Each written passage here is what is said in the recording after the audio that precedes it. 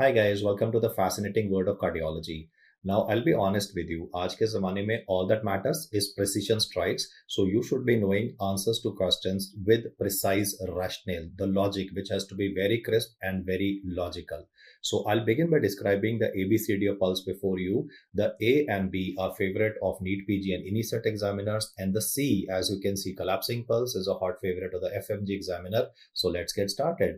Pulsus alternans is an alternatively weak and a strong pulse. The reason for the weak part is because the left ventricle is failing. So alphabet L will help you remember that the cause of pulsus alternans is left ventricular failure. And when left ventricle will not be able to pump blood effectively, then what will happen to end diastolic volume? More blood will be remaining behind in the heart and diastolic volume will increase. That will increase the force of contraction in the subsequent beat. So you will notice one impulse will be weak, the next one will be relatively more powerful.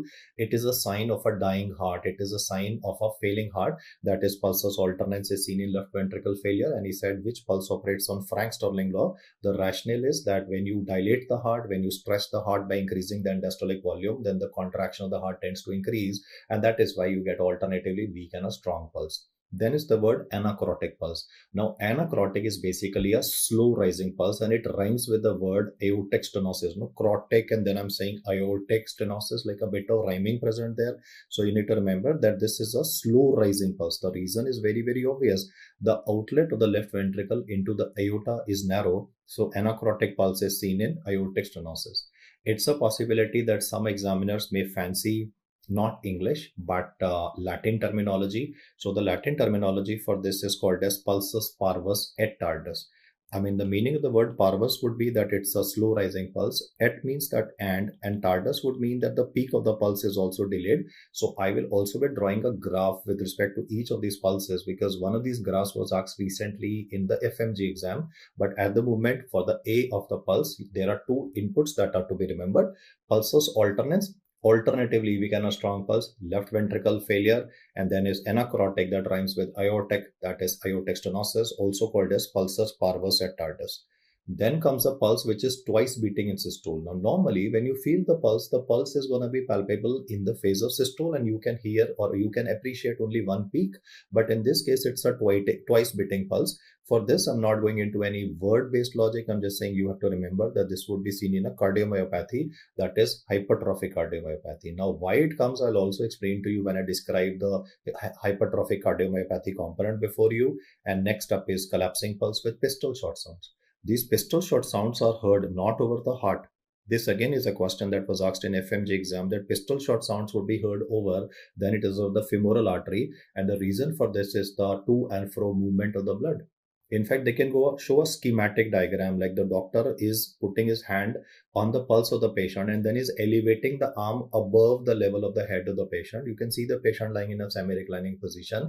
This is the only time when you will be checking the pulse and raising the arm of the patient, because if there is a valvular aortic regurgitation, then the blood will be going back into the heart.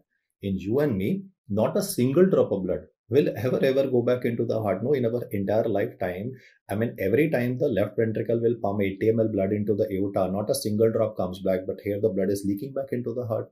So this collapse basically tells us that the blood is leaking back into the heart, and over the femoral artery, we are able to auscultate this pistol shot sounds. This has been repeatedly asked in the FMG exam. This is going to be aortic regurgitation. So sometimes our examiners know they have like fancy for certain cases. Like there might be some examiners who will be seeing a lot of cases of aortic regurgitation. Somebody might be seeing a lot of cases of hypertrophic cardiomyopathy. So somehow I've seen like any set examiners asking about the A and the B part, and the C part is the valvular aortic regurgitation.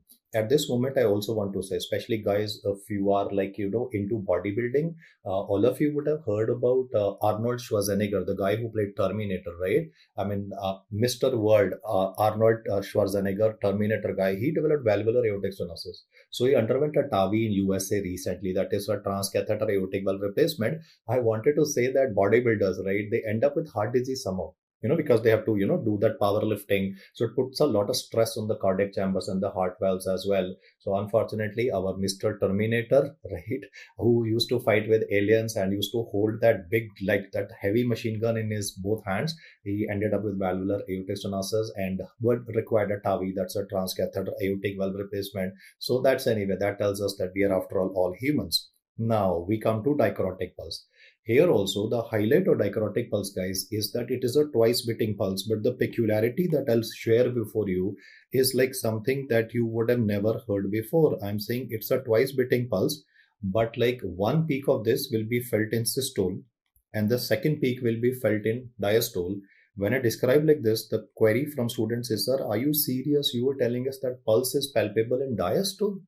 You when you feel the pulse, you feel the pulse in the phase of systole. I'm teaching you pulse which is palpable both in systole as well as in diastole. Well, this happens in again a cardiomyopathy by the name of dilated cardiomyopathy. So D alphabet would come to the rescue at this point of time. Dichrotic pulse is seen in DCM, that is dilated cardiomyopathy. Then comes the aspect of pulsus paradoxus. The pulsus paradoxus, well, what is the paradox? The paradox is that the heart is beating. Electrical activity of the heart is perfectly fine, but the pulse is disappearing. Now, this is a very peculiar statement that I'm making. I'm saying heart is beating, but pulse is disappearing.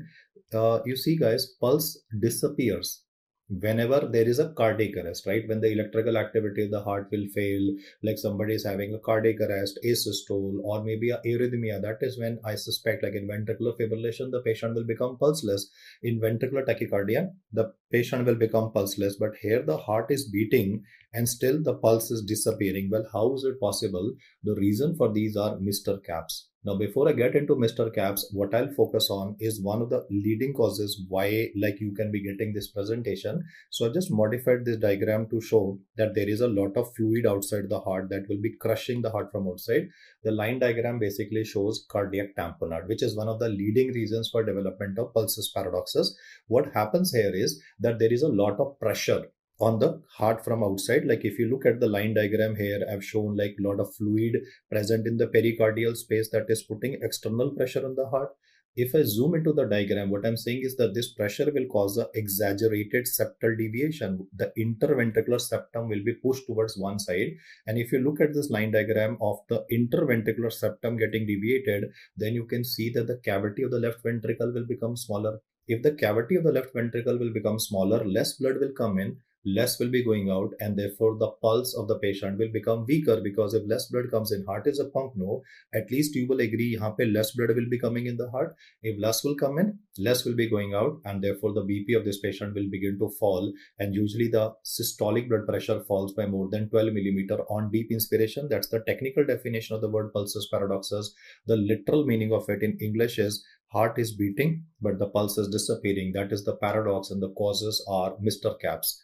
The first one is massive pulmonary embolism, which most of the time would be occurring due to deep vein thrombosis. So don't be surprised if you might write DVT. I mean, obviously deep vein thrombosis will be having clot development in the soleal veins, and these clots then can cause obstruction of the right ventricle. If there's an obstruction of the right ventricle, less blood will come to left, the BP will begin to crash. Then is inferior wall MI. But instead of writing inferior wall MI, I have written right ventricular myocardial infarction. Inferior wall MI is again a hot favorite of FMG examiner. So I'll show you the ECG for that towards the later part where we discuss ECG. Then the most important reason for this is obviously cardiac tamponade and Mr. Cap. So nobody forgets that. But now what I want to bring to your attention is that out of the 5 entries that I made here before you, only 2 are from cardiology and 3 are from respiratory system. अब देखो why the examiner is asking you pulsus paradoxus is he wants to see that you know that there can be respiratory causes of pulsus paradoxus like massive pulmonary embolism, status asthmaticus, and then severe COPD in Mr. Caps. I'll say this once again. I'll just do a color coding here to highlight that couple of causes that I have mentioned here, like point number 6, point number 4, and point number 1. They are respiratory causes. So, like every doctor is very, very comfortable with this fact that pulsus paradoxus will be having. I mean, इतना तो पढ़ के we guys realize that pulsus paradoxus कोई cardiac reason की वजह से होगा. तो cardiac reasons क्या क्या है? Inferior wall MI, cardiac tamponade, constrictive pericarditis. But like 2, 3, and 5 के सेवा वो जानबूझ के आपसे रेस्पिरेटरी कॉजेज भी पूछ लेता है. That is massive pulmonary embolism, status asthmaticus, and even severe COPD. So in respiratory section में आप देखोगे when I am describing status asthmaticus / asthma with impending respiratory failure, I mentioned the fact that pulsus paradoxus initially may appear in the person. That's because like you have to generate more inspiratory forces during the work of breathing. And anyway, status asthmaticus can also be written as silent chest. So a high yield slide from the exam perspective, because they expect answers for the ABCD of pulse. I'll just move the slide and make you practice at the moment once again without looking at it. So A से मैंने दो बताए थे, alternance and anacrotic, याद हो गया होगा. Alternance में L से left ventricle failure and anacrotic से aortic stenosis. Then there were two twice beating pulses. One was two pulses or peaks in the systole, and the second was two peaks present in one in systole, one in diastole. So that was bispherians, and dicrotic pulse for dilated cardiomyopathy. बच गया collapsing pulse. That is a feature of valvular aortic regurgitation where we were raising the arm of the patient above the level of the head. Now, moving on to the rhythm part. Irregular pulse. Irregularly irregular pulse is read by us only two times in medical literature, so अब उसकी practice करनी है. The first one is a arrhythmia, which is overall the most common one. Yes, guys, the commonest arrhythmia in clinical practice is not ventricular fibrillation. The commonest arrhythmia in clinical practice is atrial fibrillation, and the second one is multifocal atrial tachycardia, that is MAT. The explanation for both of these arrhythmias will be provided subsequently. Now I want to focus on line diagrams, and these line diagrams were asked in FMG exam, so let's just practice them. You see the first, that is A, is perfectly normal. I mean, the pressure of our pulse will peak in the middle of systole. You see S1 and S2. If I just do markings here, S1 and S2. S2 is having two components, A2 and P2. So this particular area that I marked is basically systole. And during the phase of systole, what will happen is that the pressure will rise and then the pressure will begin to fall, and then you have this notch which is called as dicrotic notch at the end of A2, and the pressure begins to fall. Obviously, when the heart will contract with force, you can see that the pressure will rise and then will fall. But in the line diagram, that is B, you will notice that the pulse is rising slowly. You can see that instead of rising like normal, let me draw the normal here, like you and me, the pulse should rise like this, and then the pressure should come down, and then we should get a dicrotic notch, and then like the tracing will happen. But in this patient, you can notice that the rise is relatively slow. So this is because of a outflow tract obstruction present in the heart of this pulse, and also the amplitude is also lesser, like the amount of blood going out of the heart of this person. If you compare the amount of blood that I've shown in purple, that is you and me, versus the amount of blood going out of the heart of this person is also less. That means there must be some obstruction present. So in this particular pulse, what I've said is two things. One is the slow rise, and even the peak of the pulse in this particular case is delayed. So this is the line diagram for representation of what is called as anacrotic pulse. The Latin terminology for anacrotic pulse also must be remembered. Pulsus parvus, that is slow rise, and et tardus, that means the peak of the pulse is also delayed. This anacrotic pulse tracing is a feature of valvular aortic stenosis. Now, what I did in FMG exam was very technical. I would like you to focus on the C and the D part. In both C and D, I can say it is a twice beating pulse. You can see that it is a twice beating pulse. You can see two peaks present here. I'll not get into the technicals of percussion wave and tidal wave. Obviously, like these are percussion and tidal waves if you read basic cardiology. But what I want to say is that this is a twice beating pulse in systole, because you can see that in the phase of systole only, this is peak number 1, this is peak number 2. And the second one is peak number 1, and then again peak number 2. Now, both of them are like representative of bispherians pulse. So first bi se ho gaya na, bi matlab, right? That is two peaks. So first and foremost, I've written C and D, both are diagrammatic representations of bispherians pulse. Now, as far as C and D are concerned, what was asked in FMG exam was the D part, where my students told me कि sir, एक जो graph का component था, that was bigger as compared to the second one. This is a feature that is seen in what is called as hypertrophic obstructive cardiomyopathy. Because of hypertrophy, the pulse will initially rise very fast. But because of the obstruction component, then there will be a fall also. Due to momentum, the blood will go forward. That is okay. But because of the obstruction present, there is a fall also happening here. So the message here is that if they give you these graphs like the ones which are twice beating pulse for pulsus bispherians, then what you also need to understand is that there can be possibility that both the peaks are equal in size. Don't mark for hypertrophic cardiomyopathy where both peaks are equal in size. You will mark where one peak is bigger. So I'll just put a color disparity. Like one of the waves, the first one is called as actually the percussion wave, second is the tidal wave. But even if I don't go to the names here, I just want to say कि अगर दो speed breaker मिलते हैं, like अगर मैं ऐसे बनाऊं, दो स्पीड ब्रेकर मिलते हैं इक्वल साइज के, उसको मत मार्क करना. आपको क्या करना है, एक speed breaker should be bigger and the second speed breaker should be relatively smaller for saying hypertrophic cardiomyopathy. So this was a very technically demanding kind of a question where he gave a line diagram and he said like identify which of these would be representing hypertrophic cardiomyopathy. And in fact कई मेरे students ने तो बोला कि sir question इससे भी ज्यादा difficult था. मैंने बोला यार इससे ज्यादा डिफिकल्ट क्या करेगा. तो what he said was कि सर क्वेश्चन ये था कि which valve would be involved here. So hypertrophic cardiomyopathy is like hypertrophy of the heart, but technically इसको मैं आगे समझाऊंगा भी. I'll draw a line diagram explaining it. The line diagram would be that in hypertrophic cardiomyopathy there is a obstruction at the level of, where is the obstruction present? At the level of the aortic valve. So technically it is a subvalvular aortic stenosis. So अभी आप like overwhelmed नहीं हो ना, like I mean sometimes questions can be made slightly difficult also by the examiner by giving a line diagram. I expected कि line diagram नहीं पूछेगा, he should go into theory as he has done in the previous years, but चलेगा, like if he asked it तो we'll just practice it here. The point to be understood is कि the speed breakers should not be equal. One speed breaker should be bigger as compared to the other because it's an asymmetrical hypertrophy. I mean why there is like, if you say कि sir why the size of the speed breakers is unequal here, then in the pressure tracing because the obstruction is also asymmetrical. Now I'm going to describe a pulse where one speed breaker is in systole. This period is systole, and after this systole will end. That is when diastole will be starting.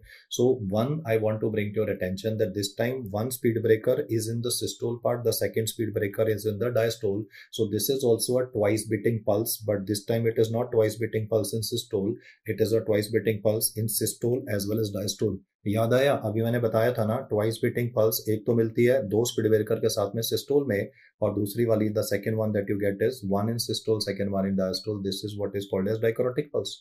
Dichrotic pulse is seen in D, that is a feature of dilated cardiomyopathy. One of the important causes of dilated cardiomyopathy is alcohol intake. So sometimes the question might say alcohol induced cardiomyopathy. Guys, ऐसा बोलते हैं कि red wine पीना is good for health, like lot of people know, lot of these influencers etc. लेकिन any form of alcohol is bad.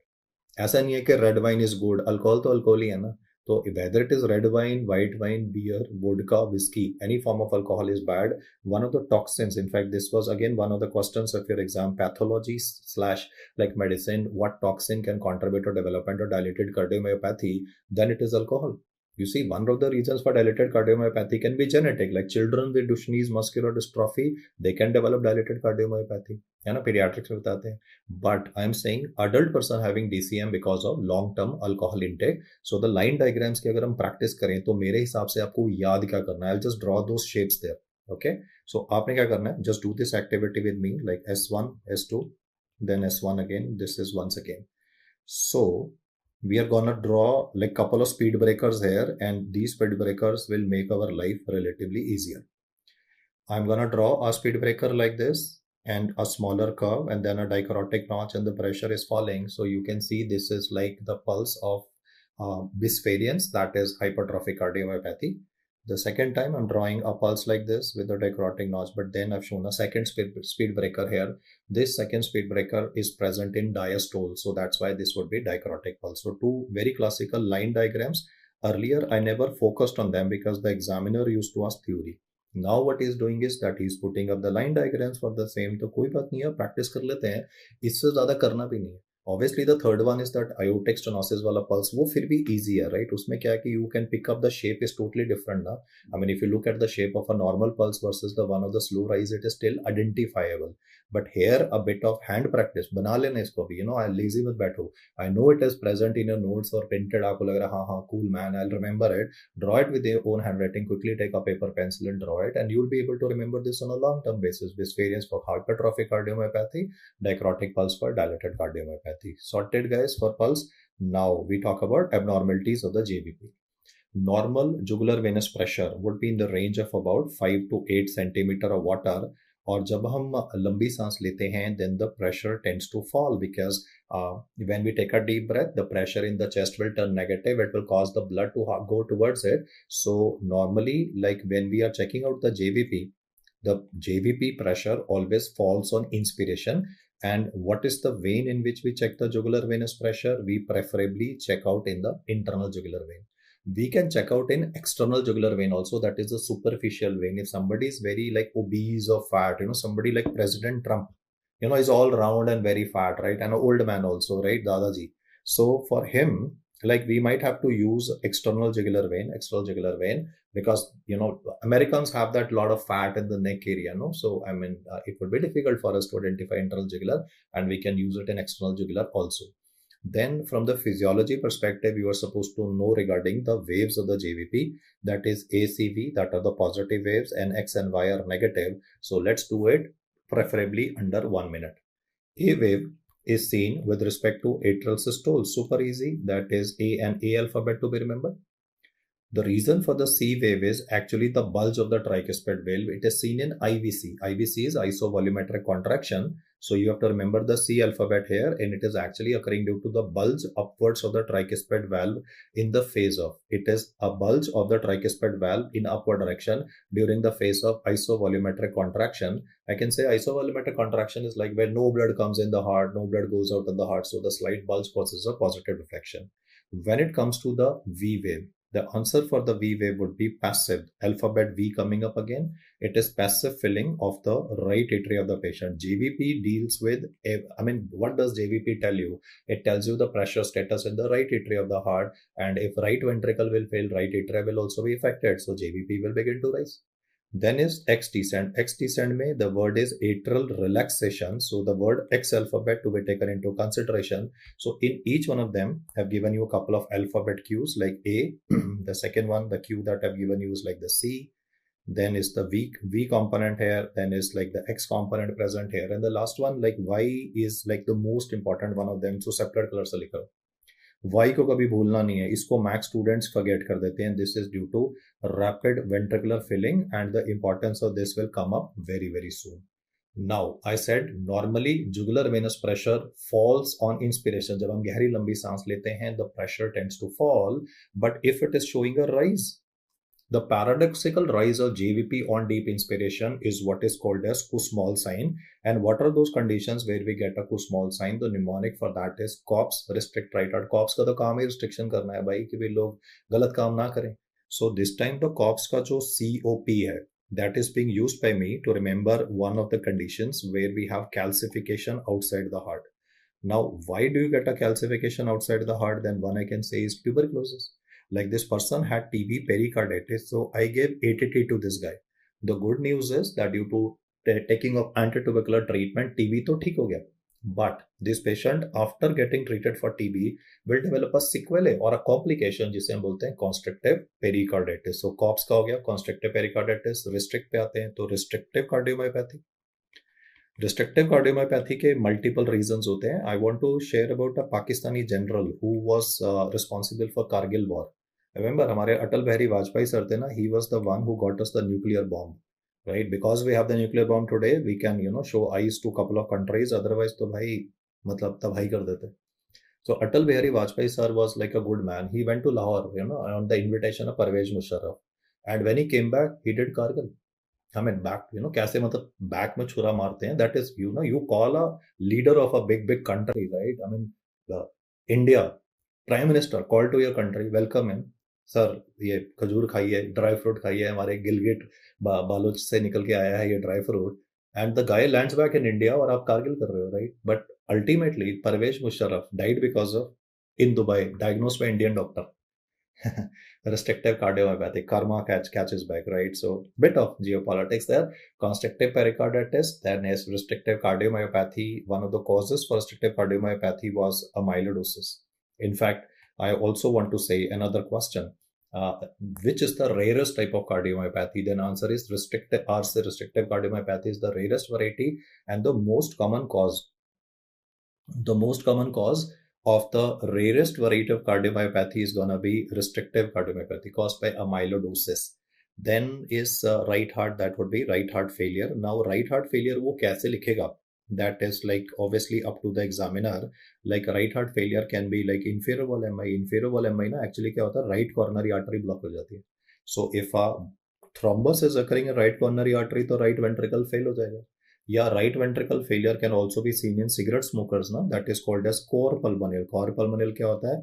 right ventricle failure due to a non-cardiogenic cause. One of the leading causes for cardiopulmonary is COPD. So again, what he will do is he may not write the word right heart failure. He may write the word cardiopulmonary, expecting that the doctor will answer that this is due to COPD primarily. But COPS, restrict right heart, is basically manifestations of Kussmaul sign or causes of Kussmaul sign, and it is not a fall but is a rise. It is opposite to normal. That's why we call it paradoxical rise of JVP. Now I will explain to you regarding large A waves. Large A waves are like a hot favorite for NEET PG. I think NEET PG 23, 23, 24 repeatedly 2 times asked large A waves. I'll give you a line diagram for it, and then I'll write down the cause also. The line diagram can go like this. You can draw with me, right? A primitive box-shaped heart, and then I'm showing tricuspid stenosis here. Like this tricuspid valve orifice is narrow. Now the right ventricle will have to generate more force to push blood in a forward direction, and because more force has to be generated, then this pressure will be directly transmitted to the jugular vein column also. So the column will move up higher as compared to what should happen in a normal person, because obstruction is present in the right side of the heart. So the leading reason for why do you get large A waves in JVP would be answered as tricuspid stenosis. Yes guys, TS, tricuspid stenosis. Then the same rationale can also be used to remember one more cause, pulmonic stenosis. The logic is that if there is obstruction in the right side of the heart, if there's a physical obstruction in the right side of the heart, the right side will have to apply more force to push blood in a forward direction. So tricuspid stenosis and pulmonic stenosis result in development of large A waves. And now to stretch your imagination, I'll write one more condition, pulmonary artery hypertension. For pulmonary artery hypertension, I'll just like mark like this. This is pulmonary artery. आप मुझे सोच के बताना, if pressure in pulmonary artery is higher than normal, then the right ventricle will have to apply same force or more force to push blood forward. If pressure in pulmonary artery is more, then to send blood in forward direction, right atria of this person will have to apply more force as compared to normal, and therefore the column will also go much more higher. Everything is about, sir, pressure changes, right? Everything is about power. The right atria is having to generate more power to get blood going into the lungs. So pulmonary artery hypertension, I can say, is like a pressure-based obstruction. Like tricuspid stenosis, pulmonic stenosis are anatomical, physical obstructions, but pulmonary artery hypertension is a pressure-based obstruction. What is the definition of pulmonary artery hypertension? Then the definition would be mean pressure in the pulmonary artery more than 20 millimeter of mercury. What is the normal pressure of the pulmonary artery of you and me? Less than 15 millimeter of mercury. इसको याद कर लेना physiology से. Normal pressure of the pulmonary artery in you and me less than 15, mean pressure, right? And the mean pressure more than 20 is definition of pulmonary artery hypertension. एक miscellaneous question भी डाल देता हूँ. Pulmonary artery hypertension का drug of choice हमेशा पूछता ना, है ना? Endothelin receptor antagonists that are used, no, like ambrisentan or bosentan are used. So we will speak about pulmonary artery hypertension later also when the time comes, but it was so tempting, that I had to mention regarding like what is the preferred drug for pulmonary artery hypertension. We can use bosentan or ambrisentan. Then comes absent A waves. Absent A waves means no power being generated by the atria. Now, which is that condition where the atria will not be able to generate any power? This is an arrhythmia. The name is atrial fibrillation. Meaning of the word fibrillation is twitching of the heart. You see, twitching means that there is no power being generated. Everything I said related to JVP is based on the power output. If the atria mein kampan is a Hindi word. Kampan means like, this little like kampra, right? Tremors. Normally, heart is supposed to contract with force. If there's a kampan present, if there's like a twitching of the heart that is present, so the power output will decrease, and that is why absent A waves would be present in a patient in atrial fibrillation, one of the commonest arrhythmias. Then comes super large A waves, Cannon A waves. Iske upar to I have made a video and it's on YouTube. Just search with my name, frog sign, big pulsations in the neck of a patient. Right, I mean, this was okay. I'll not get into that case, it will cause unnecessary time consuming. You can check it out on YouTube, the word frog sign with my name. That's a small video regarding detailing the pulsations in the neck. Why do you get it? The reason why we get is that in this condition that I'll be teaching you, the atria and the ventricles are contracting together. First atria contracts, then ventricle contracts. In you and me, first atria contracts, then ventricle contracts. Imagine if atria and ventricle contract together, then the power of both of them will be added, and therefore this column will go super high. You can see in this diagram I have shown only atria contracting, so the column is going up. I just want you to forget cardiology, forget about heart. I just want you to look at from physics perspective. What I'm saying is that if atria and ventricle, two chambers are contracting simultaneously, then the power of the two will be added. भाई एक आदमी पहले जोर लगा रहा था, now it's like two people who are applying force, so the column will go super high. No, I'll say this again. Earlier only atria was generating power, so JVP column will go up. If atria as well as ventricle both are generating power, then the column will go super high. So this peculiarity of the heart where atria and ventricles contract together, normally they don't. First we have atrial contraction, then we have ventricular contraction, is what is called as AV dissociation. If you ever read this word ever in your career, AV dissociation, iska matlab kya hota hai? This basically means that the atria and the ventricles are contracting simultaneously, whereas normally this does not happen. Now, what are those conditions where we get an AV dissociation? So one of them is VT, ventricular tachycardia. The ECG of this will be explained to you subsequently. So you will notice that in the later part of my discussion, I'll be saying that a person is of VT is having Canon A waves. That's the association to be remembered. And why this is important for you to know is because a lot of guys or doctors who are not comfortable with ECG, because graph paper hota na, doctors are afraid of mathematics. So I had one doctor coming up to me. He says, sir, mujhe ECG samajh nahi aa raha. I'm not able to understand ECG. Can you tell me a way I can get the question of VT right? I said, yeah. He says, without ECG, you can get it right. Yeah, pick up the word now. In theory, when they give the description, it's always 2-liner, 3-liner MCQ, Canon A waves. FMG exam mein to 5-5, 6-6 line ke questions hote hain. So those 5-5, 6-6 line questions are like loaded with information. He will himself write the word on examination. Patient was noted to have big pulsations with the neck determined to be Canon A waves. Then ECG will be given. So suppose I mujhe bolte, sir, ECG is not my cup of tea. Can I solve a question of VT without ECG? Yeah, Canon A waves would be given. And then the second time I'll be describing this will be for a bradycardia. The bradycardia condition where we get atria and ventricle contracting together is called as third degree heart block. So a lot of interesting data lined up now. We bataunga first degree kya hota hai, second degree, third degree, and bahut simple hai guys. I'll say like this, even those ECG technicians, they're not having too much of qualification, right? Even they are able to analyze all these rhythms. To aap aur main to kar hi lenge yaar. It is just that we doctors are little bit, I'll put it on myself. I was a bad mathematics student.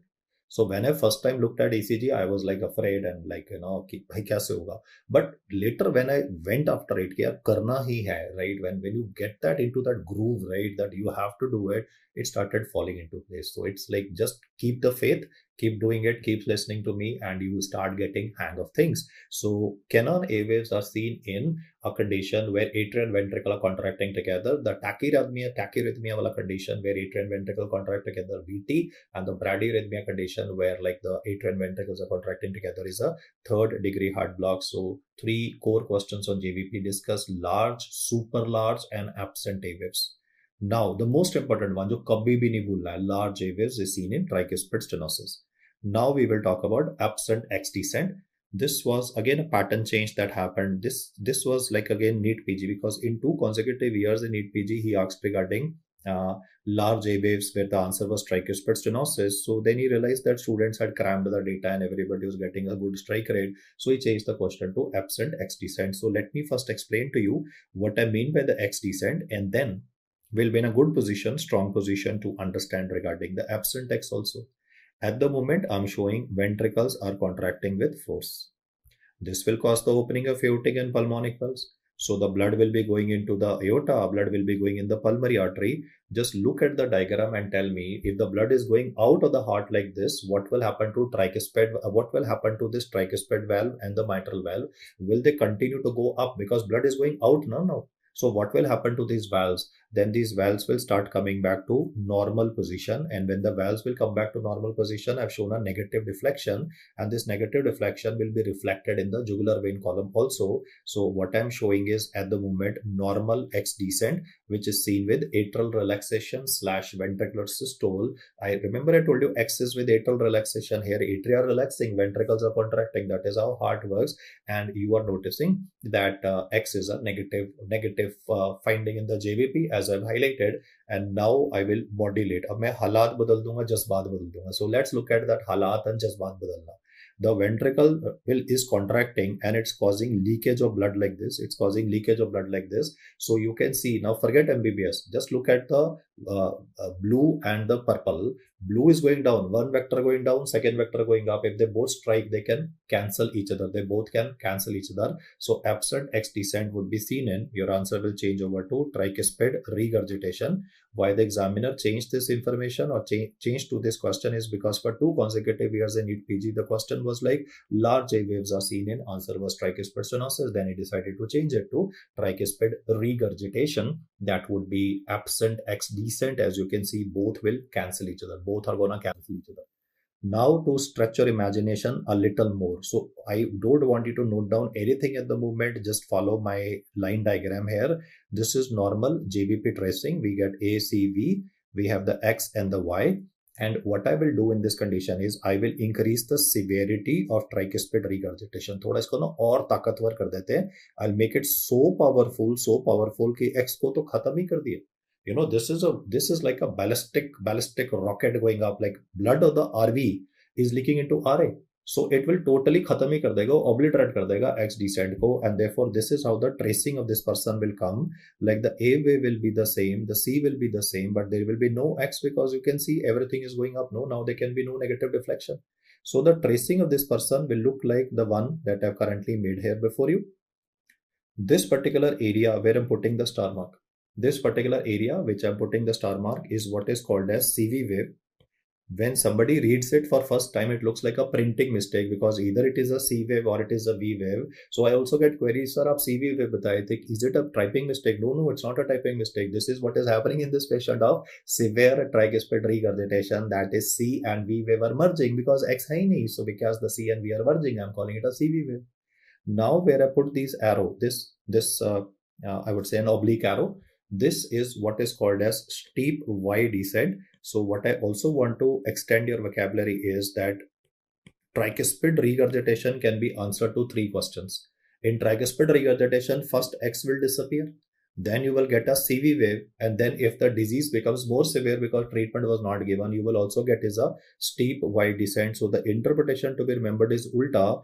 Tricuspid regurgitation is answer to 3 multiple choice questions. What are those MCQs? Absent.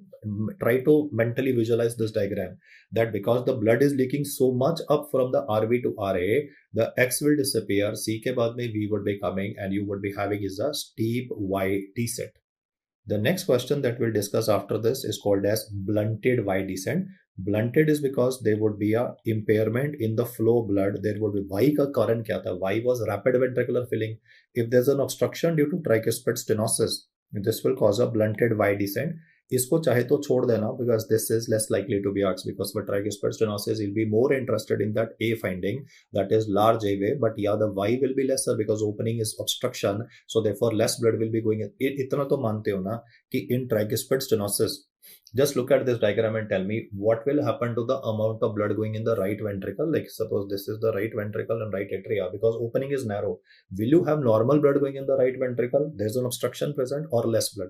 I hope you agree less blood, and less will result in like the column changes also to be relatively lesser. Therefore the word is blunted Y descent. Even if you don't remember blunted Y, chalega, but the next one is like super important, that is absent Y descent. Now on this slide, the one that I'm describing is the most important one and the relevant one. So I will draw line diagram. In this line diagram, first what I'm doing is I'm drawing the heart the way actually it is. I've been drawing it in a primitive fashion, initially box shaped heart, but this is like I'm drawing a routine heart with left and right ventricles respectively. Then I am now showing these would be the great veins, right? I mean, on this side it would be the pulmonary vein, and on this side I can say it is like the superior vena cava and inferior vena cava that will be sending blood into the heart of the person. Unfortunately, my patient suffered from tuberculosis. It was extrapulmonary TB. Extrapulmonary TB can spread to the heart and can cause a tubercular pericardial effusion. Normally, outside our heart, we have approximately about 20 to 50 ml of fluid for lubrication. Now here the amount of fluid is increasing dramatically. Like at the moment I've shown maybe 100, maybe 150, maybe 200 cc of blood, 200 cc of tubercular inflammatory fluid outside the heart of this person. So I'm drawing a couple of vectors there to say that there would be pressure on the heart of this patient from outside. This fluid is accumulating in a limited space. I'll put it like this, like a lot of you come for a physical class. Now suppose I'm taking a class where the seating capacity is 200 seats and I try to take registration for 400 seats, then I mean, I cannot adjust 400 people when seating capacity is for 200. Similarly, here there is a limited space outside the heart, like the space capacity is 20 to 50 ml. In that space, if I try to fill 100 ml, 150, 200, it's gonna crush the heart from outside. And because of the crushing of the heart from outside, I'll say that the venous return to this heart will be relatively lesser. And if the blood that will come in will be lesser, then you can say that if less blood will come in the heart, less will be going out also. And therefore the BP of this patient will begin to crush. This peculiar situation that I've currently drawn here before you is what is called as cardiac tamponade. This I would rate as the most important information for this particular slide. Let me write down the name here. Cardiac tamponade is a condition where there is a lot of fluid accumulating in the pericardial space. The reason of this could be either tuberculosis or it could be lung cancer, which can metastasize to the heart and is crushing the heart from outside. In cardiac tamponade, because of the pressure of the fluid from outside, the blood coming in the venous return is lesser, so endostolic volume would be less than 130. If less blood will come in the heart, less will go out also. If less will go out, the cardiac output of this patient will begin to fall and the BP of this patient will tend to become unrecordable. Cardiac tamponade is a condition where the filling of blood in the heart is so bad, so significantly compromised that this condition causes crushing patient. It causes hemodynamic instability. So cardiac tamponade is also asked because it causes obstructive shock. In this condition, the pulse of the patient will begin to disappear. The heart is beating, but the pulse of the person is disappearing. So instead of writing obstructive shock, the MCQ may even add and assist you by saying the word pulsus paradoxus. The paradox is that the heart is beating, but the pulse is disappearing. Sometimes the MCQ may write the word pulseless electrical activity. You see, heart is not in cardiac arrest now. SA node, AV node, bundle of his, everything is working fine, man. But the pulse is still missing. Pulse disappears in cardiac arrest. There's no cardiac arrest at the moment. So examiner can write the word obstructive shock, pulsus paradoxus, pulsus electrical activity, or you guys help me. If the heart is squeezed like this, what will happen to rapid ventricular filling? Will you have normal filling of blood in the heart? I've shown dotted now. Or will you have impairment of ventricular filling? Impairment of ventricular filling. And what is Y descent composed of? I said Y descent में लिख के बताया था. Y descent is basically related to rapid ventricular filling. In this condition, this rapid ventricular filling cannot happen. Just focus on the word. Y descent is related to rapid ventricular filling. Now look at this diagram. Are you having a normal ventricular filling? No. So in this condition, ultimately, you would be having is the fourth finding also coming up. Already on the board, still writing it, absent Y descent. So how does the examiner ask you cardiac tamponade? It could be any of the following situations. And as far as the Y is concerned, Y can be either it can be extrapulmonary TB, or it could be lung cancer. So most of the time, if you have a patient of cardiac tamponade, then in the history, either he will mention person who's a smoker, along with smoking, weight loss, cachexia, those kind of manifestations would be given because cancer is there, or it would be like low-grade fever, evening rise of temperature, night sweats, pasine raat ko zyada aate hain. That's what you read with tuberculosis. So opening line of the question will begin by describing history related to either TB or lung cancer, and then he will say BP is crashing, patient is having pulsus paradoxus, and what will be the JVP finding? Your answer will be by filling in your rapid ventricular filling is not happening, so it would be a absent Y descent. And to see you got me or not, just for the heck of it, what is the treatment of this unrecordable blood pressure of this patient? Would you like to give blood transfusion? Would you like to give antitubercular treatment, or would you first like to do a pericardiocentesis? Absolutely, we'll do a echocardiography guided pericardiocentesis. जैसे ही pericardiocentesis करेंगे, the pressure on the heart will be off, the pulse will come back to normal, BP will come back to normal, and JVP will also come back to normal in the patient. Now in some questions, वो FMG exam में क्या किया, उसने ना ऐसा absent Y descent लिखने की जगह पे क्वेश्चन में लिख दिया steep X and absent Y. So lot of students got very perplexed कि सर आपने तो बताया था absent Y descent, क्वेश्चन था steep X and absent Y descent. तो मैंने कहा मार्क क्या किया? क्या सर हमें तो cardiac tamponade आता तो वही मार्क किया. मैंने कहा बिल्कुल सही किया. You see, you have to learn to cut the noise. What I mean by cutting the noise is the MCQ will be full of MCQ in FMG exam specifically is हवा, जैसे chips का packet होता है ना, 6 line का MCQ होता है. It's usually like air, right? No substance in it. Maybe few keywords present. Don't get bogged down by it. NEET PG MCQs would be 2-liners. They are very precise, very precise. Wording जो है ना, that is in FMG exam. Why I'm saying is people get upset because sir बड़ा लंबा MCQ था. भाई लंबा है तो फायदा है. Why? Because there's a lot of हवा, right? Useless information, and there would be keyword जो आपको दिख जाएगा. Practice करनी है मेरे साथ सिर्फ. In NEET PG, the problem, the chaps in NEET PG will fail is negative marking. And apart from negative marking, it is a very precise language that they give. Very grammatically accurate words are given. So you will notice, when you keep on listening there. So this was like anyway, just a hawa wala, steep accent, absent wide descent. The answer would still be remaining in this particular case as cardiac tamponade. So I have on this particular slide highlighted cardiac tamponade as important condition. Anyway, any exam in India will never, if they will always ask you two things that they always ask you: tension pneumothorax and respi, ABG, right? And then is cardiac tamponade. Then is a change in the question: steep accent, steep Y descent. For this steep Y descent, I was teaching you absent Y, now it is changing. Steep Y descent happening in a patient. The assistance was given in the form of a CT chest also given. First and foremost, in whole of cardiology, there is no mention of any CT chest. In cardiology, we do ECG, echo, we don't do a CT chest. Why we're doing a CT chest is because there is calcification outside the heart of this patient. So steep accent, steep Y is a feature that is seen with respect to constrictive pericarditis.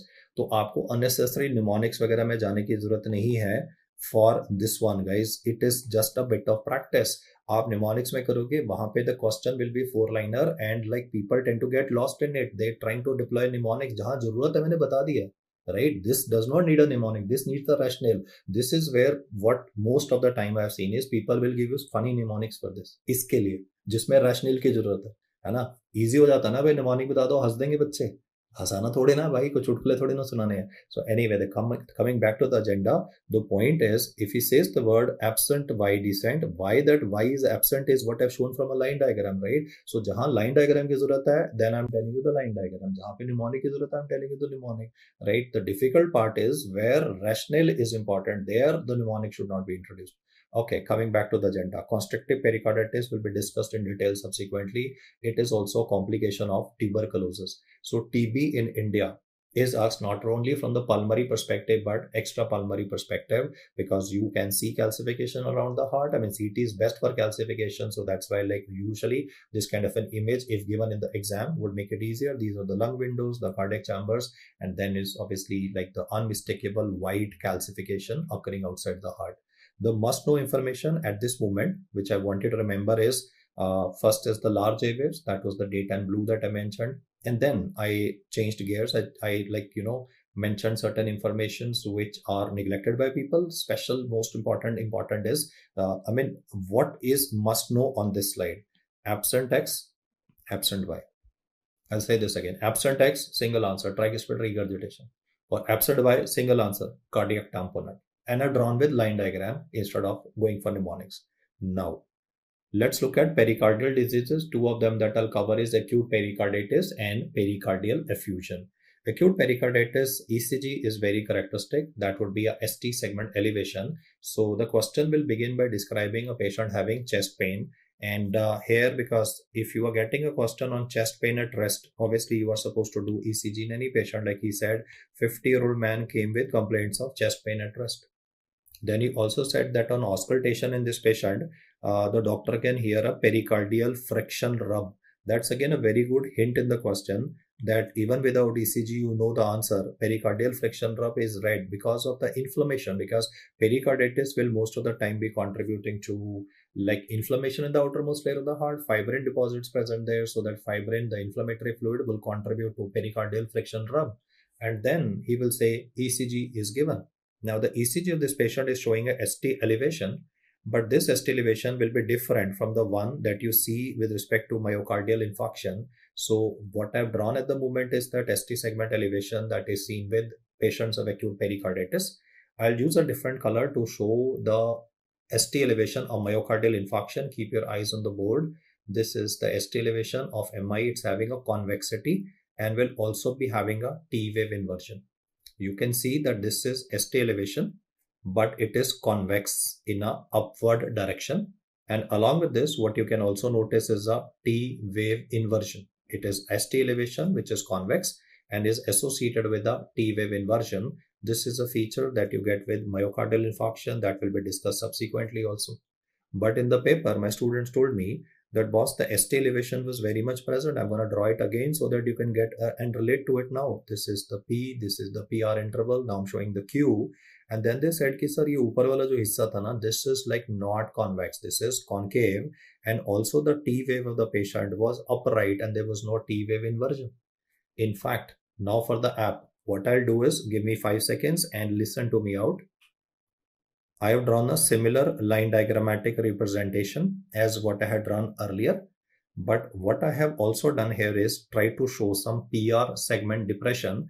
If this is the baseline, let me just recreate this. If this is the baseline component in the ECG, what I have tried to do is a bit of depression with respect to the PR segment also. So there are two aspects to be remembered. Let's learn them one by one.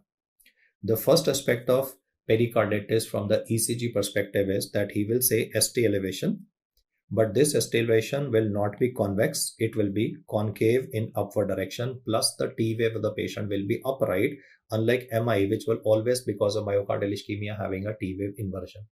The second finding is rather more specific finding. So if he says what is the most specific finding, if the question says, I'll use a different color to highlight it. If the question says what is the most specific finding of a patient who's having acute pericarditis, then I will change my answer and I'll say it is PR segment depression. So two domains or two aspects for the disease of the outside of the heart, that is pericarditis, that has been explained to you. The points are most specific ECG finding versus the common ECG finding. You know from PSM that specific जो होता है वो basically false negatives को rule out करने के लिए होता है. Sensitive is for true positives. So like the first finding that I've said is like the true positive one, ST elevation concave upward. The specific one is a PR segment depression. And when we will do X-ray in these patients of acute pericarditis, then we will find that the size of the heart will be normal. The cardiothoracic ratio will be, the X-ray finding in this condition is like not any significant present, in a sense that the size of the heart occupies about 50% of the space in the chest. That would be normal. But if I compare this with pericardial effusion, then pericardial effusion, because there is fluid outside the heart, so cardiothoracic ratio will always be more than 0.5. I repeat again that normally heart occupies 50% of the space in the chest. In this case, the space occupied would be more. To assist you in the X-ray finding, he may even say the word water bottle heart. To assist you in the question, he may even say the word money bag appearance. Whatever be the situation, whether it is a money bag heart, whether it is mentioned as a water bottle appearance, or he just says the word cardiothoracic ratio more than 0.5, it means there is water accumulation outside the heart. Guys, pericardial effusion is a complication of acute pericarditis. Acute pericarditis ka complication is pericardial effusion. And why do you have acute pericarditis? Then there can be multiple reasons. One of the leading causes why in India somebody can be having pericarditis is due to TB. It can be viral also. COVID ke time pe a lot of people had chest pain. So that chest pain was due to the acute pericarditis component. So I'm not writing viral because that's very obvious. But from the Indian perspective, I'm writing TB and lung cancer, which can cause irritation of the outermost layer of the heart, and thereby in the same patient later we will start developing pericardial effusion. Now if we will ask you what is the ECG finding of pericardial effusion, because there is a water outside of the heart now please do not answer ST elevation and a PR segment depression. In pericardial effusion, now there is fluid accumulation outside the heart, so don't answer ST elevation and PR segment depression. Now the ECG findings that you will say will be low voltage ECG, because water will act like a buffer. It will prevent the current to be transported to the transferred to the recording electrodes. So there would be a low voltage ECG present. Or to make it sound sophisticated, he will say the word electrical alternance. Don't mix it with pulsus alternance. Pulsus alternance was a feature of left ventricle failure. That was the first thing that I taught you. But electrical alternance is a ECG. Obviously, electrical likha to ECG hoga. Electrical alternance is a ECG finding of pericardial effusion. So untreated acute pericarditis. Untreated acute pericarditis results in development of pericardial effusion. Like this TB case was not diagnosed on time, so tubercular pericardial effusion. Lung cancer patient, lung cancer not picked up, malignant pericardial effusion. Those are like two important causes that can happen. So I will have to give cause-specific treatment now. Like the fluid that I will take out here, I will send it for CBNet and I'll send it for cytology also. I'm just writing here, like suppose if I'm having a patient with pericardial effusion, I have done a diagnostic pericardiocentesis. Now, this diagnostic pericardiocentesis cannot be a blind procedure because anyway I cannot take the risk of puncturing the heart, so it has to be echocardiographic guided. All procedures that we do in our hospital are echocardiographic guided. So I will send the fluid for one is CBNet, cartridge-based nucleic acid amplification technology. Second, I will also send it for cytology and immunohistochemical markers IHC. And either in India it will be like CBNet positive or cytology will be showing a malignancy. So I just wanted to say that cause specific treatment would be given. Cause specific would be if it is TB, then ATT needs to be given to this patient. Nowadays the guidelines are for extrapulmonary TB treatment for 1 year, and for oat cell cancer it is chemotherapy. The chemotherapy क्या देते हैं lung cancer के लिए, तो it is like a platinum based compound cisplatin, and the second one that we use is irinotecan. They may not ask you the drugs, but what I wanted to tell you was that for pericardial effusion, if it is like due to TB or lung cancer, then intervention needs to be done. Now I will be mentioning a rare cause of acute pericarditis that is called as Dressler syndrome. For Dressler syndrome, like let's listen to the explanation first and then I'll give you the answer for the treatment for Dressler. There are now 3 causes of acute pericarditis: TB, oat cell cancer and Dressler. इसको मैंने पहले नहीं बोला था because I wanted to finish TB and lung cancer. Now I can like be comfortable and explaining to you regarding Dressler syndrome. What are the manifestations? Dressler syndrome is a post myocardial infarction complication. Like this guy had a MI. He was treated in my hospital with either thrombolysis or percutaneous coronary intervention, and he was successfully discharged from the hospital. Mark my words there. Post MI, the patient has been successfully treated. We have opened up the blockage in the coronary artery by doing thrombolysis or balloon angioplasty, and this patient has come back to the hospital again after 6 weeks. The reason why he came back, he's very nervous. He's saying, Dr. Saab, I'm having chest pain again. 6 weeks ago, this guy was admitted in your hospital. Your ECG was showing this finding of myocardial infarction. Okay, let me just put a boundary around this. This is a finding for myocardial infarction that I have explained to you. So like this was the initial finding 6 weeks ago. Today, he's again having chest pain. So when he came to me, he's pretty apprehensive. He says, sir, I think I'm having the attack again and I don't want to die. So I told him, relax. Obviously, you have reached the hospital. We'll manage you well. Now, in this patient, I decided to do ECG and I decided to do a blood test by the name of troponin I because I want to rule out or diagnose myocardial infarction. The troponin I report in this patient came out to be normal. So I told this guy, relax, man, you're not having a heart attack again. It looks to be an inflammation outside the heart. He says, how are you sure? So when I looked at the ECG, it was showing a ST elevation, but it was not convex. It was concave in an upward direction. So I told him on the basis of the findings that because biomarker is normal and ST elevation is concave, I told him, sir, you are having a post-MI pericarditis. He is a little perplexed, and that is what they asked in FMG exam also, that why do you have Dressler syndrome? ये तो clinical presentation है. Question was like, why do you have Dressler syndrome? That was one question. Another one was, how do you treat it? So first I'll mention the why. The why is autoimmunity, guys. There is a damage in the heart. The autoimmunity, I mean the immune system, they would be autoreactive B lymphocytes, T lymphocytes, which will be damaging, or they would be reacting against the damaged heart. There's a necrosis in the heart, no? So there's an autoreactive T lymphocytes, B lymphocytes, which cause damage, and they accentuate the damage and they cause this autoimmune pericarditis. So first and foremost, I want you to remember that Dressler syndrome mimics the presentation of a heart attack. It mimics the presentation of a heart attack. How a doctor will rule out a myocardial infarction, a heart attack, biomarker, and ECG finding. Now, the question can be two-step. He may not ask you like what is the etiology. In FMG exam, they just ask what is the cause of Dressler syndrome, autoimmunity, khatam. In NEET PGU bola karoge kya, like what will you give? So here you will be giving aspirin to this patient. Why this is important for you to realize that aspirin there is, because the impression of every doctor routinely is that because autoimmunity likha hai, should answer steroids. The examiner deliberately wants you to wrongly answer steroids. You will not fall in the trap after I have said an answer as aspirin. Guys, if I give steroids 6 weeks after MIA, you know steroids interfere with the process of healing.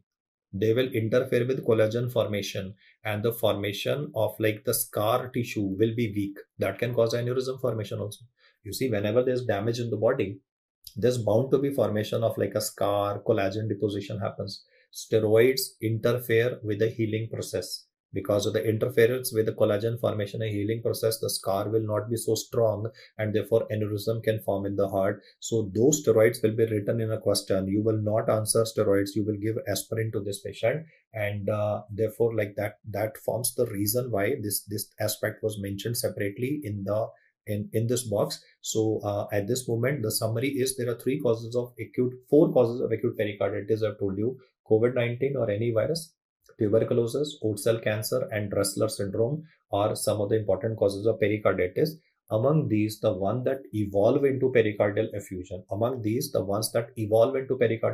are mainly two, that is TB and oat cell cancer. And therefore, the ECG finding or low voltage ECG and electrical alternance is to be remembered over the initial finding. Initially, there was no fluid outside the heart. It was fibrin deposit. It was inflammation. But now there is a fluid present. That is why the water bottle also came up, money bag appearance, CT ratio increase, whatever. And then the diagnostic pericardiocentesis will help us identify the etiology, and we can proceed with the treatment of the patient based on the cause. So diseases of the outside of the heart is what I focus at the moment. Three diseases have been discussed right now: acute pericarditis, comparison with myocardial infarction also, the ECG findings, pericardial effusion, and cardiac tamponade will come up in the discussion again. One topic that always comes in every exam: tamponade and tension pneumothorax are a must. Let's now compare tamponade versus constrictive pericarditis from the perspectives of various like JVP characters, JVP waves, blood pressure, etc. For cardiac tamponade, I've already explained there would be fluid outside the heart. For constrictive pericarditis, let me like draw another crude diagram here, and then we can proceed with like this subsequent information. My patient has already suffered from tubercular pericarditis. I have given antitubercular treatment to the patient for 1 year. This is the cardiac chamber. This is the cardiac chamber of this patient. I have already given ATT to this patient. Unfortunately, after 1 year, this patient came back to me with swelling in the feet. He said, "Sir, I have taken your treatment for 1 full year, but now I'm having swelling in my feet. I'm having breathing difficulty also." So I was a little perplexed. TB pericarditis patient having treatment, having swelling in the feet. What I'm not realizing at that moment is that this guy, I have treated tubercular pericarditis okay, but TB is a nasty disease which is leaving behind a shell of calcification. Just say ande ka shell hota na, like a egg shell. This is like a thick zone of calcification that is limiting the heart of this patient from outside. So what I've shown here before you is a crude diagram showing constrictive pericarditis with calcification outside the heart. In contrast, when it comes to cardiac tamponade, I've already explained to you there is fluid outside the heart of this patient. Now let's look at the hemodynamics. Blood is coming in the heart of this person. Obviously, like end diastolic volume is about 130. So I have made the arrow a little tapering, and I wanted to show that a little less blood will be coming in the heart of this person because there's like a restriction outside the heart. There is a limitation or encasement around the heart. Jaise aisa soch lo, cement encasement outside the heart. Some thick zone of calcification like an eggshell present. This is obviously like the mitral valve leaflets. This is left ventricle that I'm showing, guys. This is mitral valve leaflets, and blood is coming in. This blood will now come and hit the cardiac muscle. You can see blood hitting the cardiac muscle. It is trying to stretch the muscle. Obviously, our heart, your heart, my heart can relax. But here there is a thick zone of calcification. So the compliance of the heart of this person is lesser. So the blood will hit the muscle and will bounce off. I said this guy is having a thick zone of calcification outside the heart that will limit the filling of blood in the heart. I mean, the filling of blood in the heart is limited, understandable, but blood is hitting the muscle, bouncing off. Why? Because there's a thick zone of calcification. The chap is a non-compliant ventricle, and due to blood bouncing off, there would be a turbulence created in the cardiac chamber, and this turbulence is the key thing that is picked up by our stethoscope. This auscultatory finding that I will now write subsequently, I'm saying it verbally at the moment, is called as pericardial shudder. This auscultatory finding that you will be able to evaluate in this patient is what is called as pericardial shudder, and this is one of the main reasons why this topic is asked in the exam. In fact, it is too tempting to write, so I'll write it twice actually on the slide, pericardial shudder. Sometimes the examiner may not write the word shudder, he may write the word knock. Sometimes the examiner may write the word shock. एक ही चीज का तीन तीन नाम है guys.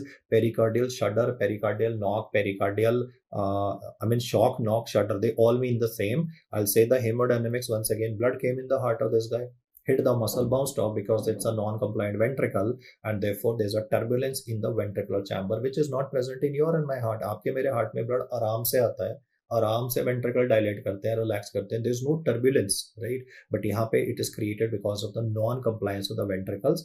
And let's now jot down the data for the comparison. The finding of cardiac tamponade from the pulse perspective would be called as pulsus paradoxus. Already explained to you that less blood would be coming in the heart because the heart is getting squeezed, so less will be going out, BP will begin to crash. What I want to tell you is that pulsus paradoxus can also be seen in patients of constrictive pericarditis. So if you're using the unannotated segment, I want you to note down the word pulsus paradoxus like this, that it spans over both of them. Pulsus paradoxus cannot be used. The word is, it cannot be used to differentiate between whether person is having cardiac tamponade or constrictive pericarditis. The line diagram of tamponade भी बना लेते हैं फटाफट से, right? This is gonna be like the cardiac chambers, and then like these are the great veins, and then this is the pericardial sac, and in this pericardial sac there is a lot of fluid present due to any other reasons. It could be TB, extrapulmonary, or it could be like malignancy. The filling of blood in the heart of this patient is also compromised. So pulsus paradoxus cannot be used to differentiate. So what will be used to differentiate will be one, the JVP character. The JVP character will be that in cardiac tamponade, the JVP of this patient will be elevated, obviously understandable. Even in constrictive pericarditis, it would be elevated. But I want to bring to your attention that in cardiac tamponade, you will have non-pulsatile elevated JVP. Guys, in whole of cardiology, listen to this word very, very carefully. In whole of cardiology, you always have a pulsatile elevated JVP. All conditions in cardiology by default result in elevated pulsatile JVP. The only example in whole of cardiovascular system where you read the word non-pulsatile elevated JVP is cardiac tamponade. The pressure on the heart from outside is so high that the pulsations of the JVP tend to disappear. I said there is so much of pressure on the heart from outside that the jugular vein pulsations tend to disappear. So this would be non-pulsatile elevated JVP. Whereas for Kussmaul sign, you will be able to see that paradoxical rise. Here you will be able to see a rise that is called as Kussmaul sign. If you remember when I described Kussmaul sign to you, the word was COPS, restrict right heart. COPS में CO क्या था? Constrictive pericarditis में. So the message that I want you to learn is that you will be able to see a rise of the JVP in both of them, but in one the pulsations will not be there. Non-pulsatile elevated JVP is a feature exclusively for cardiac tamponade. As far as the JVP waves are concerned, in both of them, he will write the word steep X descent. In both of them, he will write the word steep X descent. Don't get perplexed by that. What you need to remember is what I explained to you a little earlier, that in patients who are having cardiac tamponade, the filling of blood in the heart will not happen. So it would be an absent Y descent. Whereas when it comes to constrictive pericarditis, it will be a steep Y descent. So steep coming 2 times versus steep coming only once is the next orientation that you need to remember. The most critical part of comparison between tamponade and constrictive pericarditis is with respect to the JVP character and the JVP waves. If you are still in a dilemma और आप कहते हो sir नहीं याद हो रहा क्या करें, तो भाई BP देख लेना. A BP is unrecordable. इतना तो कर लोगे ना. Hemodynamic instability, man, is a feature of cardiac tamponade. In constrictive pericarditis, BP will be normal to low but will never be unrecordable. I said if ever in a dilemma आपको नहीं समझ में आ रहा है, though I think the diagnosis is pretty understandable that there would be combination of findings given in the question to confuse you. So what you need to pick up in the question is either the word, या तो क्या पकड़ना है, the word non-pulsatile elevated JVP and absent Y descent. These are the words which are to be picked up by you. In that 4-liner, 5-liner MCQ, in FMG or in NEET PG, it will be specific 2-liner only. Now, if you say, sir, nahi yaad ho raha, to BP to आसान है ना यार. I mean, vitals will be given in every question. No. So, hemodynamic instability, इससे आसान क्या कोई क्या करेगा? Cardiac tamponade will have always a hemodynamic instability. Both conditions will be having low voltage ECG, but the reasons are different. The reason for low voltage ECG here is fluid outside the heart. But in constructive pericarditis, tell me, do you have fluid outside the heart or do you have calcification? So obviously, both conditions will have low voltage ECG, but the difference and the reason is different. One is having fluid, second is having calcification. In the chest X-ray, in this condition, because there is water outside the heart, so therefore the cardiothoracic ratio will be more. But in constrictive pericarditis, calcification is outside the heart, so now the cardiothoracic ratio will be normal. You see, in constrictive pericarditis, there is no fluid outside the heart. It's only calcification, so cardiothoracic ratio will be normal. Just to see you got me or not, just let me know. Water bottle heart will be seen in which among the two? Yeah, cardiac tamponade. Water bottle heart is cardiac tamponade, and normal cardiothoracic ratio in constrictive pericarditis because of calcification. And the treatment will also change. This condition is having unrecordable BP. So how do you get the BP back to normal? How do you get the pulse back to normal? How do you get the JVP back to normal? You need to do a urgent pericardiocentesis in this patient.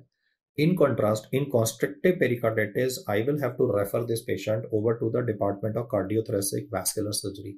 The cardiothoracic vascular surgeon will now operate on this patient and will do a procedure that is called as pericardial stripping. Pericardial stripping means that we will remove this thick zone of calcification outside the heart of this patient. So I want you to be comfortable with this table, which I will rate as the most important table in this whole of cardiology. A whole cardiovascular system on one side and this table on one side. That's how this is important, guys. So I mean, we need to have a 0% error with respect to this. And now I'll say one more aspect differentiating the two conditions, which is from the auscultation perspective. If this is given in the question in the starting only, the question will become very, very easy. So I'm mentioning it in the end because like this is again that last resort thing. No, like suppose you say, sir, nahi yaad hua that you said non-pulsatile to small. I can swap. Ulta bhi to kar sakta hu, sir. In the paper I can answer ulta also steep X and steep Y for tamponade. Another hint apart from blood pressure auscultation findings. The auscultation finding in cardiac tamponade will always say the word muffled heart sounds because there is fluid outside the heart. But here, the words that will be written will be the auscultation finding of this patient would be pericardial shudder. I explained the line diagram for the same. It's not that I'm asking you to cram only. You can see blood came in the heart, hit the muscle, bounced off, and you can see it looks like a normal size heart. Here, heart is normal size, but water outside the heart is causing that pseudo appearance of a big heart in cardiac tamponade. The blood came in, hit the wall, bounced off due to a thick zone of calcification. So अंडे के आसपास egg के आसपास shell होता है. So the auscultatory findings in this particular case are pericardial shudder, pericardial knock, pericardial shock. They all basically mean the same. In FMG exam, in NEET PG exam, उसने क्या करा यहाँ पे क्या करा उसने पेरिकार्डियल शटर में लिखा नॉक में लिखा शॉक में थोड़ा नीट पीजी दैट थोड़ा ट्रिकी करता है यार तो be hear me out he said the word loud diastolic sound in fact मुझे आपसे पूछना चाहिए था before I like complete this look at this diagram and tell me when do you hear a pericardial shutter systole और diastole the hint is filling of blood in the heart. Blood comes in the heart during the phase of diastole. Blood goes out of the heart in systole. Blood comes in the heart during the phase of diastole. So during the phase of diastole, you will be having is a development of pericardial shudder. So in NEET PG, he used the word loud diastolic sound for this condition. I'll write down the data once again, guys. Must know fact for you. If you haven't noted it, note with me. Auscultatory finding that is encountered in patients of constrictive pericarditis is pericardial shudder. Very like forceful word, no? Shudder. To make it sound benign, he may write the word pericardial shock. He thinks that you will confuse it with something like, hypovolemic shock, distributive shock. Obviously, like this that I'm describing is an auscultatory finding. I'm not discussing any kind of shock at the moment. So it's pericardial shudder, pericardial shock, pericardial knock, the third term, or the word loud diastolic sound because filling of blood in the heart occurs in the phase of diastole. The next thing which I want to bring to your attention is called as Beck's triad.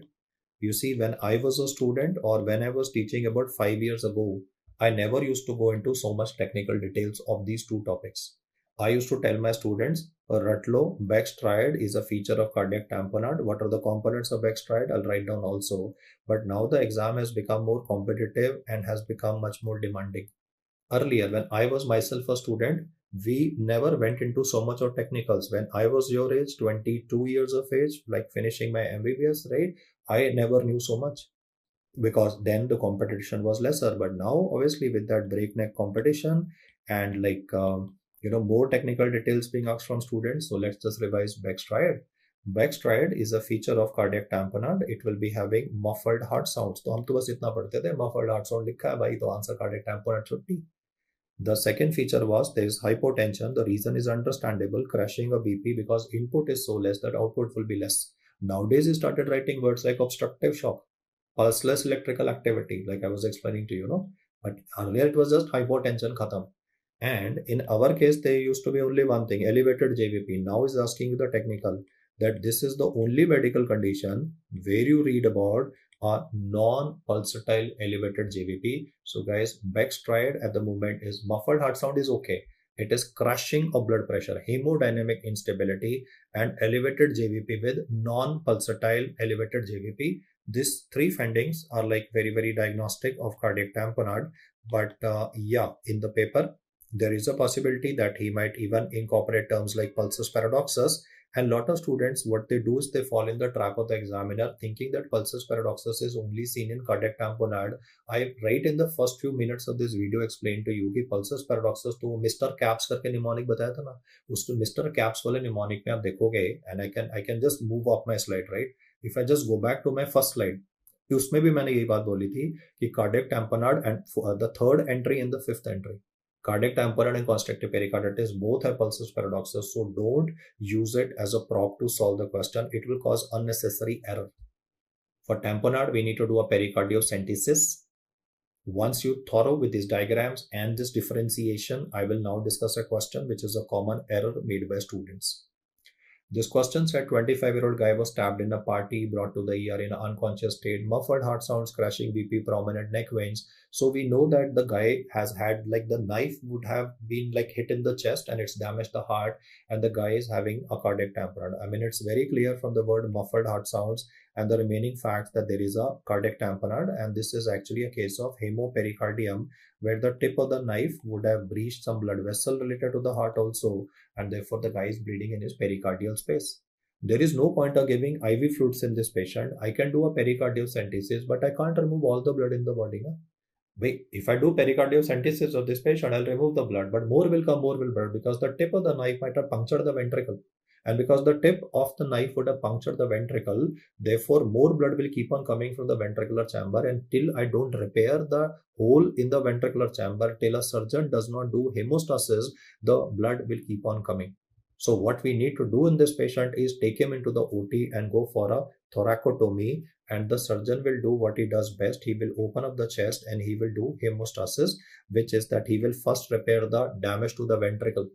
There could also be possibility coronary artery has been cut. Coronary artery, coronary vein structures could be cut by the tip of the knife, no? So even that needs to be repaired. Otherwise, he can develop a MI also if the coronary artery is damaged.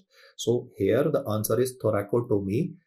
When I describe like this, the query of students is, sir, you yourself said that, treatment of choice for cardiac tamponade is pericardiocentesis. Now you are contradicting yourself. No, man, I'm not contradicting myself. If the cause is TB, or if the cause is going to be lung cancer and it is causing a cardiac tamponade, I will have to ease off the pressure outside the heart. But in bleeding patient, if I remove the blood, more blood will come, more blood will come. I can't remove whole of the blood of the body of the patient. So I will have to do a thoracotomy. If I simplify even further, for medical causes, pericardiocentesis.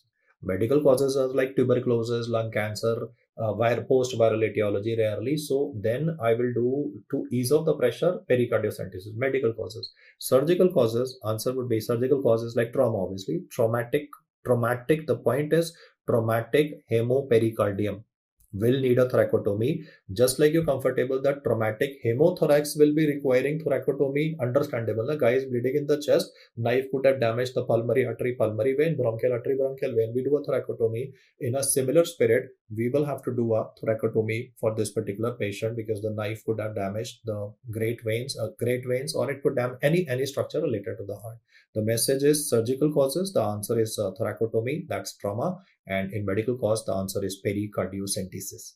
Now, we'll focus on the topic of murmurs, which is like turbulence in the heart. So I'll tell you a couple of line diagrams and then the summary of those would be given. So I'll draw those line diagrams first before you, then we'll focus on the mnemonics here, because first is understanding, that is important, and then comes the mnemonics.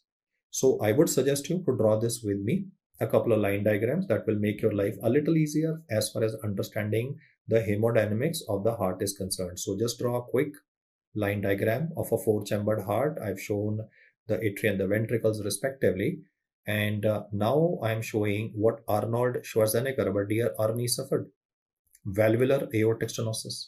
This valvular aortic stenosis is usually seen in extreme age groups.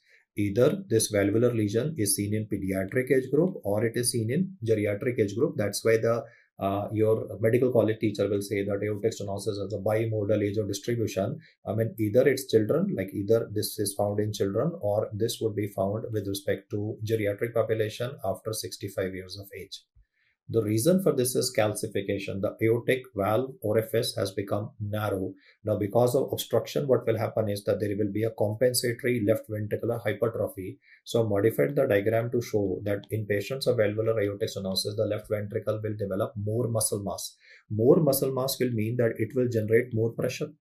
You see, right ventricle, I put a single plus sign to say that here the pulmonic valve orifice is of normal size. So the pressure in the right ventricle is normal. In the left ventricle is generating more force to overcome the obstruction. Now, in a person who is having valvular aortic stenosis, focus on the hemodynamics. I have shown a laminar flow blood. I've shown blood going out, like I'll draw a finer one. I've shown a laminar flow blood, like the blood is flowing out without any noise. It's just flowing out from the right ventricle into the aorta. But when I'll be showing blood going out of the left side of the heart, I'll be showing a lot of turbulence happening. The reason for this turbulence is one, physics, that if a liquid is forced through a narrow opening, then there is turbulence. Second, the pressure in this case is also more high. The combination of higher pressure and the outlet being narrow will create turbulence, and this turbulence is responsible for development of murmur.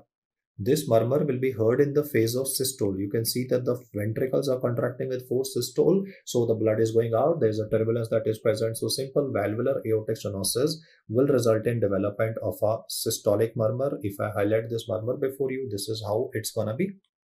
This murmur will peak in intensity in the middle of the systole. It will peak in intensity in the middle of systole, and gradually the intensity will begin to decrease. This murmur that I've shown here before you is also written in books as a crescendo decrescendo murmur. The murmur is also written as crescendo decrescendo murmur. The highlight of valvular aortic stenosis as a disease is that it is seen in extreme age groups. The murmur which is present here is technically called as ejection, because obviously blood is going out of the heart of the patient. So the word is ejection, systolic murmur. If they want to make it more British English oriented, then they might use the word crescendo decrescendo murmur, but we'll restrict ourselves to the American English that they traditionally use, that is ESM, ejection systolic murmur. The highlight here is that the intensity of the murmur will first show an increment. The intensity will first rise and then will gradually fall. So name is ejection systolic / crescendo decrescendo murmur. And the highlight of this condition is that there is a concentric left ventricular hypertrophy. Now, a lot of students say, sir, अगर मरमर याद नहीं रहा तो कैसे solve करेंगे? So, is a hack. The turbulence in the blood, like the blood is going out with very high velocity. On the right hand side, normal velocity, left side, higher velocity. So, we can see that on echocardiography, which is the investigation of choice. I mean, by default, for any structural heart disease, obviously it's an echocardiography. But even if I don't measure the velocity, if you put your hands on the carotid artery of this patient, you can feel the turbulence because blood is going out with a very high velocity. The turbulence is transmitted even to the carotid artery of this patient. So suppose you say that, doctor, I'm not able to remember the murmur of like aortic stenosis. Can I still get the question right? Yes. The question will always say the word carotid thrill. This word is so accurate that even if you don't remember the murmur, you can still solve the question of aortic stenosis. Age group will also be helping you. That is child versus like a geriatric age population. Echo will show that obstruction, and then we go for TAVI. That is a transcatheter aortic valve implantation, which Arnold Schwarzenegger underwent. The opposite of this is pulmonic stenosis. In pulmonic stenosis also the opposite. I mean, I don't need to draw it, no. In pulmonic stenosis, the pulmonic valve is narrow, so right ventricle will hypertrophy. If right ventricle will hypertrophy, again the same thing will be replicated on the right hand side, and we will still get a ejection systolic murmur. So the mnemonic for this ejection systolic murmur is PASS. How to remember PASS? We all need to pass. That is pulmonic and aortic stenosis. I'll use a fine thicker font here. The word is पास को कैसे याद करना है? P से pulmonic, A से aortic, S से stenosis. causes a systolic murmur. How to remember mnemonic passes? Pulmonic and aortic stenosis. Pulmonic and aortic SS, first SS, stenosis will cause systolic murmur. That's called as ejection systolic murmur. So two very simple, straightforward conditions. Pulmonic and aortic stenosis result in development of ejection systolic murmur. The line diagram makes it relatively easier, and then is the auscultatory finding of ejection systolic murmur supplemented with carotid thrill will make it even easier for you. Let me now make a shunt diagram of the heart again, but this time I'll change the lesion, then we'll fill up the data. MTR bada likha hua, that MTR, let's look at like what I mean by the word MTR for you guys here. At this moment, I am showing mitral regurgitation. Try to do this with me, draw these line diagrams with me. The right ventricle is contracting with force. It is sending blood into the pulmonary artery. The tricuspid valve is holding its position. But on the left side, the mitral valve leaflets are not coapting properly. They're not closing properly. When the left ventricle is contracting, the blood is obviously going to go out via the aortic valve into the left ventricle. But some blood is leaking from the left ventricle to the left atrium. The condition that I've currently shown before you is called as mitral regurgitation. This mitral regurgitation usually occurs due to damage to chordae tendineae. Chordae tendineae are anatomical structures which are present on the undersurface of the heart valves, which help us close our heart valves. You see, your and my heart valves close very tightly that not even a single drop of blood is ever able to leak. But in mitral regurgitation, the chordae tendineae have been damaged and therefore the valve is not able to tightly close. The blood is leaking from left ventricle to left atrium. Normally, the blood going out of our left ventricle is like 80 ml. Here, suppose out of 80, 10 ml is going to the top. Then how much will go out of the left ventricle? Only 70 ml. So mitral regurgitation will cause a decrease in the cardiac output because see, left ventricle normally kicks out 80 ml blood. If from 80, 10 ml goes to the top, it can be 10, it can be 15, it can be 20, whatever. But if the blood will leak to the top, then the output from the heart will also be lesser. So person is bound to get, tired. And because the congestion will occur in the left atria, this congestion will be transmitted to the lungs also. So you can understand why shortness of breath and orthopnea can be given in this question, because this will translate into a pulmonary edema component also. Now the question will begin by describing a patient of rheumatic heart disease, mostly will be a child. If I ask you what is the most common valvular lesion, okay, let me write it only. The question for you guys is, this is a 5-year-old child with rheumatic heart disease. What is the most common valvular lesion that you anticipate? Options are obviously the standard mitral regurgitation and mitral stenosis. Don't check out the notes, guys. What is the most common valvular lesion in a 5-year-old child with rheumatic heart disease? The answer is not mitral stenosis. बच्चों में mitral stenosis नहीं होता है, उसको बनने में साल लग जाते हैं. If this patient turns 18, then after 18 we will get a mitral stenosis. But the most common valvular lesion in children with rheumatic heart disease, the most common valvular lesion in rheumatic heart disease in children is mitral regurgitation. It is not mitral stenosis, guys. It is the same patient after 18 years of age. जब उसमें commissural fusion हो जाता है, that's when we get a mitral stenosis in the patient. तो mitral regurgitation की वजह से आप देखो systole में blood is leaking. This is showing systole. Now blood is going out of the heart into the aorta and pulmonary artery, and blood is leaking to the top. So I will now draw the murmur of this condition. The murmur will be like this. The intensity of this murmur will not change all through the duration of systole. Contrast this with the previous murmur. The intensity was rising. Here the intensity is uniform all through the phase of systole. So the technical word that I would like to mention for this murmur is called as a pan systolic murmur. The word is pan, matlab yahan pe the word pan systolic means that obviously the murmur is during the phase of systole, but the intensity is not fluctuating. In ejection systolic murmur, the intensity was rising and falling. Here the intensity is uniform all through the systole, so we will call it a pan systolic murmur. Now suppose, for the sake of discussion, I cause a problem in the right side of the heart and cause tricuspid regurgitation. Same thing will happen.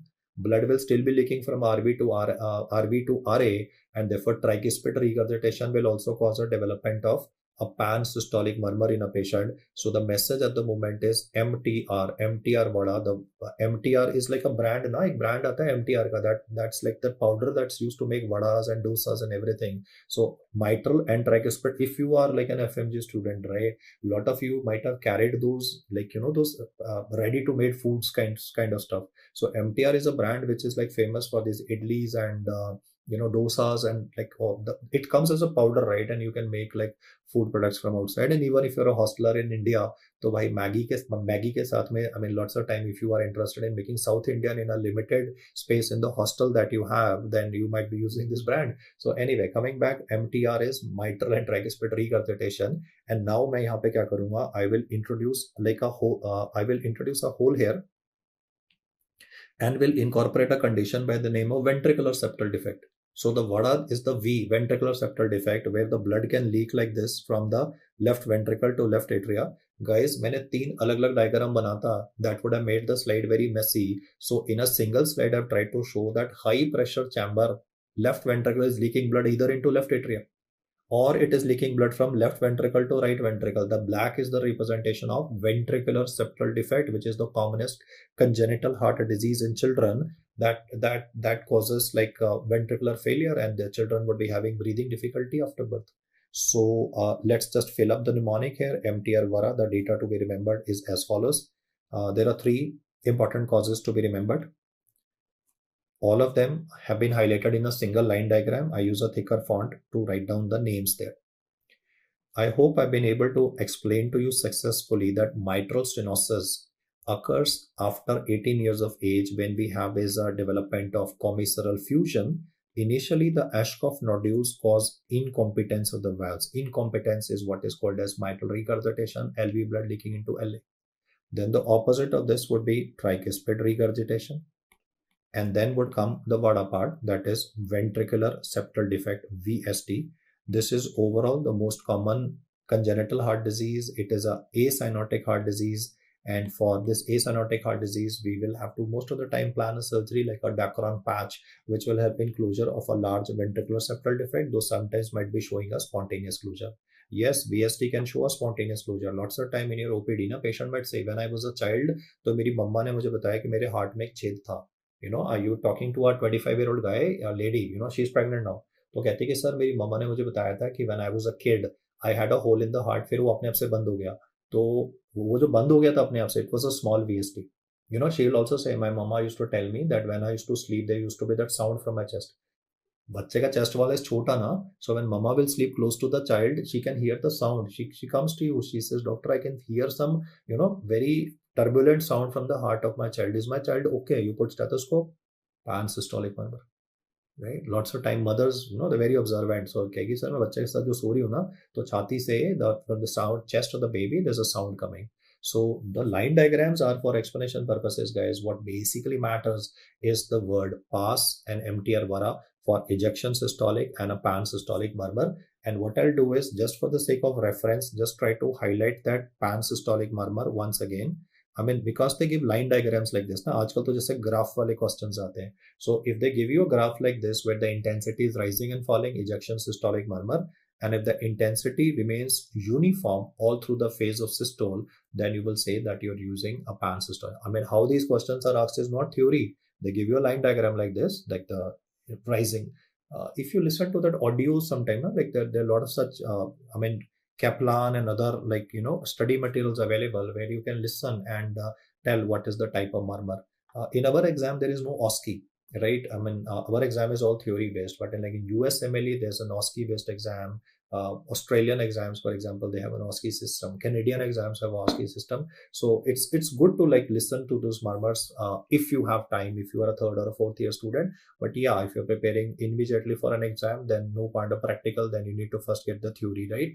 And yeah, one more point, the most common valvular lesion in a rheumatic heart disease is not in pediatric age group, is not mitral stenosis, it is MR. Same patient after 18 years would develop a mitral stenosis. Moving on. The next one that I'll describe before you is early diastolic murmur and mid diastolic murmur. So I'll draw line diagrams for the same also, and then we'll come to these mnemonics. That's gonna be like gap and cam. First I'll draw it for cam. I think that would be a much more relevant one. So let's do it step by step. Cam, leave some space here and we draw a line diagram for the same. In fact, I can utilize the space above. That will help me write down more data here. So I'm gonna draw, at the moment, just listen to my inputs. Have a neutral mind towards whether it's gonna be systolic or a diastolic murmur. The line diagram here is showing one of the commonest valvular lesions in India, that is rheumatic heart disease causing mitral stenosis. Normal orifice is 4 to 6 per centimeter. This orifice is becoming progressively smaller because of Ashkoff nodules causing fibrosis in this area. Needless to say, in these patients, the amount of blood going from the RA to RV during diastole will be normal, 130 ml. But when the oxygenated blood will enter into the left side, because of the obstruction present, less blood will be going in the left ventricle of this patient. And because the opening is very chota, the small opening will also result in development of turbulence. I can say that why the noise is being created here is primarily because the opening is chota, and that is why like the turbulence is getting created. And the diagram here shows diastole. So what I've tried to explain is that the commonest valvular lesion of India would be resulting in a diastolic murmur. Filling of blood in the heart occurs in the phase of diastole. So this would be a diastolic murmur that would be heard. Also, I'm putting plus signs here to say that the pressure in the left atria of these patients will be increased. The reason is obstruction. So the atria will contract with more force to push blood in a forward direction. So left atrial pressure will be relatively more. Now, based on this information provided for MS, let me explain or draw the murmur before you for MS. Understandably diastolic, but still let's practice the line diagram here. Systole and diastole duration is never equal. Sir, in our body, systole and diastole duration is never equal. So when you draw S1, S2, S1, always make like systole to be relatively shorter. Period between S1 and S2 is what is called as systole. And period between S2 and S1 is what is called as diastole. So this would be a diastolic murmur, that is okay. But let's look at the hemodynamics now. First, I said the pressure in the left atria is more. So the higher pressure will cause a forcible opening of the mitral valve. And due to forcible opening of the mitral valve, see, first valve will open only, then blood will go inside. First valve will open, then blood will go inside. So when the valve will open, just imagine this patient is sitting next to you, there's an obstruction. So mitral valve will open with normal force, or will it open with more force? More force, because obstruction is there. When it will open with more force, there will always be an auscultatory finding given in this question of loud opening snap. If you ever read a question that mentions the word loud opening snap, by default the question is talking about mitral stenosis. So a lot of guys are able to crack the question even without remembering the murmur is a diastolic murmur because sir ki likha the loud opening snap. Very good point to pick it up. Now this murmur will increase in intensity like this. It will peak in the middle and gradually like the intensity will tend to reduce.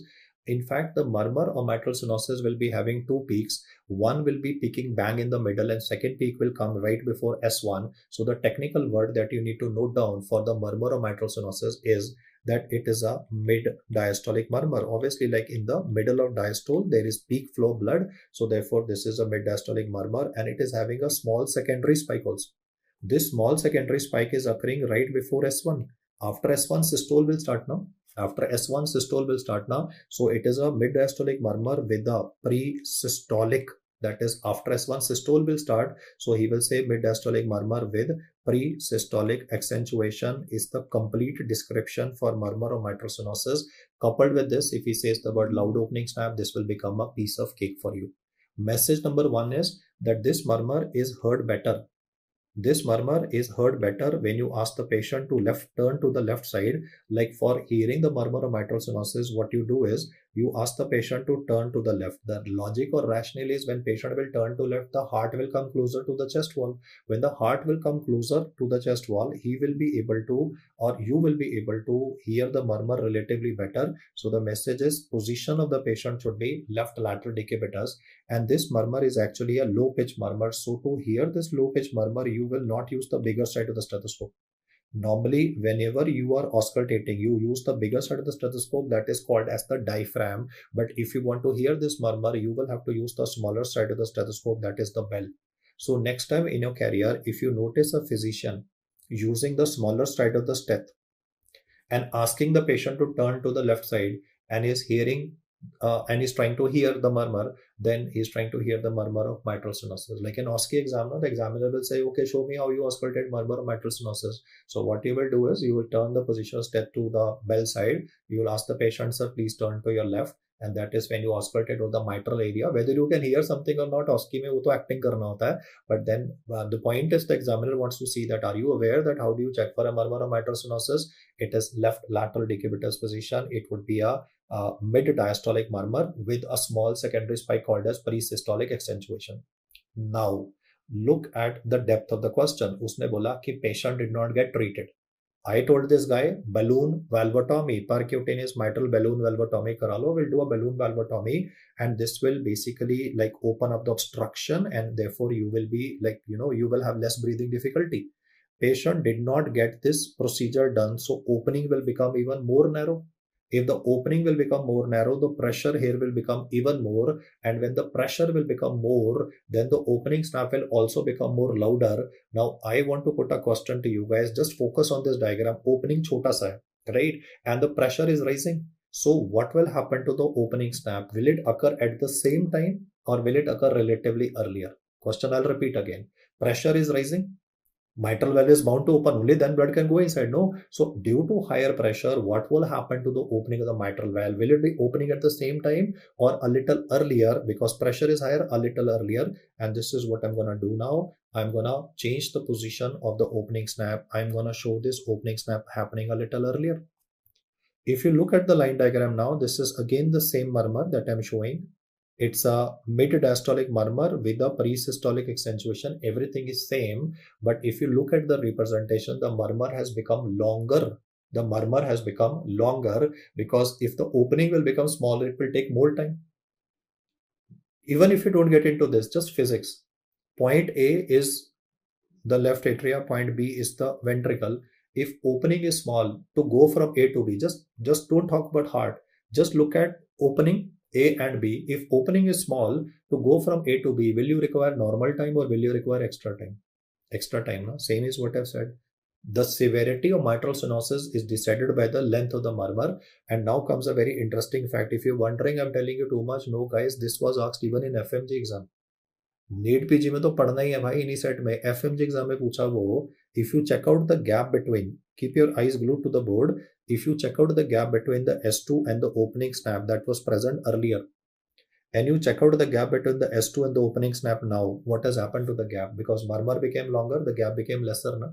This was precisely the information that was asked in FMG exam. तो obviously FMG में तो भाई मतलब थोड़ा सा मतलब आपको technicals में घुमाता ही है, एंड नीट पीजी में तो एक्सपेक्ट करता है कि बाय डिफॉल्ट आपको आना ही आना है. I'll write down the data here also. The data is what decides the severity of mitral stenosis. The question was what decides the severity of mitral stenosis. What you need to remember is that severity of mitral stenosis is directly proportional to the duration of the murmur. Check this out. This is the duration of the murmur initially, the blue one, and then is the duration of the murmur subsequently. So I can say direct relation with, it is direct relation with the duration of murmur. That is my first statement. Severity of mitral stenosis is directly proportional to the duration of murmur. I'm saying the same thing once again. It is inversely related to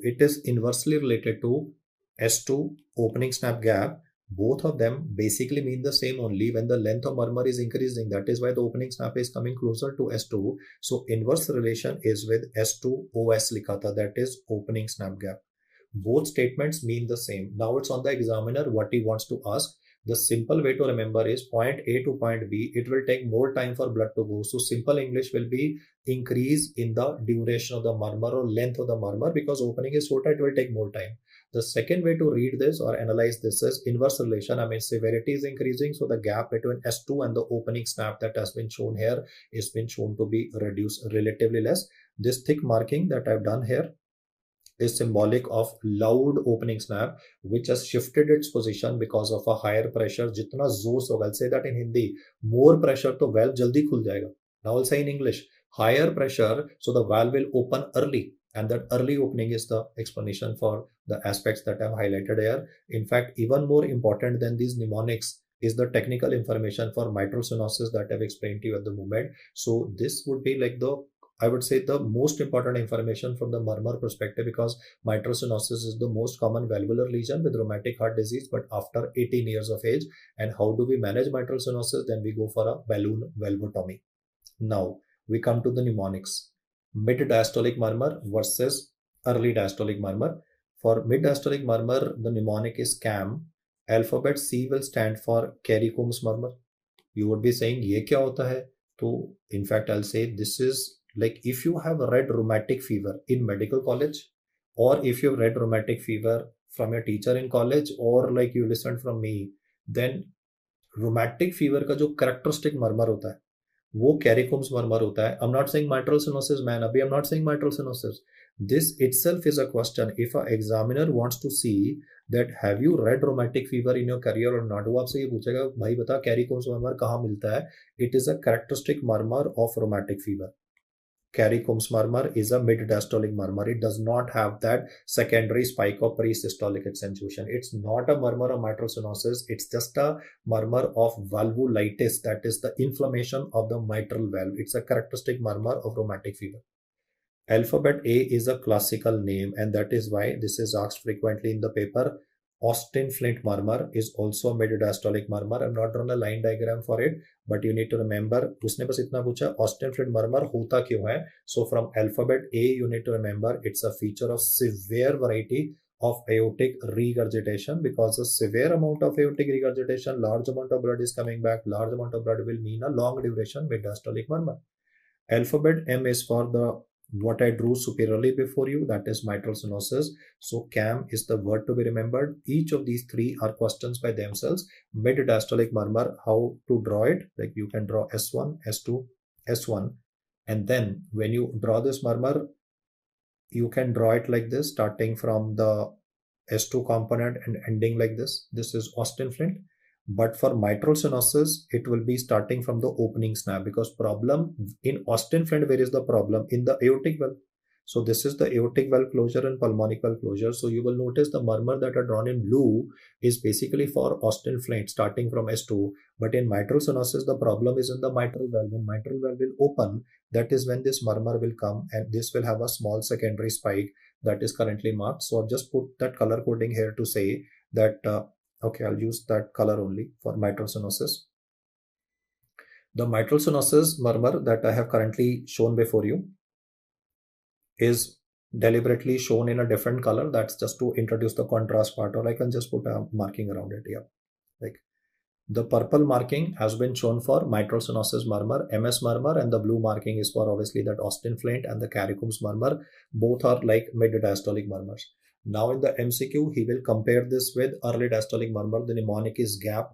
Again, Graham Steele murmur was asked in recent FMG exam. Graham Steele, classical नाम है ना यार, एक Caricombs था, एक Austin Flint था, अभी एक नया आ गया Graham Steele murmur. So let me explain. Graham Steele murmur occurs because of severe pulmonary artery hypertension. Normal pressure in pulmonary artery is 15, mean pressure is more than 20, severe is more than 60. Due to this severe pulmonary artery hypertension, there will be a development of pulmonic regurgitation. The complete statement is Graham Steell murmur में हो क्या रहा है. Graham वो था ना यार, Graham bell telephone बनाया था उसने, तो फोन से हो गया pulmonary, right. I say that again. Graham Bell was the guy who invented the telephone, and therefore वो टेलीफोन से फोन वाला. Though it's a very crude way, मेरे हिसाब से तो डेटा कर लेना. Graham Steell murmur is a murmur of severe pulmonary artery hypertension that causes pulmonary regurgitation, and this blood will leak in the phase of diastole, the starting of the diastole, so we call it a early diastolic murmur. Alphabet A is for aortic regurgitation of the mild variety. Just check out from the notes and tell me, in Austin Flint murmur, was it mild aortic regurgitation or the severe variety? It is severe variety. So this is only for completion. Pulmonic regurgitation coming up again of the mild variety. AR and PR. Gap is Graham Steele, aortic regurgitation and pulmonic regurgitation. Both AR and PR of mild variety. Mild होगा तो थोड़ा सा blood आएगा. So because of little bit of blood coming, therefore the murmur will be relatively short duration. So I'm gonna draw a line diagram for the same also. This is S1, this is S2, this is 1, again S1. And the murmur in this case will be like dying down very soon. Like if I draw a line diagram here, let me just do this again. On a comparison scale, this is S1. I'm trying to make it as symmetrical as possible. S1, S2, S1. Because the problem is in the aortic valve or in the pulmonic valve, the murmur will start here and will die down very soon. This decrescendo murmur / early diastolic murmur is what has been represented for the three conditions. Among the three, what you expected to remember for the paper is only one, Graham Steele murmur. It's a murmur of severe variety of pulmonic artery hypertension causing a development of mild pulmonic regurgitation. उसने इसके combinations बना दिए in the FMG exam. So let me say those combinations. Combinations were severe PH, mild pulmonary regurgitation, which is the correct one. Another option was mild PH and a severe pulmonary regurgitation. You can see there are two words with examiner. So option one was severe for both. Option two was mild for both. One was severe mild and mild severe. फिर से बोल रहा हूँ, severe for both of them, PAH and pulmonary regurgitation. Mild for both, severe and mild and severe. So people got perplexed and confused. तभी मैंने separate color से लिखा. Say it out loud. What is the trigger? Severe pulmonary artery hypertension. Mean pressure more than 60, causing mild pulmonic regurgitation. It's not ulta. Examiner will, when he will give that data, see at the moment आप बोलोगे अरे sir it's so humble, I can remember it. 2 months from now, 1 month from now, you'll forget it. So practice it again in your mind. Even when you're going to sleep today, severe pulmonary artery hypertension with a mild pulmonic regurgitation. So if I do markings here, मेरे हिसाब से जो मतलब must know है, Graham Steele is a classical name. Severe PH, mild pulmonic regurgitation.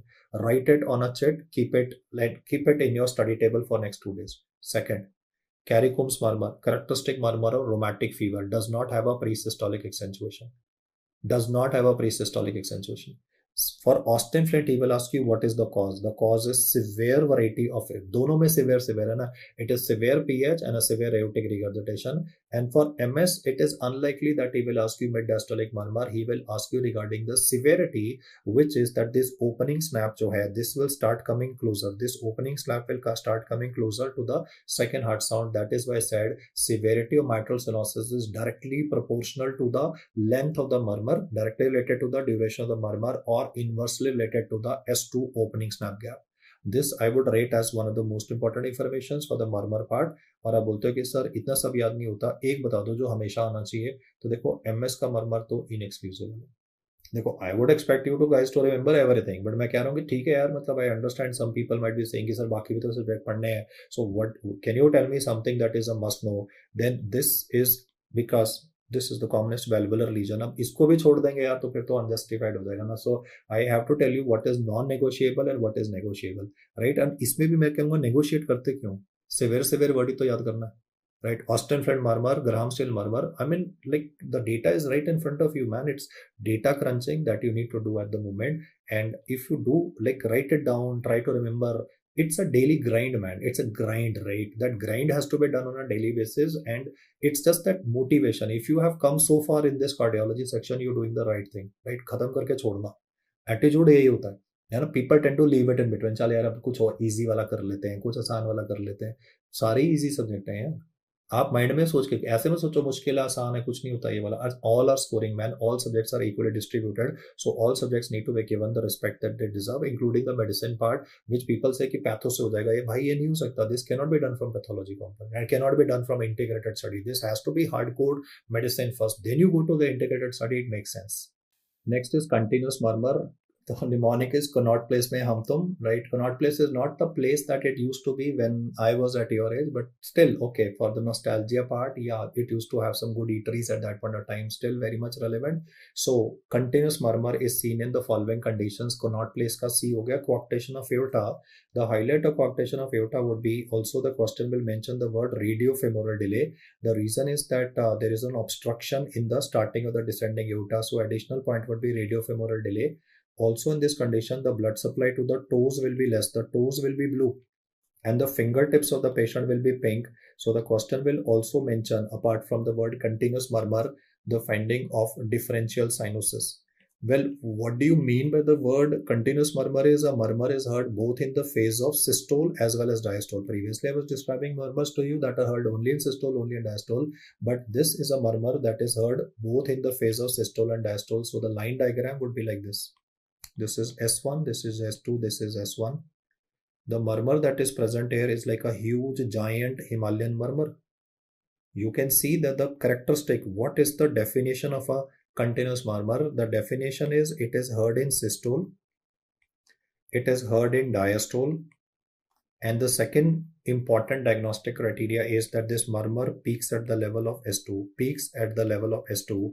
Both of them systole plus diastole and peaks at S2 is like one of the characteristic features that helps you identify that the murmur that you're dealing with is a continuous murmur. Coarctation of aorta narrowing है, so collaterals बन जाते हैं, and those collaterals would be allowing the blood to flow in this particular fashion. Then is PDA. In patent ductus arteriosus, the ductus arteriosus is patent. In pediatrics they'll call it machinery murmur, but in medicine they'll use the word continuous murmur for it. 3, 4, 5 will not be answer to a question. These are filler options.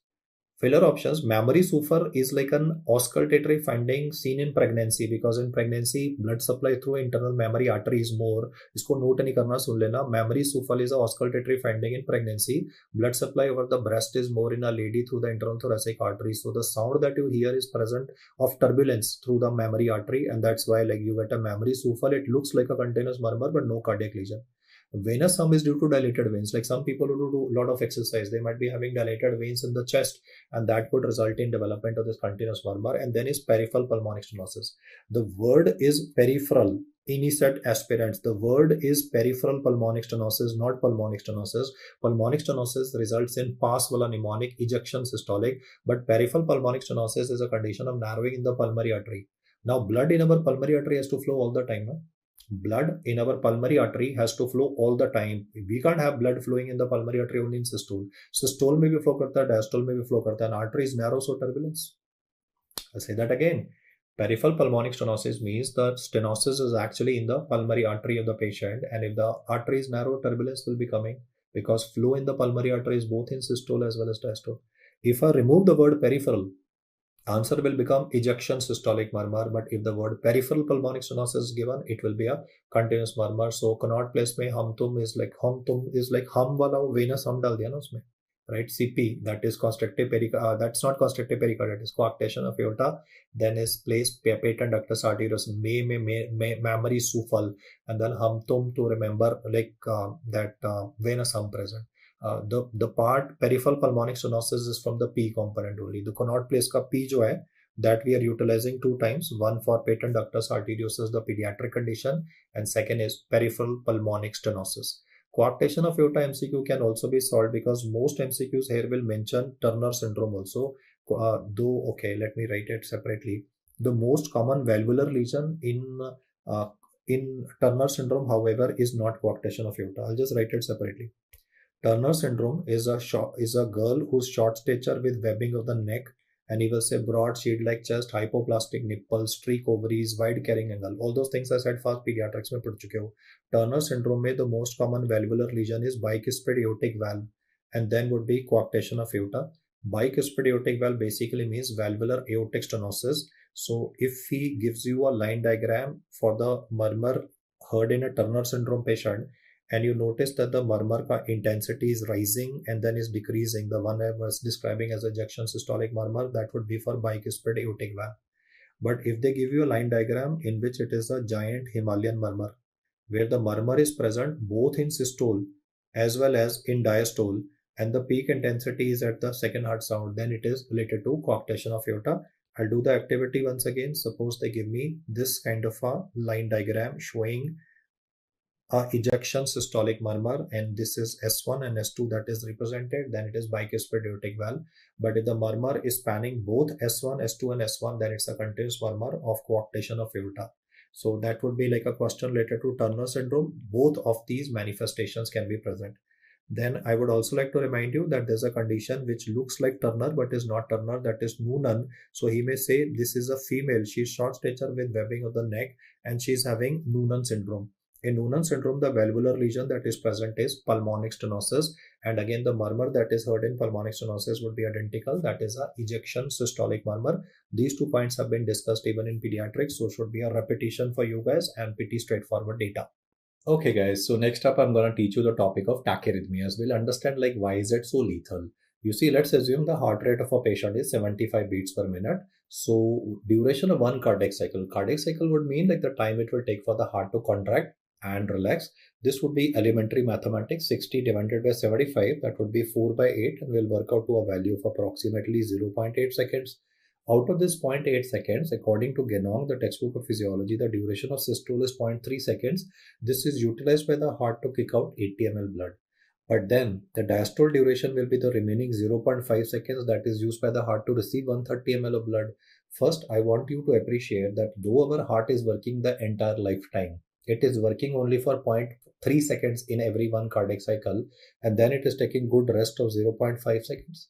It is utilizing the 0.3 seconds to kick out 80 ml blood, that is what we call as stroke volume, and it is utilizing this 0.5 seconds to receive about 130 ml of blood. So very optimal utilization of time. Now let us assume that the heart is beating at a rate of 300 times per minute in any tachyarrhythmia that I'll be explaining to you. Then the duration of one cardiac cycle will change from like 60 by 75 to 60 by 300 because there are 60 seconds in a minute. So if you look at the mathematics now, the time is dramatically reduced. Now you are having only 0.2 seconds. Even if I divide equally, though the duration of systole and diastole is not equal, I think you would agree to the fact that 0.1 second is too lesser time for the blood or the heart to get filled with blood, and therefore you can see that due to too less time present here, the end diastolic volume will decrease dramatically. Due to the drop in the end diastolic volume, the stroke volume will also decrease, cardiac output will decrease, and the systolic blood pressure will crash. So I wanted to prove to you mathematically that why is it that when a heart is beating disproportionately fast, when we have pathological tachycardia, the BP becomes unrecordable. The query of most of the students is that, sir, हमने तो पढ़ता physiology में that when the heart rate will increase, cardiac output will increase. I agree to that. You see, as long as it is physiological tachycardia, when the heart rate will increase, the cardiac output will also increase and the blood pressure will also increase. But what I am teaching you is pathological.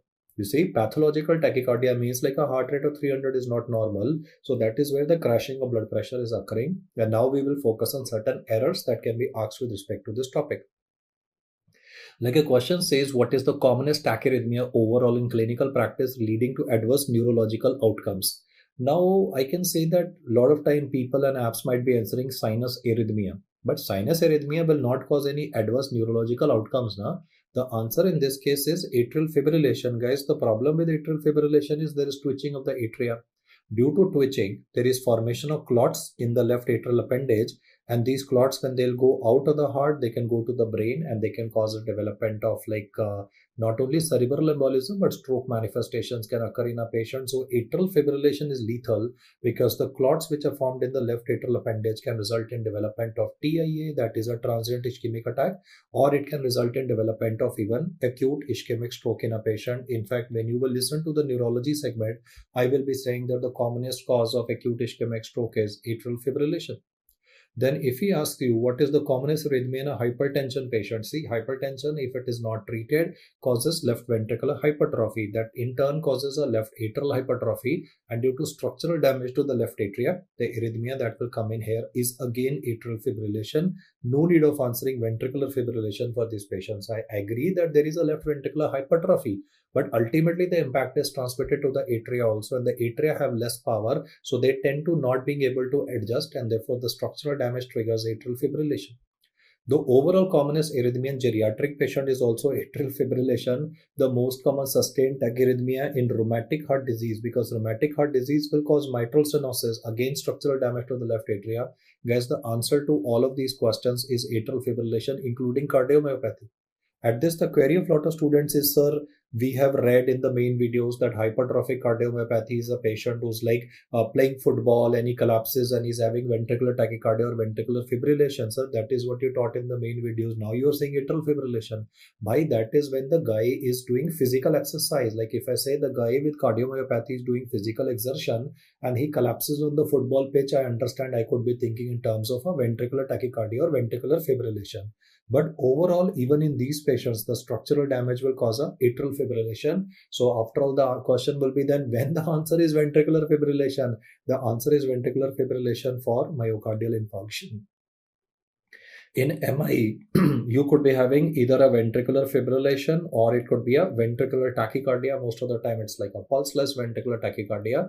And then if it says holiday heart syndrome, this is a guy is an alcoholic and the alcoholic is like, he went to a party, he did binge drinking. This will again result in like atrial fibrillation being triggered, and then he can have a syncopal event, probably because of the clot going into the brain also. So what I wanted to bring to your attention is that the answer to majority of these questions is atrial fibrillation, because after all, the common thing in all of these situations is structural damage to the left atria.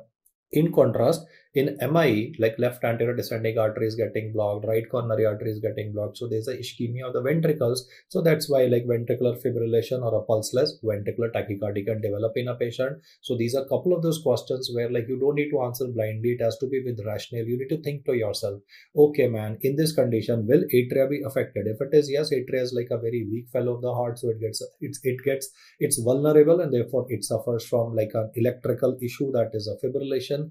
In contrast, like if it's ventricular ischemia, then the answers are right in front of you. The golden period that's the golden period of MI is the first hour and will be elaborated subsequently. Next is how to calculate heart rate under 5 seconds. So let's do it fast. The mathematical formula to be remembered for this would be 300 divided by RR interval. In the RR interval, you are supposed to count the number of large squares between the R and the R wave. The point is, in whole of ECG, I'll be teaching you to pick up only the small squares. This is the first and the last time that I'm requesting you to count the number of large squares between the R and the R waves. Like for example, if they give you a rhythm strip and you notice that the number of the boxes between the R and R are, let me say, 6. So you need to do a mental calculation. 300 divided by 6 would be 50 beats per minute.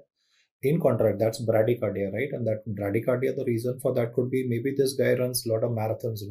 People who do a lot of marathon running, who are physically very fit, they can end up with development of a bradycardia, which is physiologically due to a high vagal tone. But suppose somebody had 2 big coffees at this moment, like this guy was feeling sleepy while listening to me, so he went out and have 2 big coffees from a barista. Then the heart rate of this guy will accelerate, and suppose I count 3 large squares, 300 divided by 3 would be 100. But if somebody is having a panic attack, then the heart rate could jump up to something like 150, though this could happen with arrhythmias also. But what I'm trying to tell you is that when it comes to the calculation of a heart rate, all you need to do is under a 5-second job, that is 300 divided by RR interval. And what is the lead that you should be checking? Then at the bottom of the ECG, there is always mention of lead number 2, that is the rhythm strip.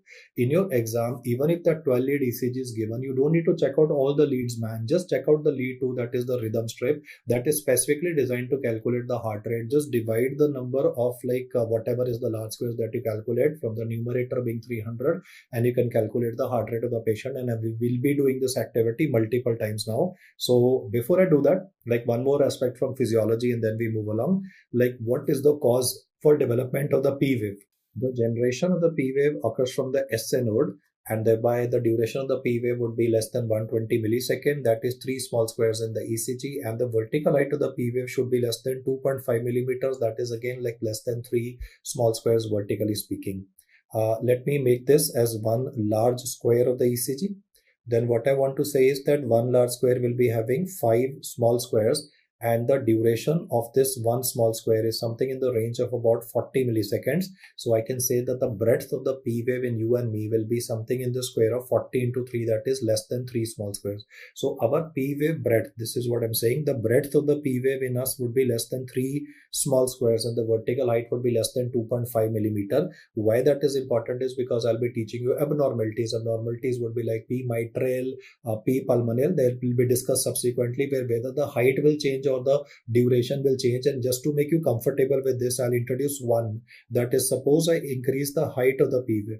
The height has been made to be more than 2.5 millimeter. This is usually seen in patients having a right atrial enlargement like tricuspid stenosis. So abnormalities like P pulmonale and P mitral will be discussed in the due course of time. But the reason why we are studying this is because abnormalities have to be studied. Now is the PR interval. PR interval basically signifies the conduction that will be occurring from the SA node over down to the AV node. So the technical answer is that it indicates AV nodal. AV node is called as the gatekeeper of the heart. It is also called as the goalkeeper of the heart. So AV nodal conduction is basically the PR interval. The range is about 120 to 200 milliseconds. remember the basic rule that PR and heart rate have an inverse relation. So in all the questions that I'll be discussing where tachycardia would be present, I'll be saying the word short PR interval. If I say the word prolonged PR interval, then prolonged PR interval would be like a situation where like there would be a bradycardia present. So for heart blocks, when I described it, could be a prolonged PR interval present. Also, I want to draw your attention to the fact that the PR interval is not till the R wave. The name is the PR interval. Mark my words there. The name is the PR interval, guys. But the PR interval is not from like P wave to the peak of the R wave. It is till the starting of the Q. This marking that are done at the moment before you is what is called as the PR interval. It highlights the time taken for the conduction across to the AV node, which is also called as the gatekeeper of the heart. Now, if he says what is the cause of the Q wave, which is a negative deflection that you can see, then your technical answer is septal activation. Here, a lot of guys casually answer ventricular depolarization. Ventricular depolarization is to be answered for the entire QRS complex. If I asked you, what is QRS complex? Your answer is ventricular depolarization is perfectly justified. But if I ask you only the Q wave, then answer is septal activation. The normal duration of the Q wave is less than 40 milliseconds from the duration perspective, and the depth of the Q wave is less than 1 millimeter. What I've written as 1 millimeter is the depth of the Q wave. So normally the Q wave of you and me will fit into one small square horizontally as well as vertically. The vertical depth is also like 1 millimeter. The duration is 40 milliseconds. So Q wave fits into one small square. If it does not fit into one small square, that's abnormal. No, that we'll talk about a capital Q wave in myocardial infarction. But at the moment, I mentioned the normal width and the normal depth of the Q wave.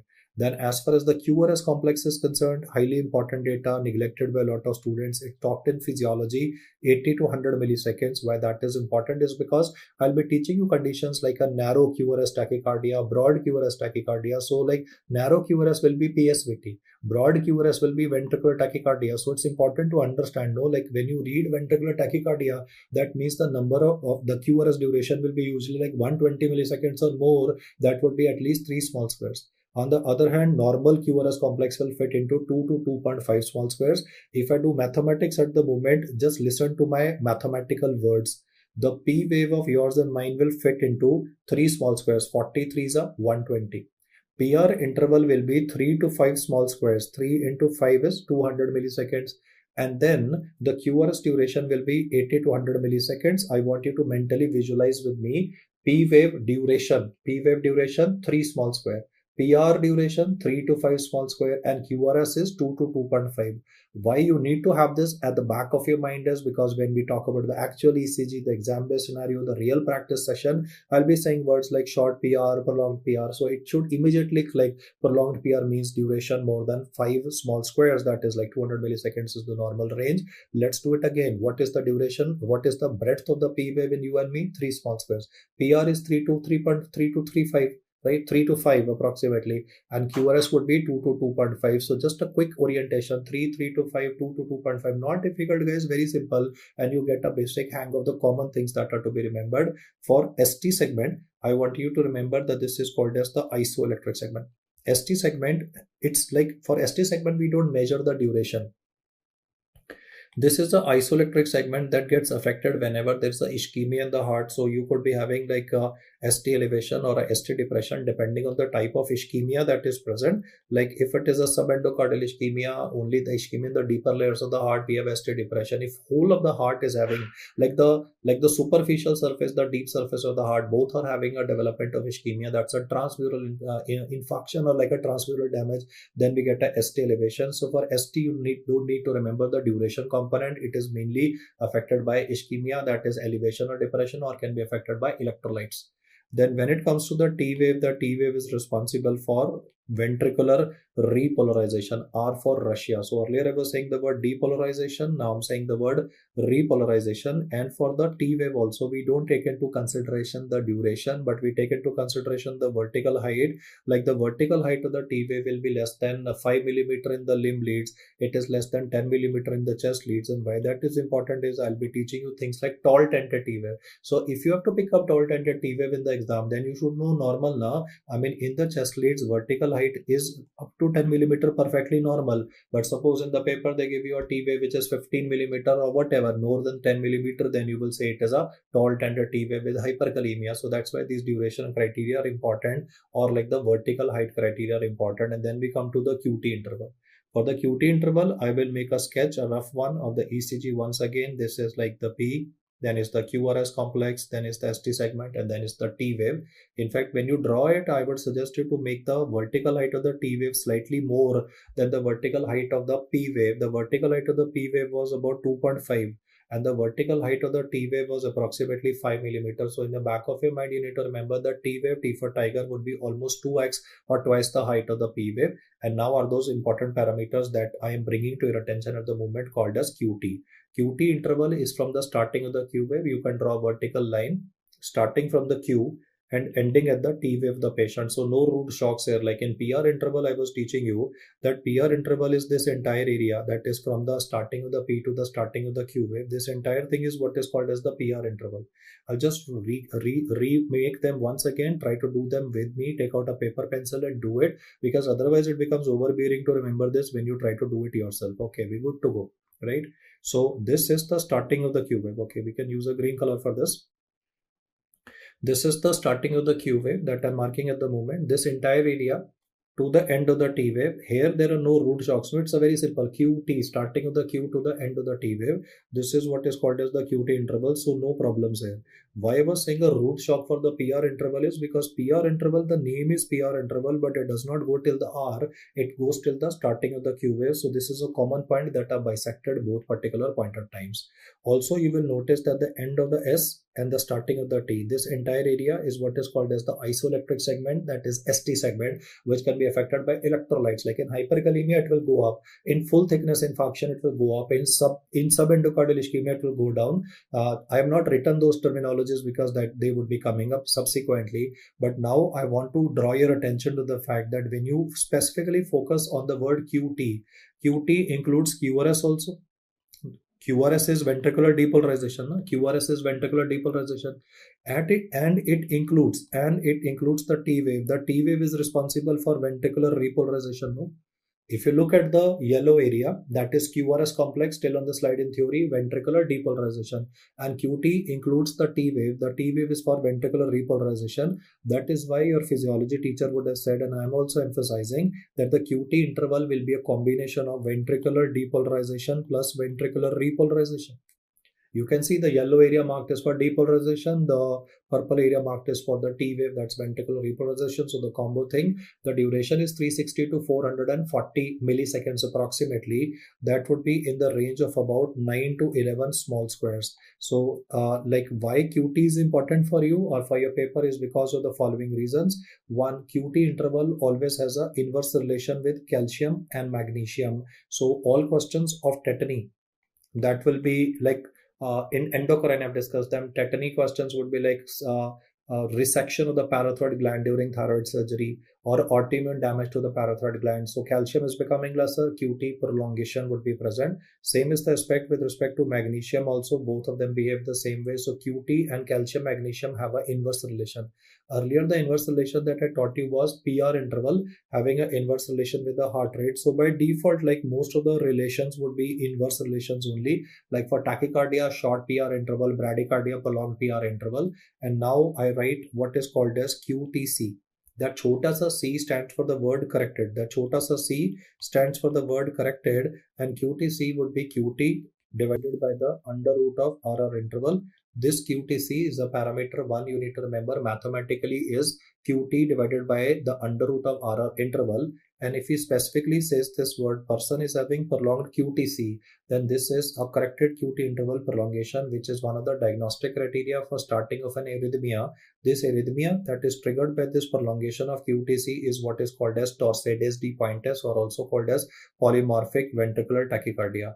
I will be describing the ECG, how Torsades de Pointes looks like at the moment, but at this moment I want to draw your attention to the fact that the chota sa C is changing the entire game. Suppose I ask you, doctor, in which condition will you be having a prolonged QT interval? Your answer would be tetany. But if I say in which condition would you be having a prolonged QTC, the chota C component, then answer is Torsades de Pointes. I'll repeat this again. If you get a question in which it is written prolonged QT interval, then your answer is tetany. But if you read a question in which this chota sa c is also given in the discussion, then your entire game will change. Then wahi halat badal diye, jazbaat badal diye. Then the answer is not tetany. Then it is Torsades pointus, that is polymorphic ventricular tachycardia. So a must-know slide from the physiology domain that I discussed, including how to calculate the heart rate, pretty straightforward, 300 divided by RR interval. This is the only time you need to read regarding the the large squares and calculate the heart rate. Otherwise, it's always going to be the small squares. Now, with this background information, we focus on atrial fibrillation, which is one of the commonest arrhythmias that we get in patients who are having hypertension, geriatric patients, patients who are having structural damage to the left atrium. The highlight of this condition is that the RR interval keeps on changing. In this condition, if you check out the heart rate at this moment, I can say this is 300 divided by 2. I don't need to write the formula. The heart rate would be 150 beats per minute. But if I move a little laterally, the heart rate is suddenly like about 3.5, I can say. So it is a little more than 100. So I'll take something like 125 beats per minute. My mathematics is bad. 300 divided by 3.5. So I've taken it to be like 125. The heart rate of this patient is changing, guys. It is varying. Here also you can see, but two large squares present. So the heart rate is not constant. It is 150 beats per minute, again 150 beats per minute, then again changing to 125. So this is the only scenario where you will be getting is a change in the heart rate. You might be thinking that the multi-display parameter is not working properly, but the multi-display parameter is working perfectly. This condition is highlighted with the fact the ECG criteria of this condition number 1 is that you will always be having an irregular RR interval. There are only 2 times in whole of ECG when you will be having this kind of a situation that the heart rate will keep on fluctuating on beat to beat variation. First time will be the topic of interest, atrial fibrillation. Second time will be multifocal atrial tachycardia. In all other conditions, heart rate is more than 100, but it will, if it is 150, it will remain 150, 150, 150. It's not going to be like 150, 125, 150, 140, 130, 120, jumping up to 200. So that fluctuation that's present is exclusive to atrial fibrillation and multifocal atrial tachycardia. And in atrial fibrillation, the SA node is not working properly. The SA node electrical activity is suppressed by the abnormal electrical foci in the heart. The P wave in the patient is absent. These are the 2 must-know criteria to be remembered for atrial fibrillation: irregular RR interval and absent P wave. If he himself begins by saying that the alcoholic went to a party, did binge drinking, then you know that he's talking about atrial fibrillation. Hypertensive patient comes with complaints of palpitations. Again, you know that you're dealing with atrial fibrillation. So risk factors in the question will also be given. The common risk factors would be either hypertension, or it would be a geriatric age group patient coming to the doctor with complaints of palpitations, or after binge drinking with alcohol, again complaints of palpitations. Or if this is not given, he will say that this patient is a known case of rheumatic heart disease with mitral stenosis. 2 days come to the doctor with complaints of palpitations. So some kind of risk factors will always be given. And then is that ghabrahat, that palpitations, that pounding sensation in the chest, and he says that I think I will die, because if your heart is beating very fast, it is bound to cause discomfort in a patient. The question will then say, what will you do in this patient? The first step would be rate control, because if your heart is beating very fast, 150, sir, if you ever worked out in a gym, no, 150 is really, really fast. It makes you feel uncomfortable. So you can appreciate that you need to first bring down the heart rate of this patient. Everything else will be followed later. To bring down the heart rate of this patient, we shall be using a beta blocker. The preferred beta blocker that we'll be using in this patient is a short acting one, that is by the name of esmolol. Though the shortest acting beta blocker is landiolol, conventionally the one that is used for rate control in atrial fibrillation patient is esmolol. And once the heart rate comes down to normal, then you can subsequently manage with like traditional metoprolol also. But like from the MCQ perspective, your answer is IV esmolol. Now, the trick in the NEET PG question was that he deliberately mentioned that this patient is having asthma, and you know that beta blockers are contraindicated in a patient of asthma. Are cardioselective beta blockers contraindicated in asthma? The answer is yes. Are cardioselective beta blockers contraindicated in asthma? The answer is yes. In this patient with poorly controlled asthma, we need to really push it. I mean, what I mean by really push it is that beta blockers would not be given, because I'll say like this: if you ever have given salbutamol, it causes palpitations also, no? Salbutamol causes palpitations also. Now, one of the biggest side effects of salbutamol is palpitation. So beta 2 agonist can cause tachycardia also. Similarly, beta blocker is not only like, contraindicated in a person with bradycardia, understandably, but is contraindicated in asthmatics also, because when I say cardioselective, it does not mean that it acts only on beta 1, it acts on beta 2 also. So it will trigger asthma.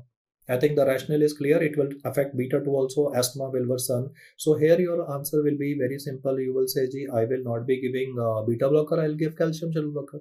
The calcium channel blocker that you can give to the patient is like verapamil, or we can use diltiazem in a patient. So non-dihydropyridine molecules can be used in this patient. Then instead of writing asthma, he can say COPD also. Even then the same answer will be there. That is, beta blockers are contraindicated in asthmatics and COPD. In fact, I can say the word ABC at the moment. Okay, let me complete the next one, then I'll finish ABC. Rate control in patients with acute pulmonary edema. This is again a NEET PG question. In FMG exam he is simply asked to rate control क्या करोगे, answer S follow है. NEET PG में एक बार asthma दे दिया, एक बार COPD दे दिया, तीसरी बार क्या acute pulmonary edema दे दिया. Now when he will give the word acute pulmonary edema, then we don't give beta blockers. Beta blockers are used in chronic heart failure. They are not used in acute congestive heart failure. If I give beta blocker here, the guy will die. So what will I give in this particular case is digoxin. The query of lot of students, sir, digoxin आप दे दिए उससे heart failure ठीक हो जाएगा, but what about atrial fibrillation? Yeah, digoxin has vagus activity ना. So digoxin, digitoxin, whatever has activity on it stimulates the vagus nerve and it will control the heart rate of the patient. And the beauty of digoxin is it will control the pulmonary edema component also. This was a NEET PG question. I think it was 2024 or 25. I don't recall, but either of the 2 years, this question came where he did not write the word acute pulmonary edema, likha bilateral crepitations in the chest. BNP, BTAP, nitriuretic peptide levels were elevated. But if you hear bilateral crepitations in the chest, if you read that B-type natriuretic peptide levels are elevated, it means heart failure, and you're not supposed to give, we are not supposed to give beta blockers to this patient. The next question is an FMG exam question. उसने और extend कर दिया, उसने बोला कि patient's BP has crashed, unrecordable हो गया. तो guys, if the BP will crash, then obviously I need to give a DC shock to the patient. This is by default a standard statement. In all tachyarrhythmias, the BP is unrecordable. Always check out BP in every MCQ of arrhythmia. After identifying the arrhythmia, check out the blood pressure value. It's always given in the question. If BP is unrecordable, if it's a crashing patient, if it's a hemodynamic instability, you have to give a synchronized DC shock to the patient. This synchronized DC shock is also called as cardioversion.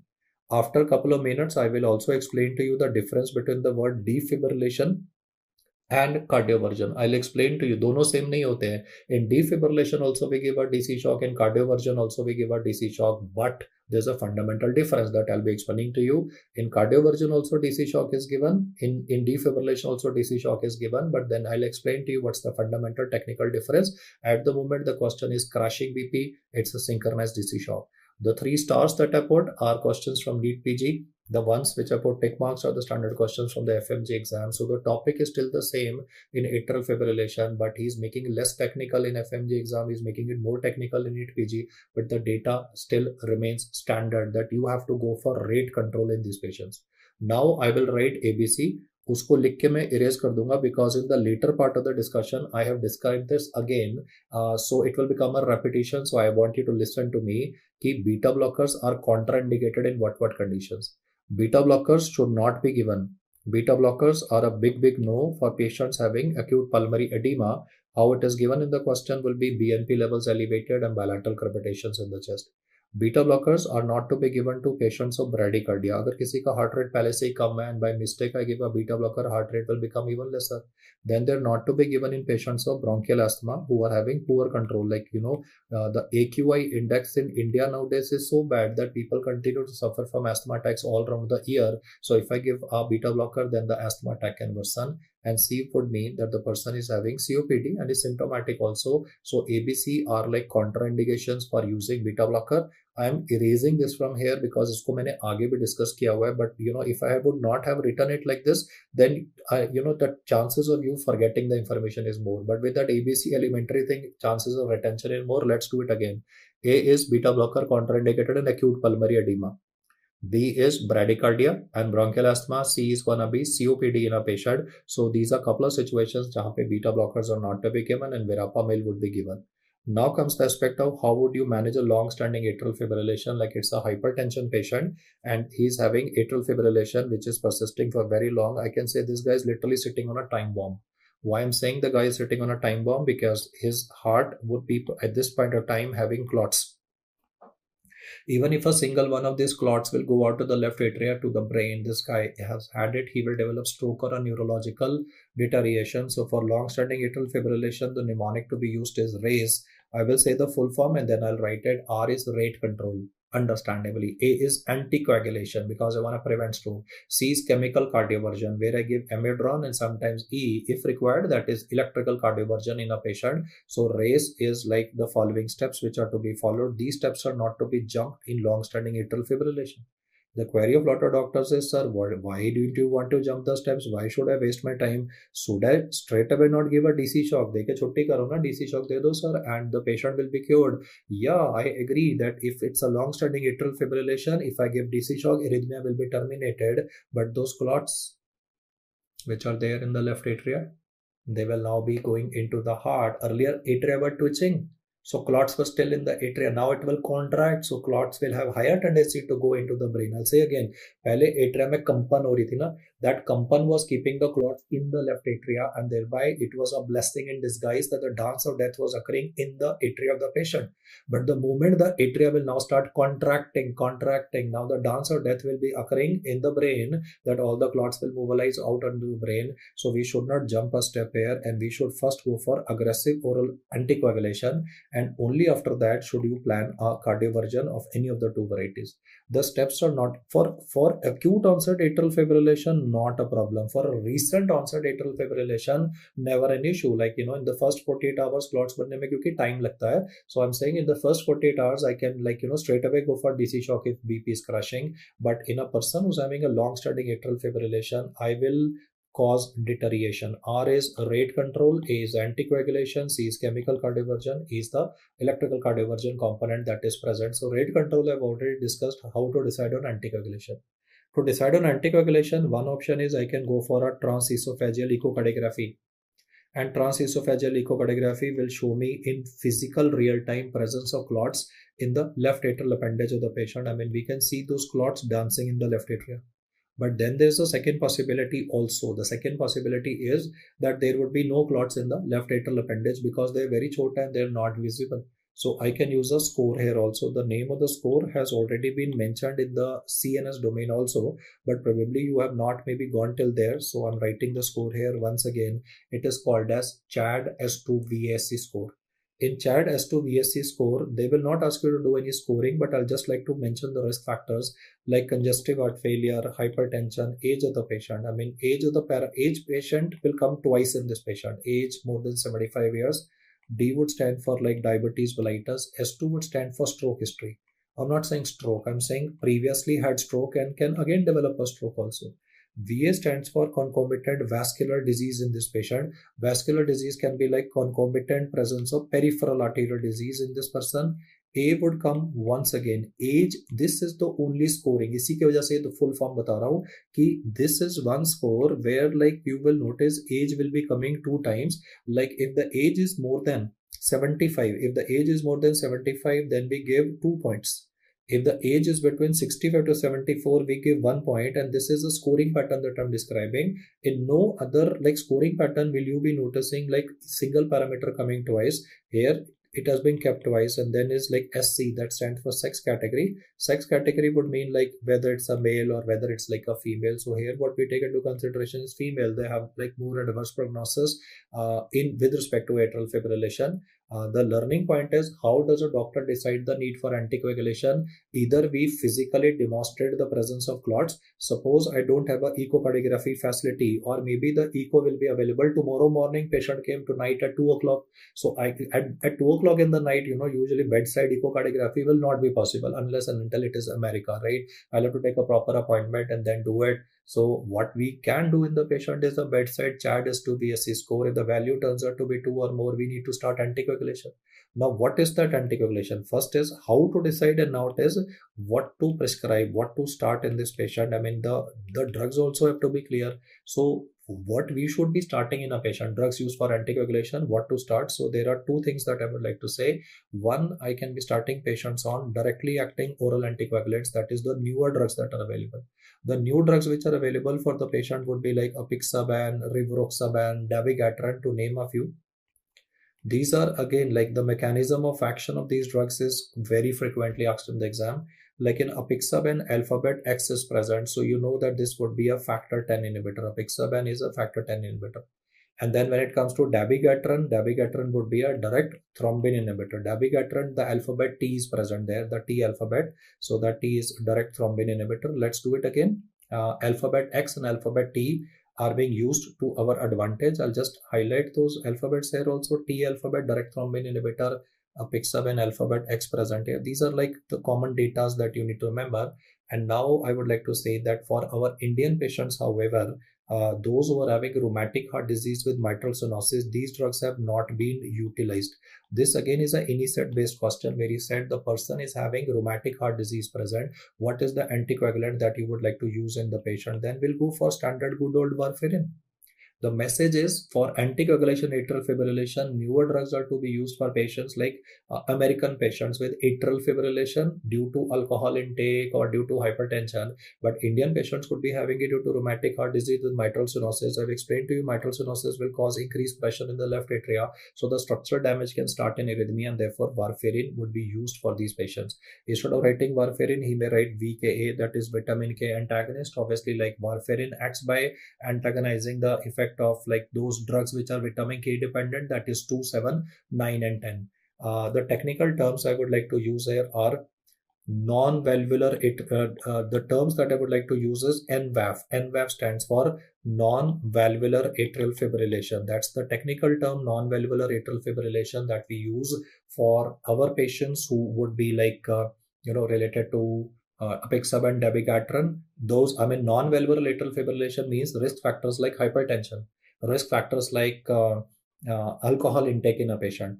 But if he says the word VAF, that is valvular atrial fibrillation, valvular is mitral stenosis, then your answer would be warfarin and vitamin K. I repeat that again, NVAF written, that is non-valvular atrial fibrillation, then the risk factors are the American ones. Hypertension, for example, alcohol, ischemic cardiomyopathy of any etiology.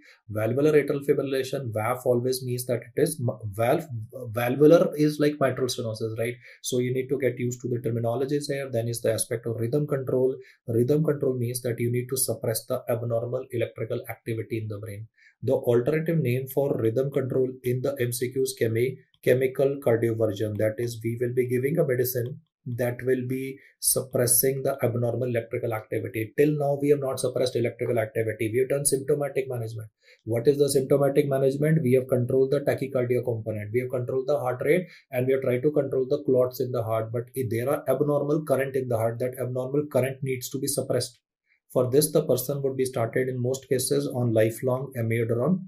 I will speak about amiodarone side effects also, like blue man syndrome, etc. will come up subsequently. But at this moment, if he says like what medicine can be given for chemical cardioversion in this patient, then it is amiodarone, which is a class 3 antiarrhythmic. Initially, I can give IV, but then subsequently, like I will have to put the patient on long-term usage. So initial shot is IV, but then subsequently oral amiodarone would be given sometimes in these patients on a long-term basis. How long? Well, we can't predict. But then amiodarone, what it does is it suppresses the ectopic foci in the heart. So this is like treating the cause of the disease. Manifestations are palpitations. Manifestations are clots in the heart. So first we go for symptomatic treatment. Therefore, the mnemonic race goes like this: rate control first, then anticoagulation, then chemical cardioversion, then electrical cardioversion. That is, if chemical cardioversion fails, so I want to put that in bracket, like if amiodarone is being given, still atrial fibrillation is going on, then no point of continuing amiodarone. Then I will go for electrical cardioversion. That short shot will suppress the arrhythmia in the patient. This is for long standing. This data is for long standing atrial fibrillation. If you are an FMG student, you can skip the race part. You need to remember only the initial part, right? For those aspirants who are going to be doing the routine NEET PG stuff, obviously the whole thing is required. But long-standing atrial fibrillation is what they quiz in like INICET or NEET PG only. For you guys in FMG, they will ask you regarding कि पहले क्या करोगे, and he will try to incorporate contraindication. भाई बहुत simple है यार. Asthma, COPD, bradycardia. I mean इससे simple क्या पूछेगा, right? I mean those are contraindications for a beta block. इसको हटा देते हैं, right? This is like already discussed in the later part, so we'll make the notes more clumsier. Quick recap here: commonest arrhythmia, atrial fibrillation. First, give esmolol. If you can't use esmolol, what will you give? Verapamil. If you cannot use even Verapamil because heart failure है, heart failure में Verapamil देंगे तो that will affect the heart rate again. Verapamil actually we don't know, so I will give digoxin, adding power to the output and helping and activating vagus to control the heart rate, crushing BP, synchronized DC shock. This is the blue data till now FMG exam. For like the subsequent exams, like the race part is to be remembered, including CHAD S2 VSC part, including age is coming twice in a patient. What is the type of drugs that would be required in a patient? And the algorithm is to be like, we can't jump the algorithm. If you jump the algorithm, I already explained to you, the clots are the villain. They'll go out into the brain and will cause deterioration. Now comes the issue of multifocal atrial tachycardia versus atrial flutter. So multifocal atrial tachycardia again is an arrhythmia in which you will notice that the RR interval in the patient will be varying. Now I will I don't need to do the counting part here. If you just casually observe the distance between the R and the R waves, like it's 2, here it's only 1 log square. The heart rate of this patient, sir, is varying every time. There's a variation in the heart rate of this patient. So this is the second time that I'm describing to you any patient who's having an irregular RR interval. I've given you a heads up already. Irregular RR interval is read by you in medical curriculum only 2 times, one for atrial fibrillation, one for multifocal atrial tachycardia. And now I want to draw your attention to, are the P waves present or not? Yes, I can see the P waves. I will do the marking of the P waves also. Like you can see a P wave present here. You can also see a P wave present here, which is much more smaller in size, but it is still a positive deflection. Then you check out the P wave, which I have done the marking at the moment. You will notice that the size and the shape of the P wave is varying.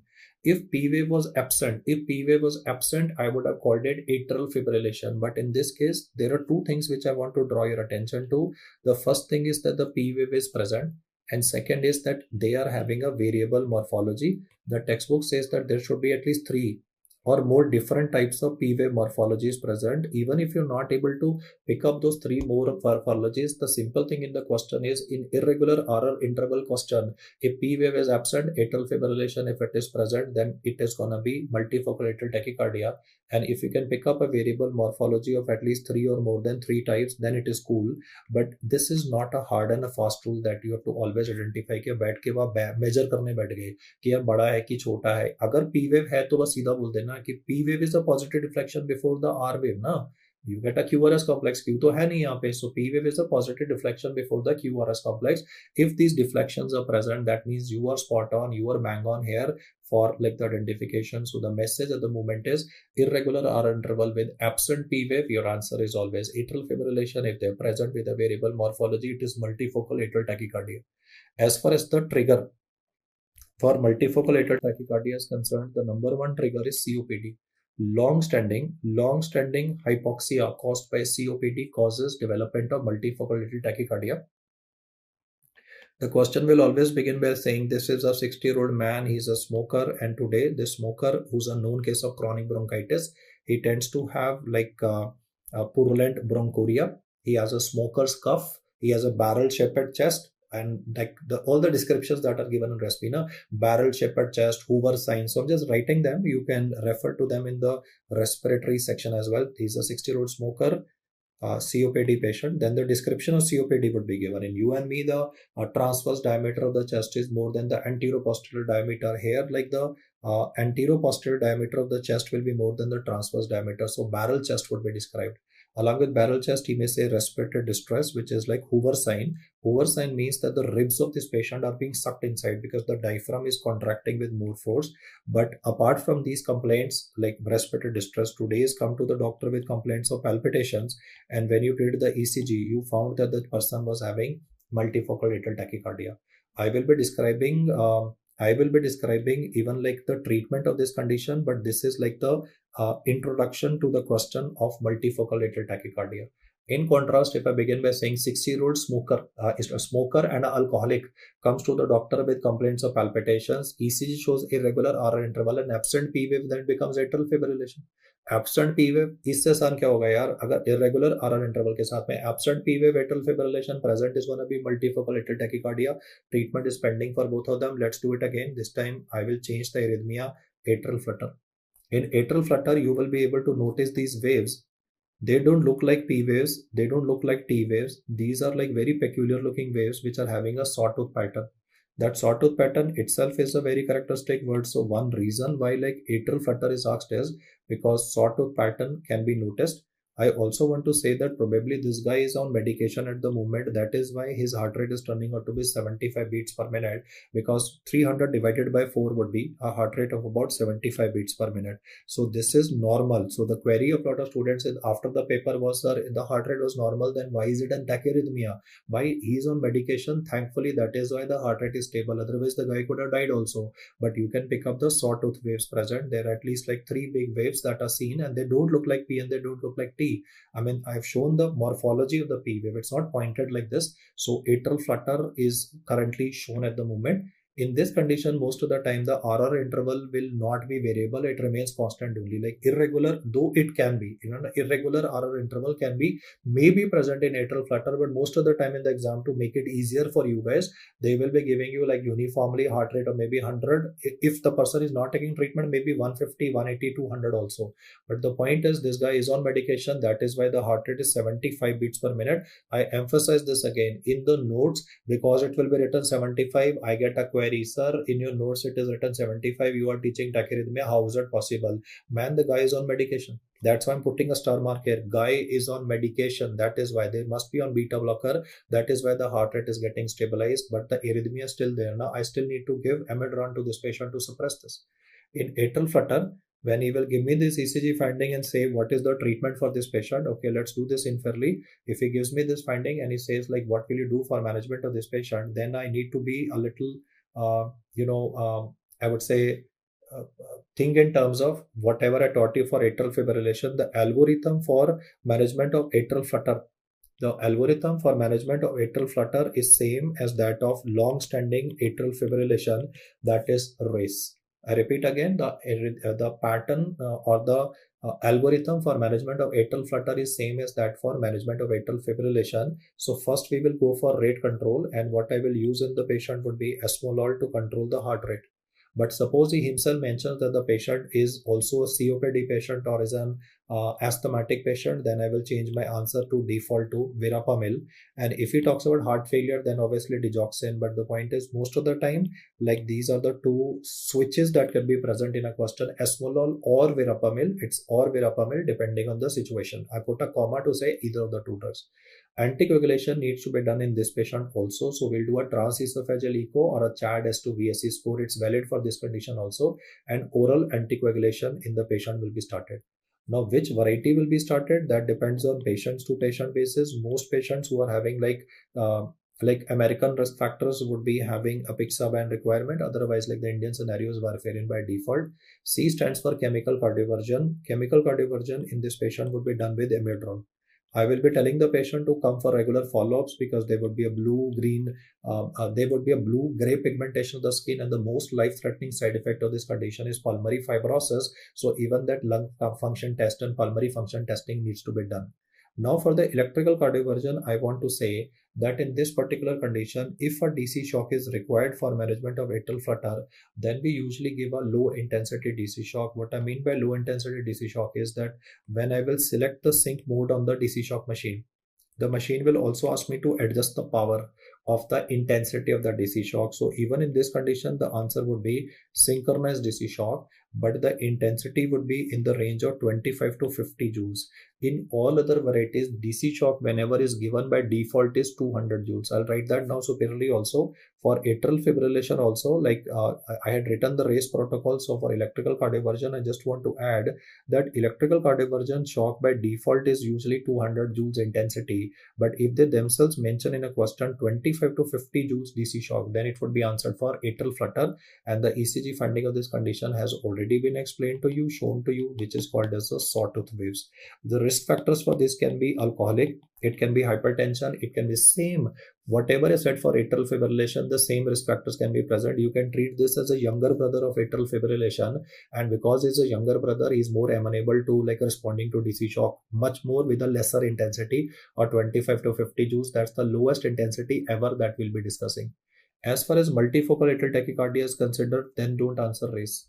In this case, first I want to remind you that multifocal tachycardia is usually seen with COPD. So he says that you will be giving verapamil to this patient initially and then maybe orally to these patients also. That is, IV verapamil is one of the mainstays of treatment, IV and then oral subsequently. Or I can use diltiazem also, same category. The point is not to be used beta blockers in COPD patients, pretty understandable.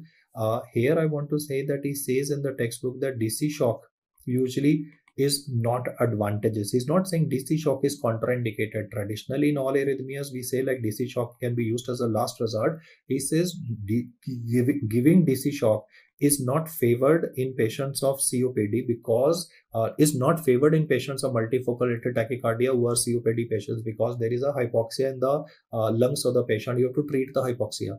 The logic is, if I give DC shock, agreed that the arrhythmia will be terminated. 100% agree to the fact that if I give a DC shock, the arrhythmia will be terminated, but it will come back again because there's a residual hypoxia. So he says that rather more effectively treat the COPD component, treat the hypoxia component. How? By giving this patient long-term oxygen therapy. The technical terms of long-term oxygen therapy I have already discussed in the respiratory section, but I would like to make an interesting observation that the target SpO2 in COPD patients that we always want to obtain is not 95 to 98%. The target SpO2 we want to attain is 88 to 92%. That is because I always want some residual hypoxia to be present in the body of these patients so that they keep on trying to hyperventilate and thereby maintain their oxygen saturation. The interventions to be done are LTOT, long-term oxygen therapy. I have not written the full form, is covered in the respiratory section. Second is I will be starting LAMA in this patient. I will be giving LABA in these patients. That is LAMA would be like tiotropium, LABA would be like indacaterol, and then inhaled corticosteroids. So he says treat COPD, treat the hypoxia component, make him quit smoking, and the mat will disappear. DC shock is not favored does not mean that DC shock is not effective. It is very effective.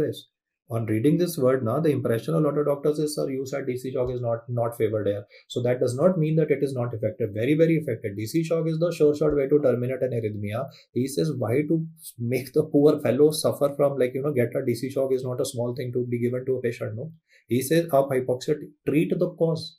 We don't treat symptoms. We have to treat the cause of the disease. When you treat the cause of the disease, the patient will automatically by default improve. So this is the algorithm for atrial flutter fibrillation versus multifocal atrial tachycardia. You can see that race is common between long-standing atrial fibrillation and long-standing atrial flutter in a patient, and the risk factors will almost be identical as well.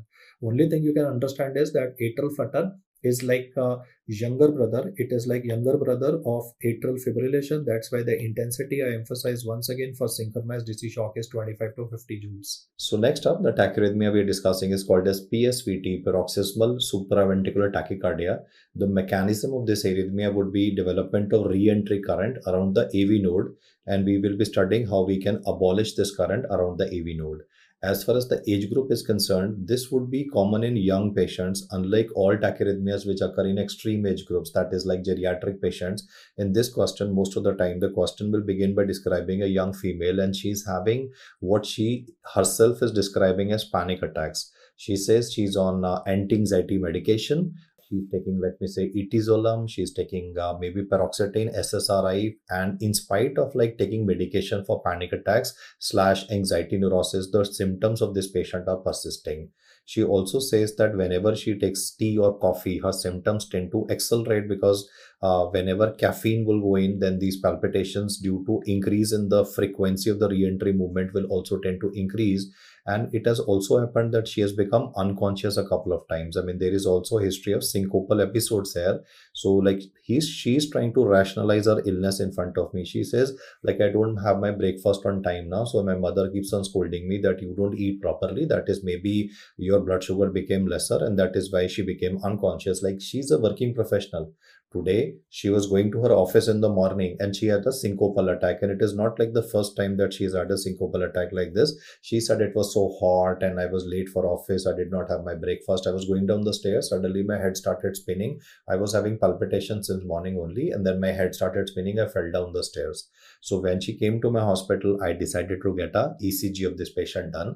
And initially, like she was very reluctant in getting ECG done because she said, like I've been to so many cardiologists. Every time I go to them, like I get in my ECG done, it is perfectly normal. So if you want, I can get an ECG done, but it will never show any abnormality. I don't have a cardiac problem.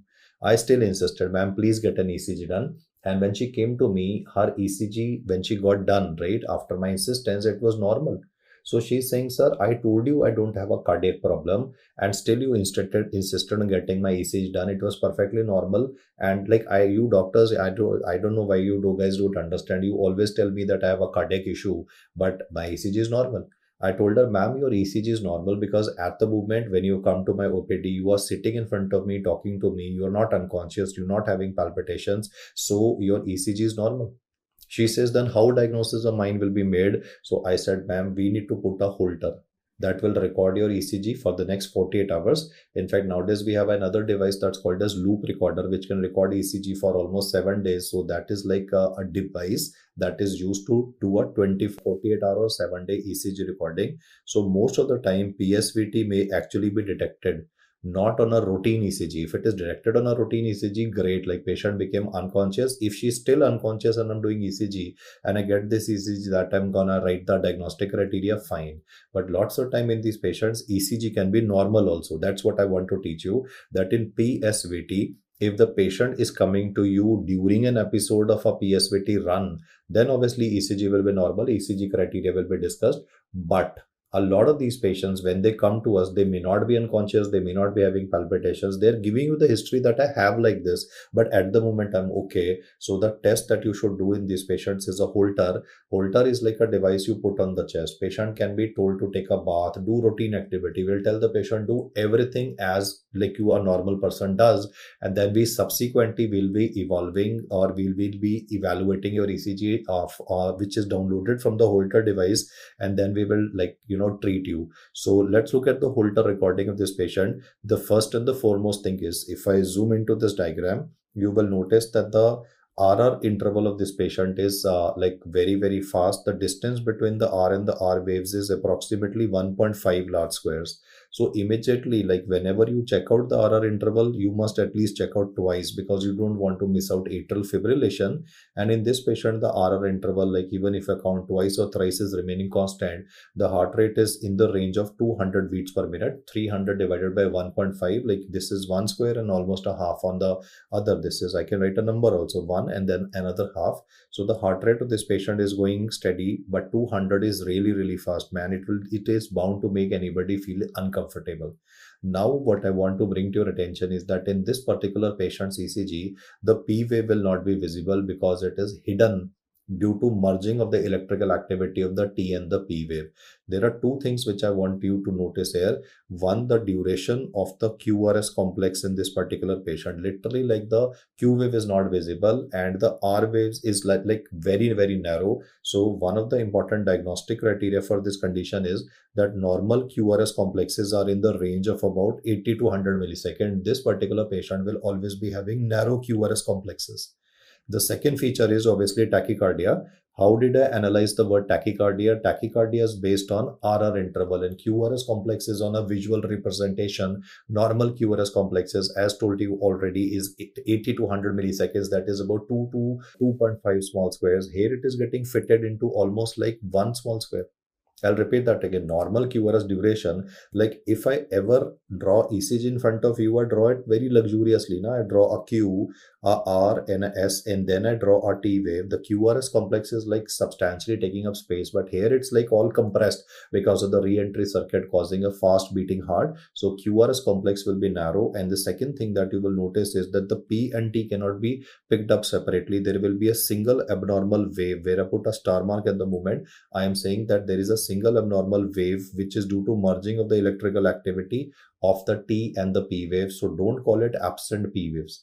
Absent P waves are a feature of atrial fibrillation. In this case, you will use the word hidden P waves, that is to understand and appreciate the fact that there would be, like, the basic concept is that normally whenever we talk about the P waves per se, the P waves would always be distinct from the T wave. In fact, like, the P wave is before the QRS complex and the T wave is after it. So why am I saying they're getting merged? I'm not saying that this P wave and this T wave are getting merged. No.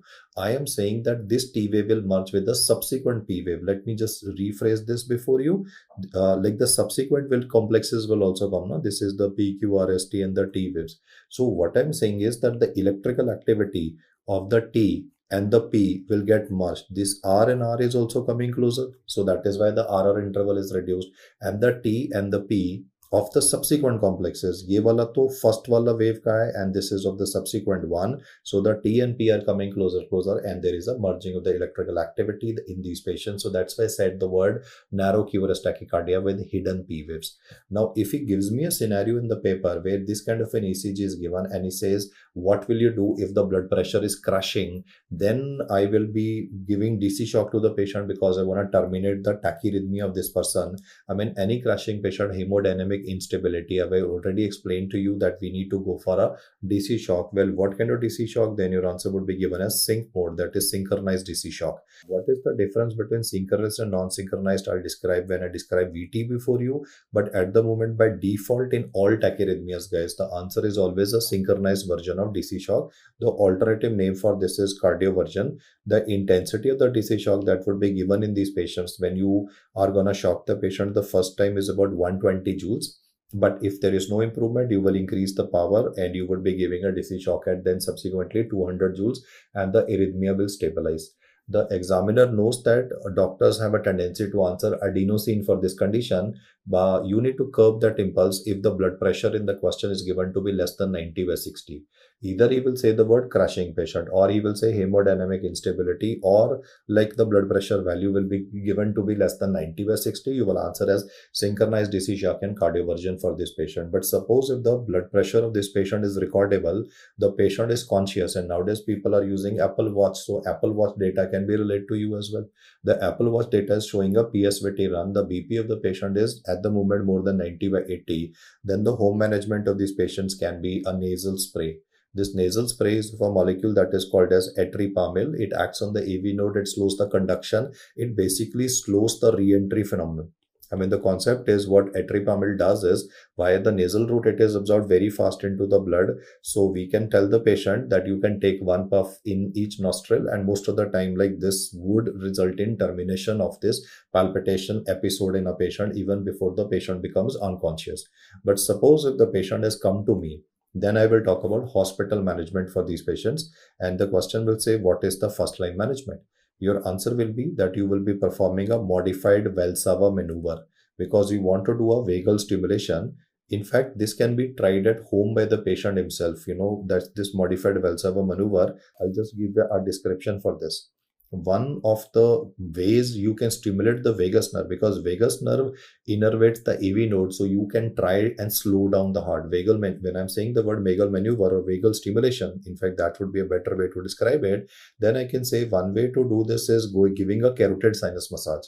But then, like, for carotid massage, somebody else would be required. Patient himself, what you can tell the person to do is you can take that syringe, that 20cc, 50cc syringe, and you can ask the patient to breathe out into the syringe. You see, syringe will have two sides when you open it. One is the plunger wala side, and the second is where you attach the needle. So the needle wala side is to be put between the lips of the patient, and the patient is expected to blow out as hard as he can. And when you're doing this forced expiration, it is like a method of stimulating the vagus nerve. So vagal stimulation is what is recommended. Vagal stimulation can be done in the following methods. One is carotid sinus massage. That is what you will need a physician or an emergency room doctor to be able to do it, carotid sinus massage. The second method of doing this is you can use a face ice pack as well. Like, you can ask your nurse to get like ice cubes, put them in the gloves, and then you can put it on the face of the patient. So face ice pack can also be used in this patient. And the third one is what I explained, that is first give him a 20cc syringe and ask him to breathe out as hard as he can. Then we will make the patient lie down, and one attendant will raise the legs of the patient. That is attempt to increase the venous return to the heart, so that once the arrhythmia gets terminated, there's a substantial amount of preload that will cause the cardiac output to be maintained. So there are like any of these three can be used here, guys. It can be carotid sinus massage, phase ice pack, or modified Valsalva maneuver. Any of them can be used so that we can terminate a tachyarrhythmia, thanks to the fact that vagus nerve is innervating the area around the AV node of the patient, and this arrhythmia's rate will decrease. Like immediately you will notice that there is an improvement present. And I'll just highlight the pathophysiology of this condition once again. Though I've done it already, I'm just gonna say this fact once again. See, our heart is beating at a rate of 70. Like at this moment, when you're sitting comfortably and you're listening to me, then your heart rate would be like this is PQRST, then again PQRST. So everything is normal at the moment. I'm just using two different colors to highlight two different complexes at this moment. At this moment, while you're listening to me comfortably, the PR interval, I'll try to draw it a little more symmetrical. Like this is the P wave. The PR interval is almost the same. This is the QRS complex, and then is the T wave. What I want to say is that in you and me, the number of boxes between the R and the R will be about 4 large boxes. No, remember that like heart rate of 75 is like 300 divided by 4, that would be 75. So 4 large boxes would be present. When this re-entry phenomenon will start, then what it will do is that it will bring this R wave and R wave closer to each other. When the R and the R waves are coming closer to each other, then the T wave and the P wave of the subsequent complex are also coming closer to each other. So due to the merging of the electrical activity of this peculiar wave is being created. This wave that I've currently shown in lead 2, that is the rhythm strip, is formed. It doesn't look like a P, it doesn't look like a T. The peculiarity of the shape of this and the slurring is because of the merging of the electrical activity of the T and the P. That is because the re-entry current is causing the heart to beat faster, so that these two electrical currents are merging. The moment you will put on the brakes, the moment you are going to slam on the brakes by like causing a vagal stimulation, you will notice that now T and P will become separate. Heart rate will slow down. Like it was 200, it will slow down from 150, 125, 100, and less than 100. That's normal range, 60 to 100. And also the T and P will now be separately visible. Earlier, this abnormal wave was being created due to the merging electrical activity because re-entry phenomenon was drawing the heart very fast. As I've explained to you, if it is a crashing patient, then it is always a DC shock. If it is like patient at home, then etripamil can be used. Hospital management would revolve around vagal stimulation, and then I will be securing an IV line in this patient, and I will give adenosine. Obviously, like the drug of choice for management of a paroxysmal supraventricular tachycardia is adenosine. How it works is it acts on the AV node again, and it causes vagal activation, due to which the heart rate of the patient will slow down. We'll usually give a 6 milligram dose initially. They don't ask you the dose. This is just for your knowledge sake, because lots of time this is asked in interviews, etc., that you would be, maybe doing it for residency. Then IV adenosine 6 milligram, then 12 milligram, usually like 18 milligram, and you are good and sorted for management of these patients. And more importantly, I also want to bring to your attention that after you have given adenosine, because the dose 6 milligram is very less, it may not reach the heart on time. So a practical question that you should be aware of is that you always give a normal saline bolus. You flush the cannula of the patient. You flush the cannula with a normal saline bolus of only 20 ml, not like very large amount of fluid, but just 20 ml bolus, so that the medicine will be able to reach the heart of the patient, and then we'll be able to ensure that the abnormal electrical activity can be suppressed.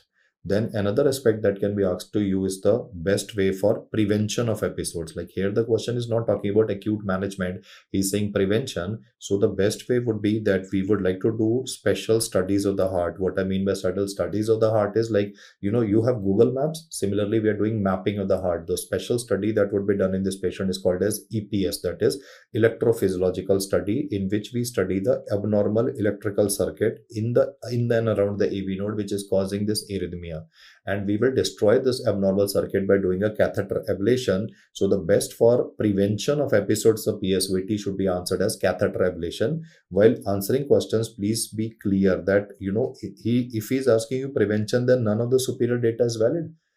Then it is like catheter ablation is the best method. That's a separate thing. Patient may not be ready for this procedure initially, and like the studies that we are doing here will also be requiring like patient to come to the hospital and maybe spend a day we have these ECG nerds who study the electrical circuit in the heart. So the study that would be done here is called as EPS, that is electrophysiological studies.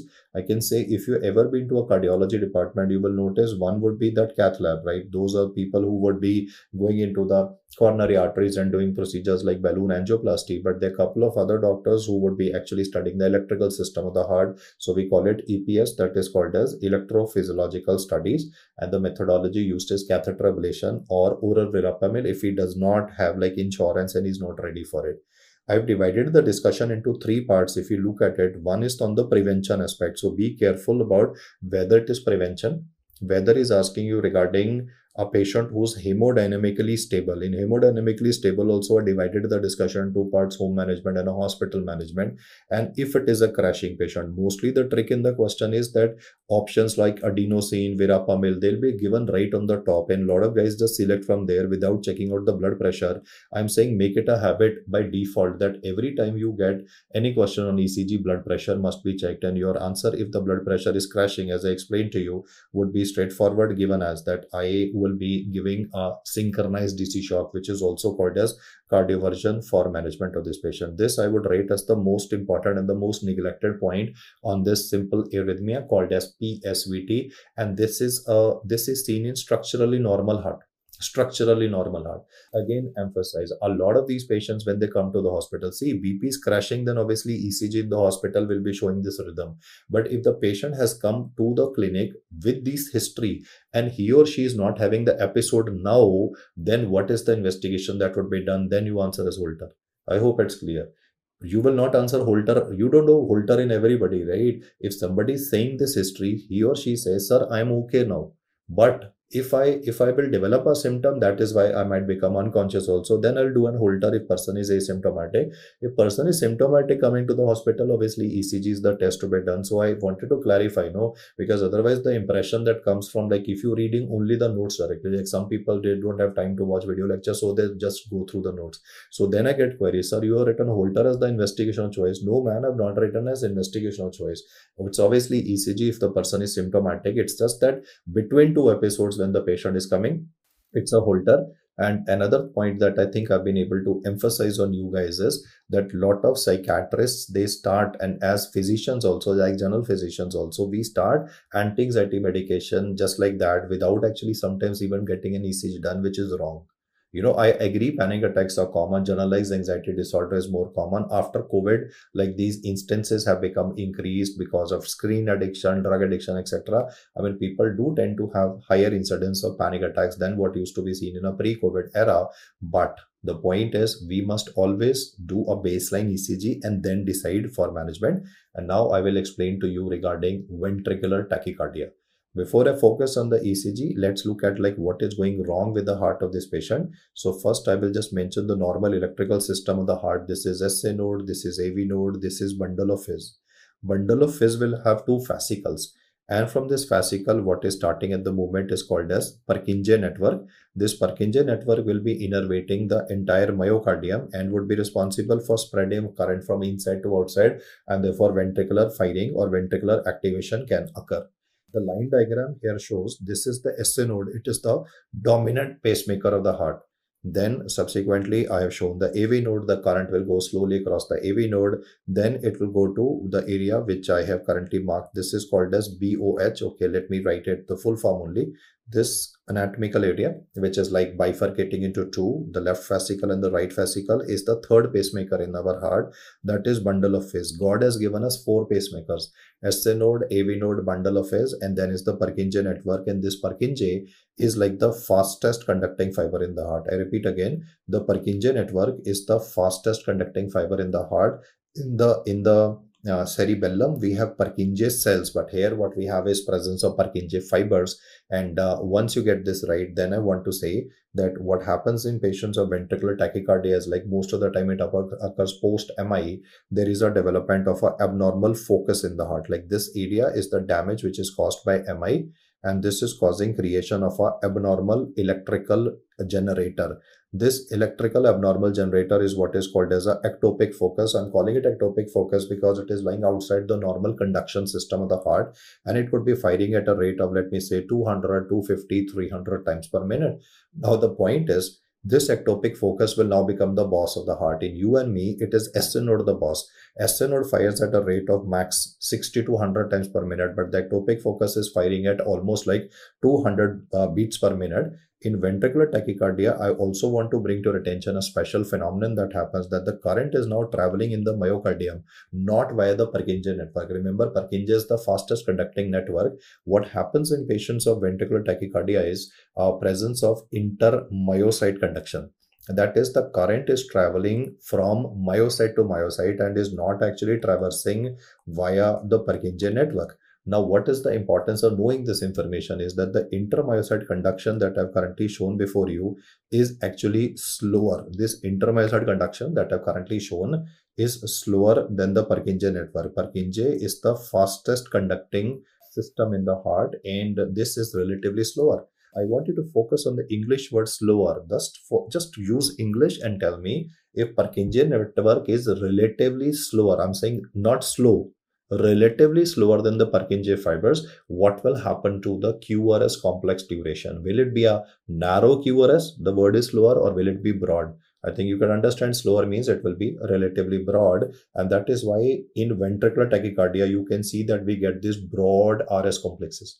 I wanted to give a rationale like why in ventricular tachycardia do you always read about a broad QRS complexes. The reason for this broad normal QRS duration 80 to 100 milliseconds. Here it will be more than 120. So broad QRS complexes are what are present here. The RR interval is reduced only. The peak of the R is only 1 R square. So there's a tachycardia. But I wanted to explain to you that why do you get broad RS complexes in these patients? The ventricles are contracting again and again and again without getting properly filled with blood.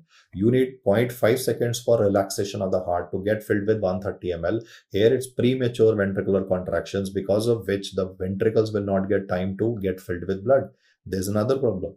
The second problem is that the SN node fires at a rate of about maximum of 100 beats per minute. So I can say that the atrial rate of this patient would be 100 beats per minute and ventricular rate will be 200 beats per minute. You see, the ventricles of this patient are being controlled by the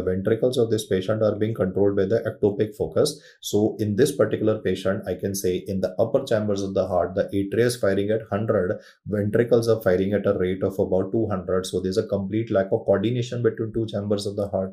Therefore, the word I would like to introduce at the moment is AV dissociation. I did introduce this in the starting of this video, right? AV dissociation means lack of coordination.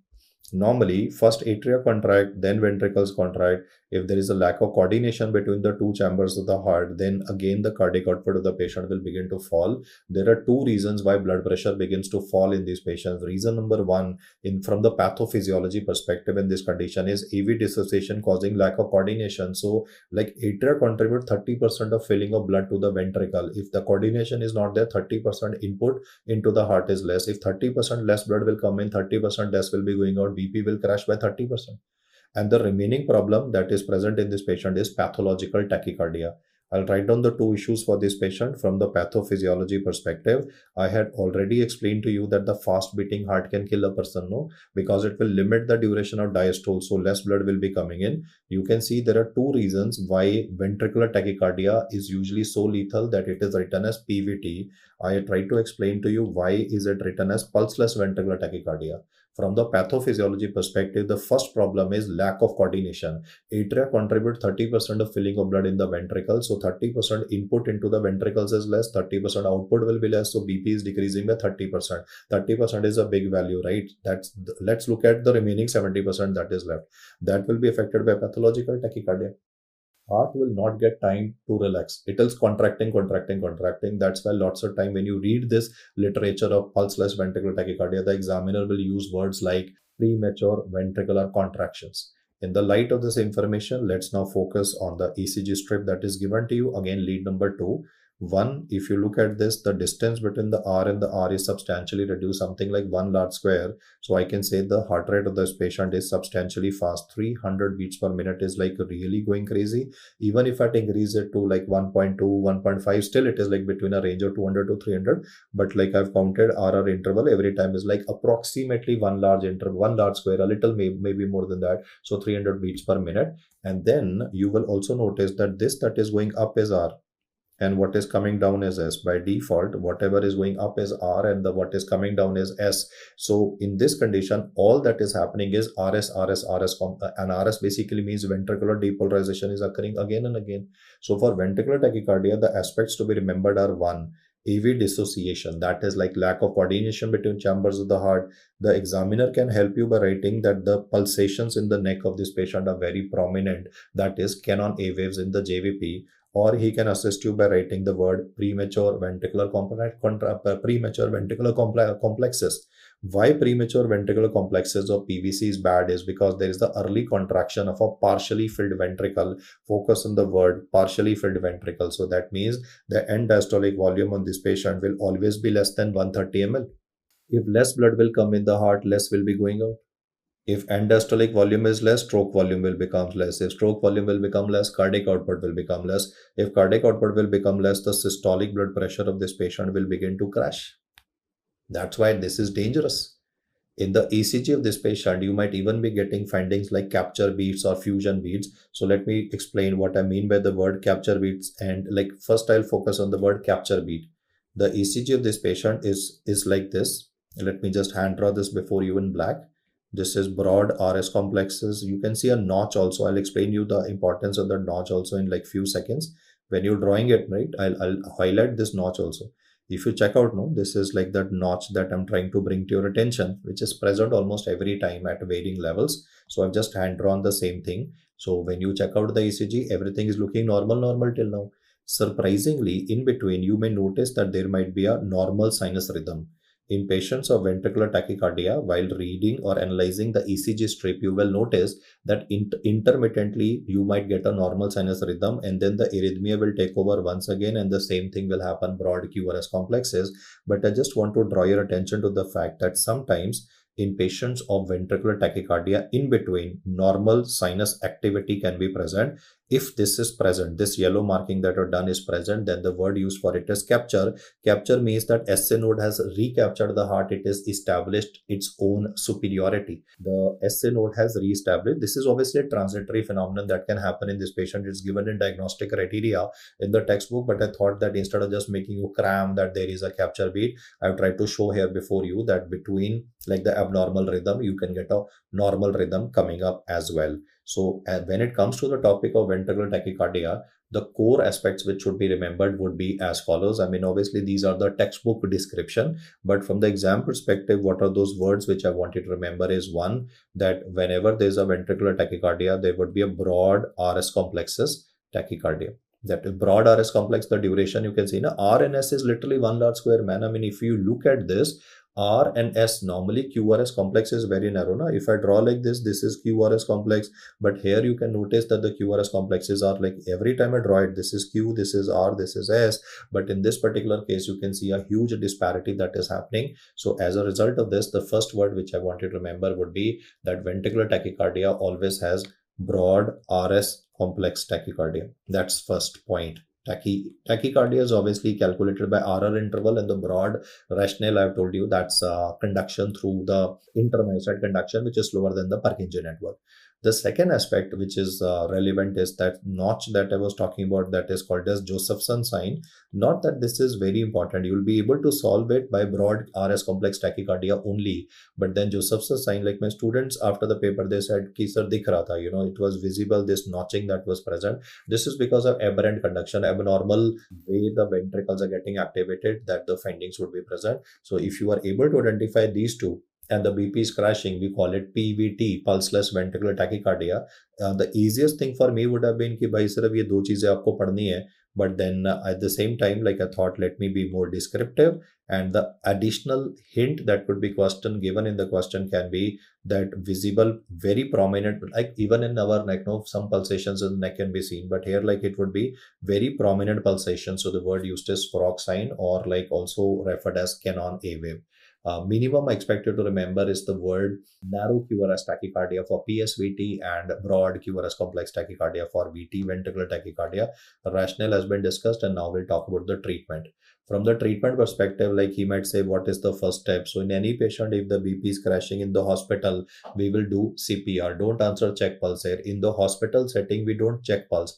Check pulse is for basic life support. If he himself mentions the word PVT, if the question says himself that the ECG display in the hospital emergency is showing a PVT, then there is no rule of checking pulse, guys.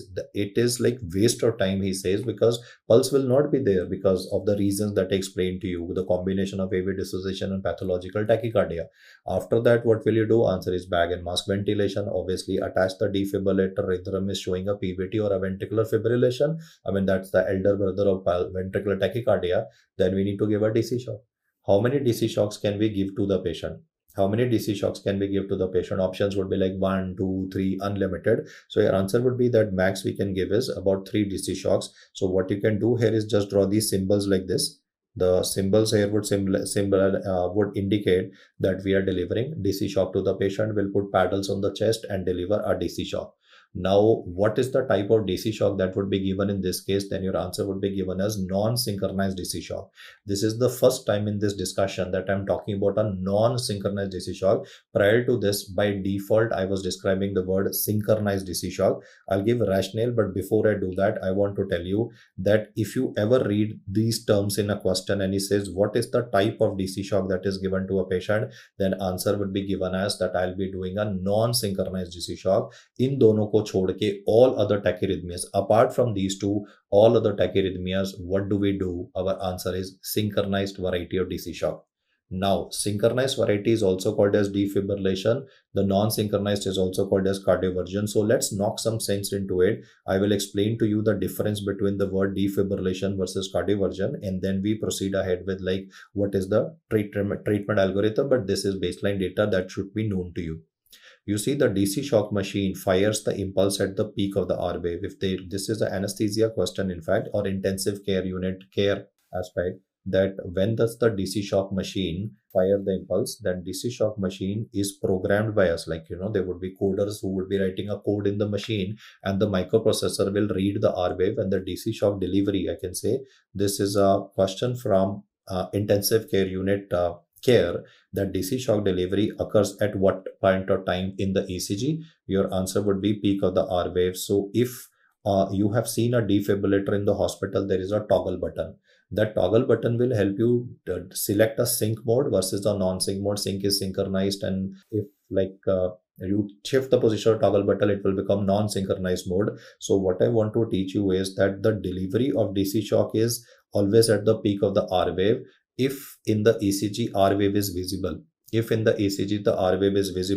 then the toggle button position should be sync mode, and you will deliver a synchronized DC shock. The meaning of the word sync word is that the computer will deliver the impulse at the peak of the R wave, as I've just explained to you. But in the case that I'm describing to you, that is pulseless ventricular tachycardia, the R waves are not present. No, it's like these broad complexes. You and me know that these are R and S, right? But then the computer doesn't know.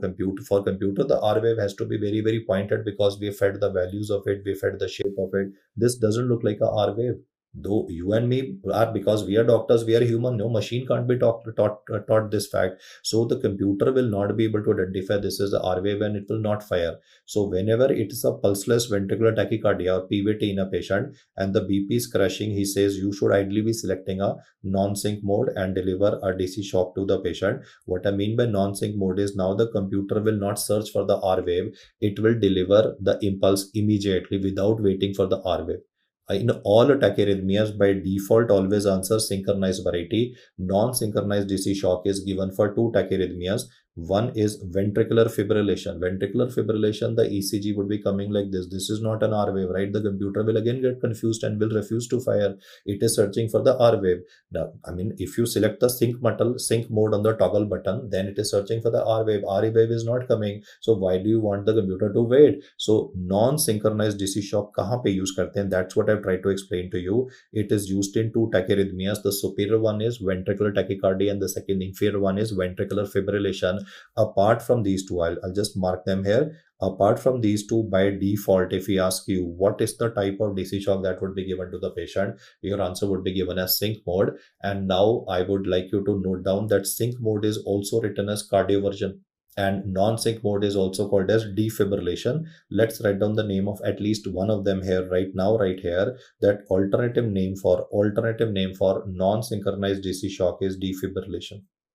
Alternative name for non-synchronized DC shock is defibrillation. The concept that you have to understand is that cardioversion and defibrillation both are DC shocks. The intensity will remain the same only, 200 joules ही है, लेकिन दोनों में difference क्या है? In defibrillation, English से करो ना यार, ventricular fibrillation का इलाज defibrillation, additional point is pulseless ventricular tachycardia. In defibrillation, the computer will not search for the R wave, it will deliver the DC shock immediately. But when it is cardioversion, the computer will wait for the appearance of the R wave in the patient. So that's the point to be remembered. Sync mode is waiting for the peak of the R wave. Non-sync mode is doesn't wait for the R wave to come. And here, because I want to use a non-sync mode, so I've just drawn 3 deliveries at the moment which are called as defibrillation. अगर ये सब नहीं याद रखना चल जाएगा काम. Still English से कर लो ना. वेंट्रिकुलर फिब्रिलेशन का इलाज क्या होता है? It is defibrillation. Additional point is pulseless ventricular tachycardia is also defibrillation known as non-synchronized DC shock. Now, first DC shock has been delivered, second DC shock or third DC shock, lots of time you will say what is the next step after the DC shock has been delivered, because the whole team is looking at the monitor. Only the person who's the team leader, like you are the team leader, you are standing at the foot end of the patient, you are supposed to look at the monitor. Everybody else is to start doing CPR again. Your answer, if he says what is the next best step after the DC shock has been delivered, your answer is restart CPR in this patient. The frequency is obviously 30:2 and one cycle of CPR is for 2 minutes. What I mean by one cycle of CPR is for 2 minutes is basically that after 2 minutes, the person who's giving chest compression will bound to get tired. So you should swap position. Like suppose I'm giving rescue breaths to the patient, bag and mask ventilation. You are giving chest compression. So after 2 minutes, you will get tired. So I will come and take your position and you will start doing bag and mask ventilation. So position swap between the rescuers has to be done after the gap of 2 minutes. So usually they describe like this, that one cycle of CPR is 2 minutes. I repeat again, why do they say in the book one cycle of CPR is 2 minutes is position swap between the rescuers. At this moment, the question is like I'm giving chest compression, you are giving rescue breaths. What is the number of rescue breaths to be given per minute? What is the number of rescue breaths per minute? I mean, like I'll give options were 6, 8, 10, 12. Can you select one? You will be giving one breath every 6 seconds. 6 into 10 is 60. So that would be 10 breaths per minute. I repeat again. A doctor is supposed to give one breath every 6 seconds. One breath every 6 seconds. So 6 into 10 is 60. That would be 10 breaths per minute is the number of times the ambu bag needs to be squeezed because oxygen also needs to be given. And you have delivered a DC shock, and immediately after giving DC shock, the rhythm will not normalize. It will take few seconds for few minutes for the rhythm to normalize. So what you will do is you will ask your team member to restart chest compression and one guy to keep on doing ambu bagging of the patient. And here the question can be saying that this has already been done. Like first DC shock was given, CPR was given. What is the next step? So you will say that I will try to secure intravenous access. Lots of time the veins will collapse. In like you and me, no, we can like do like this and we can make the vein prominent, but in like a person who's in circulatory failure because the heart rhythm is abnormal, intravenous access may not be possible. So we will then have to use a intraosseous access as well. At this moment, I'll write down the site of intraosseous access and the needle that we use for it also. But the message is that you need to get an IV access. If the question says there is no improvement in spite of this, you will next deliver a second shock. CPR has again been started, and the question can say, what will you do with the IV access that you have already obtained? If you could not get an intravenous, you would have obtained an intraosseous access. Like the question will say, second DC shock is being delivered by the doctor. The team has restarted giving CPR. What is the next step to be done? So your answer would be that we will be giving epinephrine. Yes, guys, here we will be giving epinephrine to the patient. That would be 1 milligram in 1:10,000 dilution.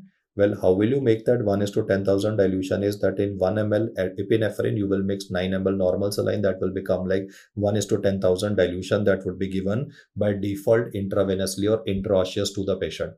In some questions, he might go a step ahead and he might say that second DC shock was given.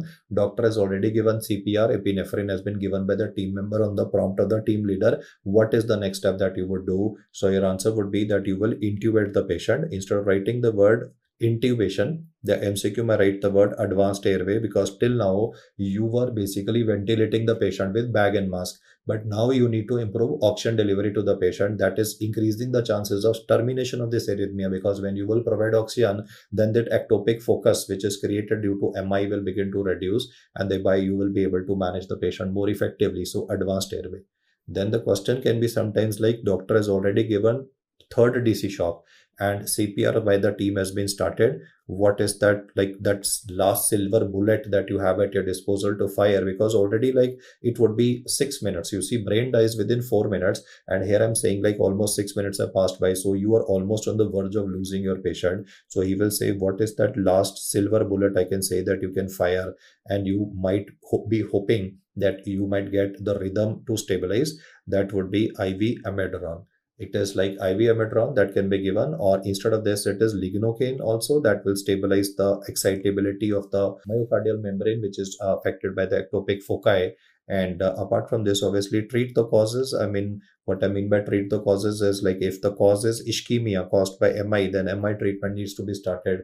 If it's an electrolyte imbalance, then electrolyte imbalance needs to be treated. If it is hypoxia, then hypoxia. If it is metabolic acidosis, then metabolic acidosis needs to be treated. So at this moment, what I mentioned before, use the algorithm from advanced cardiac life support. Like, instead of marking in the advanced cardiac life support, you can see total of 3 DC shocks are being given, and everything that is given here I have tried to explain by writing instead of just marking in the handout. Like, first time we gave CPR, one cycle being 2 minutes, and we secured a IV or an intraosseous access.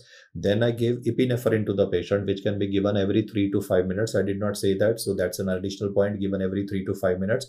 And consider advanced airway. Advanced airway would mean intubation of the patient. And if the rhythm is still not stabilizing, then we give the third DC shock, and you give amiodarone, lignocaine, and treat the reversible causes here. So what I have done is, the purple color that I have put here is for the interventions that you're doing.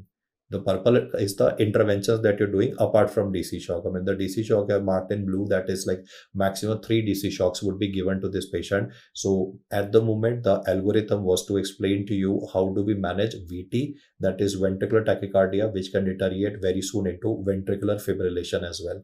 Let's do a quick recap of this arrhythmia. The most important thing is the diagnostic criteria. The ECG criteria to be remembered for this condition, though I've said a lot of things, are broad QRS complex tachycardia. Q is not visible, so even RS complex tachycardia word chalega. The second is the word Josephson sign. Important because not that it is very important for diagnosis, but it is like very well visible. And then the third one is that you will be able to see Canon A waves of frog sign present. That is like an additional hint that can be given in the question. Obviously that frog sign is not a ECG finding, so I would just like, because lots of time like you get printed notes, no, so the impression that comes is that it's an ECG finding. No, obviously it's a JVP finding. Problem with VT क्या है? Problem ये है भाई कि the ventricles are working more than normal, what is required, and at the same time they're partially filled, so input is less, output will also be less, and that's why the blood pressure begins to crash. Sometimes in the ECG you might get a normal sinus rhythm in between, which is a diagnostic criteria, capture beats. And then I gave a rationale behind this condition and the treatment algorithm that should be done. The number of rescue breaths by default, whether it is bag and tube or bag and mask, will remain 10 per minute, maximum 3 DC shocks. Every time it is CPR at a ratio of about 30:2, and every cycle of CPR is for 2 minutes. What you mean by the word 2 minutes is a position swap between the rescuers by which you are able to manage your patients effectively. Just to get the understanding of this better, I'll draw a line diagram saying this is what happened in this person in majority of cases. Like, this guy was admitted in my hospital with a ST elevation MI with a T wave inversion. This was the ECG of this patient in the precordial leads, like maybe V1 to V4 was showing this ST elevation with a T wave inversion. The guy has just been admitted. And then I noticed that the rhythm in this patient became like this. The person became unconscious. Till now he was saying, sir, chest pain, palpitations, he's sweating extensively. And now suddenly I noticed patient became unconscious. When I looked at the monitor, the ECG is being done in this patient. I was talking to the patient, continuous paramonitor is already attached. The rhythm will become like this. This is the rhythm, that is VT. is started in this person, ventricular tachycardia. And if I do not intervene, then you'll notice that this can deteriorate into ventricular fibrillation in a patient as well. That's twitching all around the baseline. So I just wanted to explain to you that all patients of ST elevation MI should come to the hospital as early as possible, because chances of arrhythmia is very common in the first hour. The first hour is always called as the golden period for golden period of MI. I'll teach you like in how much time thrombolysis etc. should be done. That is okay. But in ST elevation MI, as you can see, significant ST elevation has been shown, almost like 3 millimeter, 4 millimeter with a convexity, but then it deteriorates into a VT and can deteriorate into a ventricular fibrillation as well. Another point which I want to bring to your attention is that metabolic acidosis can also be a trigger for development of VT in a patient. In metabolic acidosis, the protons can cause excitability, and therefore ventricular tachycardia can occur in this patient. Question to this effect was asked in the exam in the following sense: this is one drug that is used for management of depression, that is amitriptyline. Amitriptyline basically also causes metabolic acidosis. Amitriptyline toxicity also causes metabolic acidosis, and therefore by default it will excite the myocardium and it can cause triggering of this arrhythmia by the name of VT. So the question was with respect to a young guy, and he said that this young guy, he was having depression with suicidal tendency. So the doctor had like planned electroconvulsive therapy for this patient next week. I'll just say this is a young person, 20-year-old guy. He's suffering from severe depression. So in the question, first the examiner wasted your time by describing those Sage gaps. Sage gaps are like those features, no, that you read with respect to like depression, where there's like worthlessness, suicidal ideation, etc. present in a patient. So the question said that this patient last week had actually tried to cut his veins. He tried to cut his artery, or he managed to cut only the veins. He tried to cut the artery. Maybe his sister saw him, so he was rescued. And there is like a one suicide attempt in this patient already. Now, in the hospital, we have planned for this person, depression with suicidal attempt. We have planned electroconvulsive therapy. That is on coming Monday. Like this patient came on a Thursday or a Friday. So coming Monday, we are planning to do a electroconvulsive therapy for management of depression with suicidal attempt. And meanwhile, this guy was also prescribed amitriptyline by the physician. I'm describing this case in a fluid format. I could have written it, but I'm trying to get you a hang of how the question was created. 20-year-old guy, depression, suicidal attempt, electroconvulsive therapy is scheduled for this patient on coming Monday. Amitriptyline was also prescribed to this patient. Like you prescribed it for 2 weeks. Normally, like any psychiatric medicine is not given for more than 10 to 14 days. Now, this boy, when he went back home, like there were 2 strips of amitriptyline lying in the house, and this guy consumed 2 strips together, like 20 tablets of this patient. 20 tablets of amitriptyline were consumed by this guy in his second suicidal attempt. Like for him, it is sleeping pills. He doesn't understand what is depression. He does not understand that he's trying to harm himself. He just consumed those 2 tablets of sleeping pills because on the internet, on YouTube, he was searching how to kill yourself painlessly. So one of the search results, some video showed on the dark web, like this guy can kill himself by taking 2 strips of amitriptyline. Now he will say, if the patient is brought to the casualty in an unconscious, unresponsive state, and the ECG of this patient will be showing VT. Like my students told that, sir, when we checked out the ECG, I'm not going to draw it again. I've already drawn it a couple of times. VT was present. And the question said, like, what is going to be the treatment of choice for this condition? See, if the question said in this particular case, what is the first line management? Since the guy is unconscious, there's a VT present, I'll assume that this is hemodynamic instability and I will give a DC shock to this person, especially in a situation of ventricular tachycardia. Question, always check out the blood pressure value. If the BP is coming to be unrecordable, obviously the first intervention to be done is a DC shock. That would be non-synchronized DC shock. That is what I described before you as defibrillation.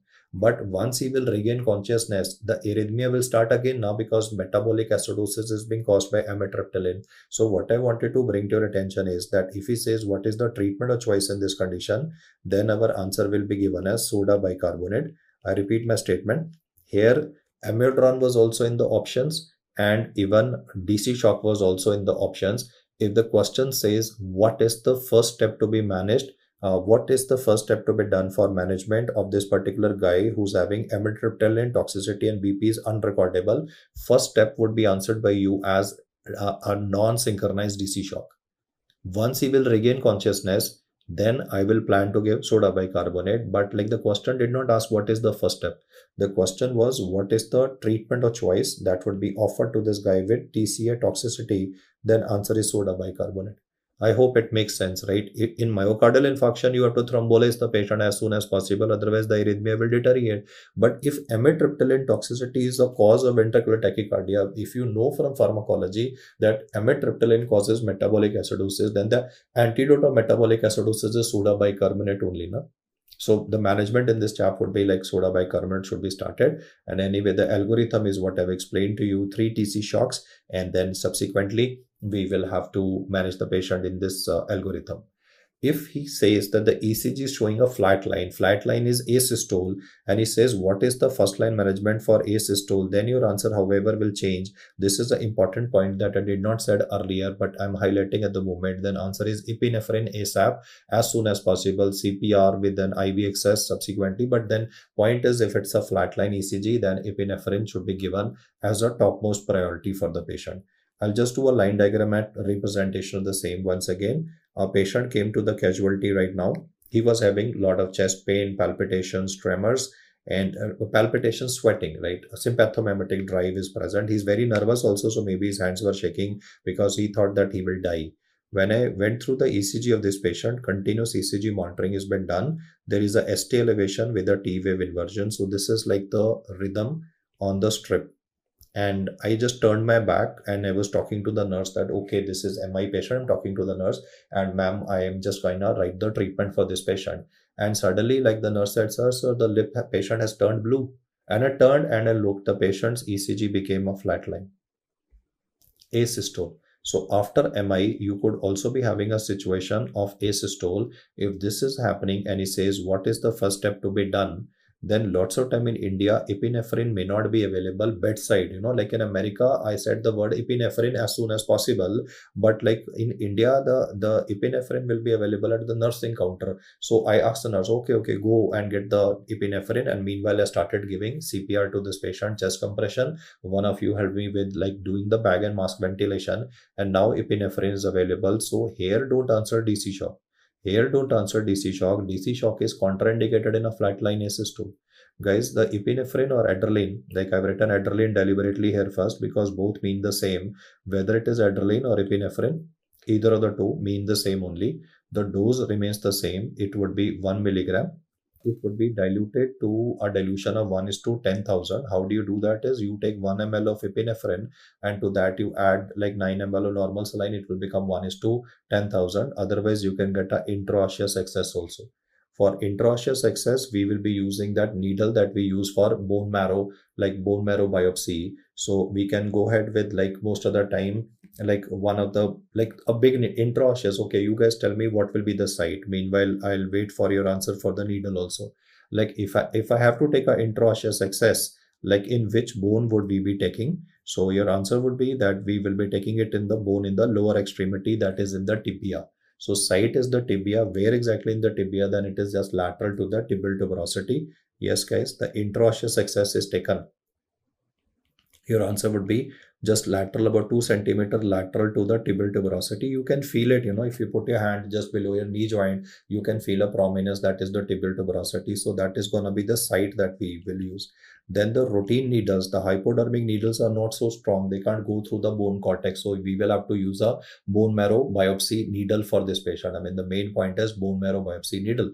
The name of this needle would be called as Jamshedi's needle. This is like a very core stainless steel needle which can easily go through the cortex into the medulla. The medulla has a very good communication with the venous system. So at this moment, the important statement I wanted to say was that lots of time in American series, they show like this, that patient is having a flatline ECG and doctor is giving a DC shock. We don't give DC shock in flatline ECG. DC shock is contraindicated with respect to asystole.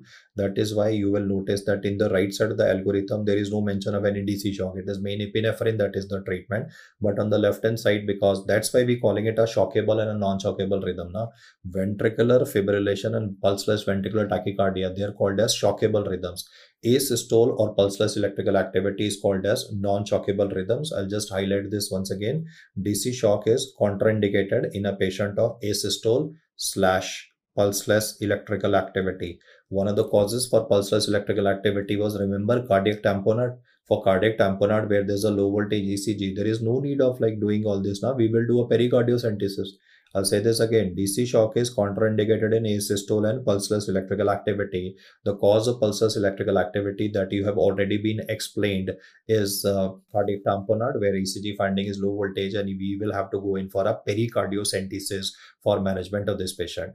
I'll just repeat the three core aspects that I've highlighted at the moment. First scenario, I said MI can result in ventricular tachycardia, for which obviously we will be giving DC shock to the patient. So that is the first concept that I mentioned before you for VT deteriorating into a ventricular fibrillation.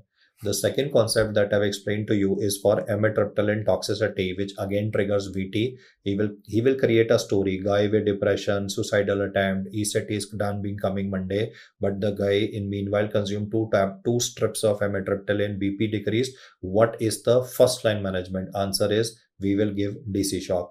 But if he says treatment of choice, as I explained to you, then it is soda bicarbonate. I'll give the rationale once again. The rationale for the second concept is that if I give DC shock, I'm just terminating the arrhythmia, but I'm not eliminated metabolic acidosis. Why are we getting this VT? It is because of metabolic acidosis now. So antidote of metabolic acidosis, soda bicarbonate needs to be given. The aspects of 3 DC shocks have been explained, and the right hand side, this discussion is what is called as, I'm not writing it, but obviously it's clear, no DC shock here. So English, non-shockable rhythm.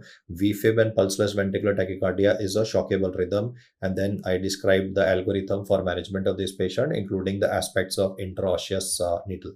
Now, another aspect from emergency medicine is you are at the airport. Elderly patient crashes in front of you. What is the first step in management? So here obviously like it's basic life support, so I will have to check the pulse of the patient, but we don't immediately check the pulse. If he says what is the first step, then you already know that it is verify scene safety. After that, you will like tap on the shoulder of the patient and say, sir, can you hear me? Can you open your eyes? Can you touch my hand? Like I'll touch his hand. I'll say, just sir, gently squeeze my hand. So like you are trying to get, physical contact with the patient. That should make the person respond to you if he's aware of his surroundings. Like sometimes hypoglycemia can cause blood sugar to become low and person can fall down at the airport also, or at a railway station. So you will check for responsiveness. Then is shout for help. Shout for help does not mean that you are screaming your lungs out. You will say that anybody at the airport counter who has taken BLS training, and BLS training is mandatory for people who are working at airport, police, etc. Then when this person will come, like Indigo Staff Airlines attendant came and she said, sir, what is to be done? So you said, ma'am, please take out your phone and call. Like in America, it is 911. In India, it is 102 for ambulance. So please call 102 or please call Blinkit. I think you are aware that Blinkit in Gurgaon has started an ambulance services, sir. They are having a very small fleet of, I think, 2 or 4 ambulances only, but they are doing a tremendous job. You just call them. They don't not even charging money, and the service is free of cost, sir. And why I'm telling you this is because if a IIT guy who's running a food delivery app can run 4 ambulances free of cost, no questions asked, and you just call and the only thing they ask you is it serious? And you say, yeah, they say, okay, ambulance will come and it will reach at the right location within 10 minutes. If they can do food delivery, ambulance is coming, sir, and taking people to hospital with there is a proper technician present there who's talking to the doctor in the hospital. Okay, I'm bringing a case, right? So if a IIT Delhi guy who's running a food delivery app can do it, government can do it also. IAS officers are so qualified, but they have ego issues with doctor and they're not able to run these kind of services. It's a sad situation, sir. You and me are doctors, and even something bad happens in a family, by the time we reach, anything can go wrong. So activate emergency response, call up the ambulance services, and then ask this lady from like the airlines, male or female, whosoever came, ma'am, get the AD machine at airport. At every boarding gate, automated external defibrillators are present. And while they have gone to get the AD machine, what will you do yourself? You will do 2 things: check for no breathing, and simultaneously you will also check for pulse in the patient. I'll repeat that. What will you do yourself while you have to do this fast? No, then person came, you said that ma'am, please take out your phone and call, and while calling, don't stand here, go and get the AD machine. And then meanwhile, what you are doing, your eyes are on the chest of the patient. Your eyes are on the chest. If he says, what will the doctor evaluate? First the pulse or first for no breathing? Then the algorithm says, look for no breathing and simultaneously check pulse. Then same word to what algorithm is to be answered. Check for no breathing and check for pulse. and a doctor is supposed to invest how many seconds checking the two? It is 10 seconds. What is the pulse that you'll be checking in this patient? Would obviously be a central pulse, that is carotid pulsations are to be checked. And if in the person both are absent, like if I say that there is no carotid pulsation, if I say there is no breathing, and if I say there is no pulse in that, there are no carotid pulsations, then in those circumstances, I will be starting CPR in a patient. So these are like couple of steps which they ask from the basic life support perspective. But in advanced cardiac life support, as I explained to you, there is no rationale of checking pulse, because if it's ECG showing a PVT, showing a VT or a ventricular fibrillation, the pulse is bound to be absent. Then like while you're doing CPR, ratio will be 30:2. When the AED will come, you have to deploy it on the chest of the patient and give a DC shock. The update is that they've added one point here, that if it's an opioid overdose as suspected from Western perspective, pinpoint pupils present, then you can even give naloxone. Obviously, like you need a healthcare worker for this, non-medical cannot do that. But then he says that use AED as soon as it alive and deliver a DC shock. What saves a life is not chest compression, guys. What saves a life with respect to basic life support is a AED, that is an automated external defibrillator. So this is an algorithm for management of like patient who's crashed in the periphery. And even if patient is crashing on the road, whether it's railway platform, road, airport, wherever, it's basic life support algorithm that is to be answered. But in the hospital, if he is himself saying flatline ECG, don't answer check pulse, straight answer is CPR. I'm showing that again because a lot of guys make a mistake. No, if he will say code blue, patient crashes in the hospital, what will you do? Checking pulse. I mean, that's a waste of time. If ECG is showing a flat line, one funny thing I wanted to tell you, in our hospital, like one patient, like I'm telling you my days, one of my patients, like ECG was showing a flat line and patient was blinking because the monitor got disconnected. So obviously you have to take care of those things. No, like the monitor is if the leads are disconnected, no, the leads got disconnected from the monitor, so it will start showing a flat line. So assuming that obviously those situations are not there, it is like initiate CPR, the ratio remains the same, 30:2. One cycle of CPR is 2 minutes, which means position swap between the rescuer. If it says how much is the number of chest compressions that should be given, then the chest compressions that should be given are like 100 to 120 per minute.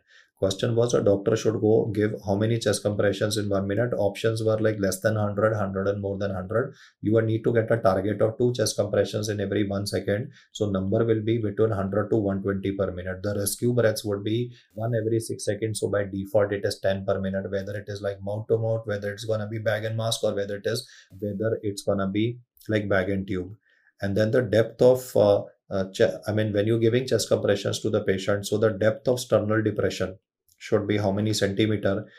Here the options were like 3 to 4, 4 to 5 and 5 to 6 centimeter. The answer is 5 to 6 centimeter. It is not 3 to 4, obviously it's not 4 to 5, it is 5 to 6 centimeter is the depth or the magnitude of sternal depression that should be obtained. You have to give chest compressions on the lower 1/3 of the sternum by default, obviously, and so that you are able to effectively depress the sternum of the patient and squeeze the heart between the chest squeeze the heart between the sternum and the vertebra, so that effective carotid pulsation can be obtained. Now, these were a couple of aspects from the emergency medicine that I wanted to explain to you. And now I will focus on the aspect of symptomatic bradycardia. For symptomatic bradycardia, first we'll focus on the ECG component. Here you can notice that the number of boxes between the R and the R wave have dramatically increased to almost like 7. If there's going to be like 7 large squares separating R and R waves, then the heart rate of this patient would be 300 divided by 7. If I go by mathematics here, I think you would all agree it's turning out to be less than 40. 7 3s are 21, right? And then would be 9. So maybe 28, 29. My mathematics is bad. I hope I'm doing it correct. Something like 30, 38, 35. Let's take an average value, right? 35 beats per minute. The heart rate of this patient is about 35 times per minute, right? So this is like very critically low. At this low heart rate, the blood pressure of the patient is bound to crash, and if the person is symptomatic. At this moment, I also want to say that if somebody is doing marathon running on a regular basis, I'll do this numbering once again. This is what you in the exam, obviously you will have to do this fast now. The distance between R and R every time you count is about large square. So this is the heart rate calculation that I've done. And I want to say that people who do a lot of marathon running, their heart rate basal might be substantially low, but their blood pressure will be maintained.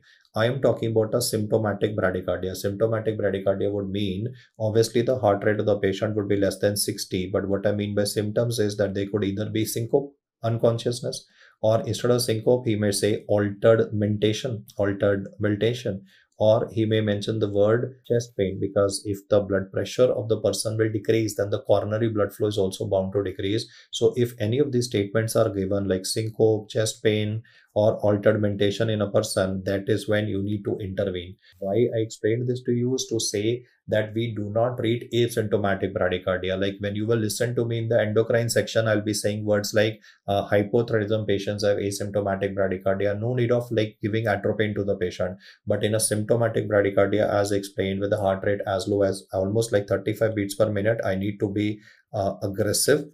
Mathematics here once again, and like what I need to ensure is atropine needs to be given at least 3 times 1 milligram, max dose is 3. Other drugs which can be used to increase the blood pressure and also simultaneously increase the heart rate is dobutamine. A pharmacology question of FMG exam said like dobutamine acts on which receptors on the heart to increase the heart rate. It's gonna be like dobutamine acts on beta 1 receptors and would help in increasing the heart rate of this patient. Then apart from this, like I can use epinephrine also, but if the heart rate is not increasing in spite of drugs, then I need to think of an alternative strategy, that is putting paddles on the chest and capture the heart and increase the heart rate from 35 to 45, 55, 65. So you have to tell me what is that temporary pacing that you'll be using. This would be called as TCP. TCP stands for transcutaneous pacing. Yes, guys, we have devices by which we can capture the heart and we can increase the heart rate of a patient. Alphabet TCP, or the full form of TCP, is transcutaneous pacer. We put paddles on the chest, like we put paddles on the chest for giving a DC shock. Now, similarly here, we are putting paddles on the chest and it can increase the heart rate. So transcutaneous pacer. We also have what is called as a transvenous pacer. They would be used in those patients where there's a bradycardia present. This is temporary pacemaker because patient may not be fit enough for management, like for deployment of a permanent pacemaker. Ultimately, I'll put a permanent pacemaker, that is okay. But if the person is not fit enough, then drug treatment and then temporary pacing in the form of TCP or TVP can be used for management of symptomatic bradycardia. We do not treat asymptomatic bradycardia.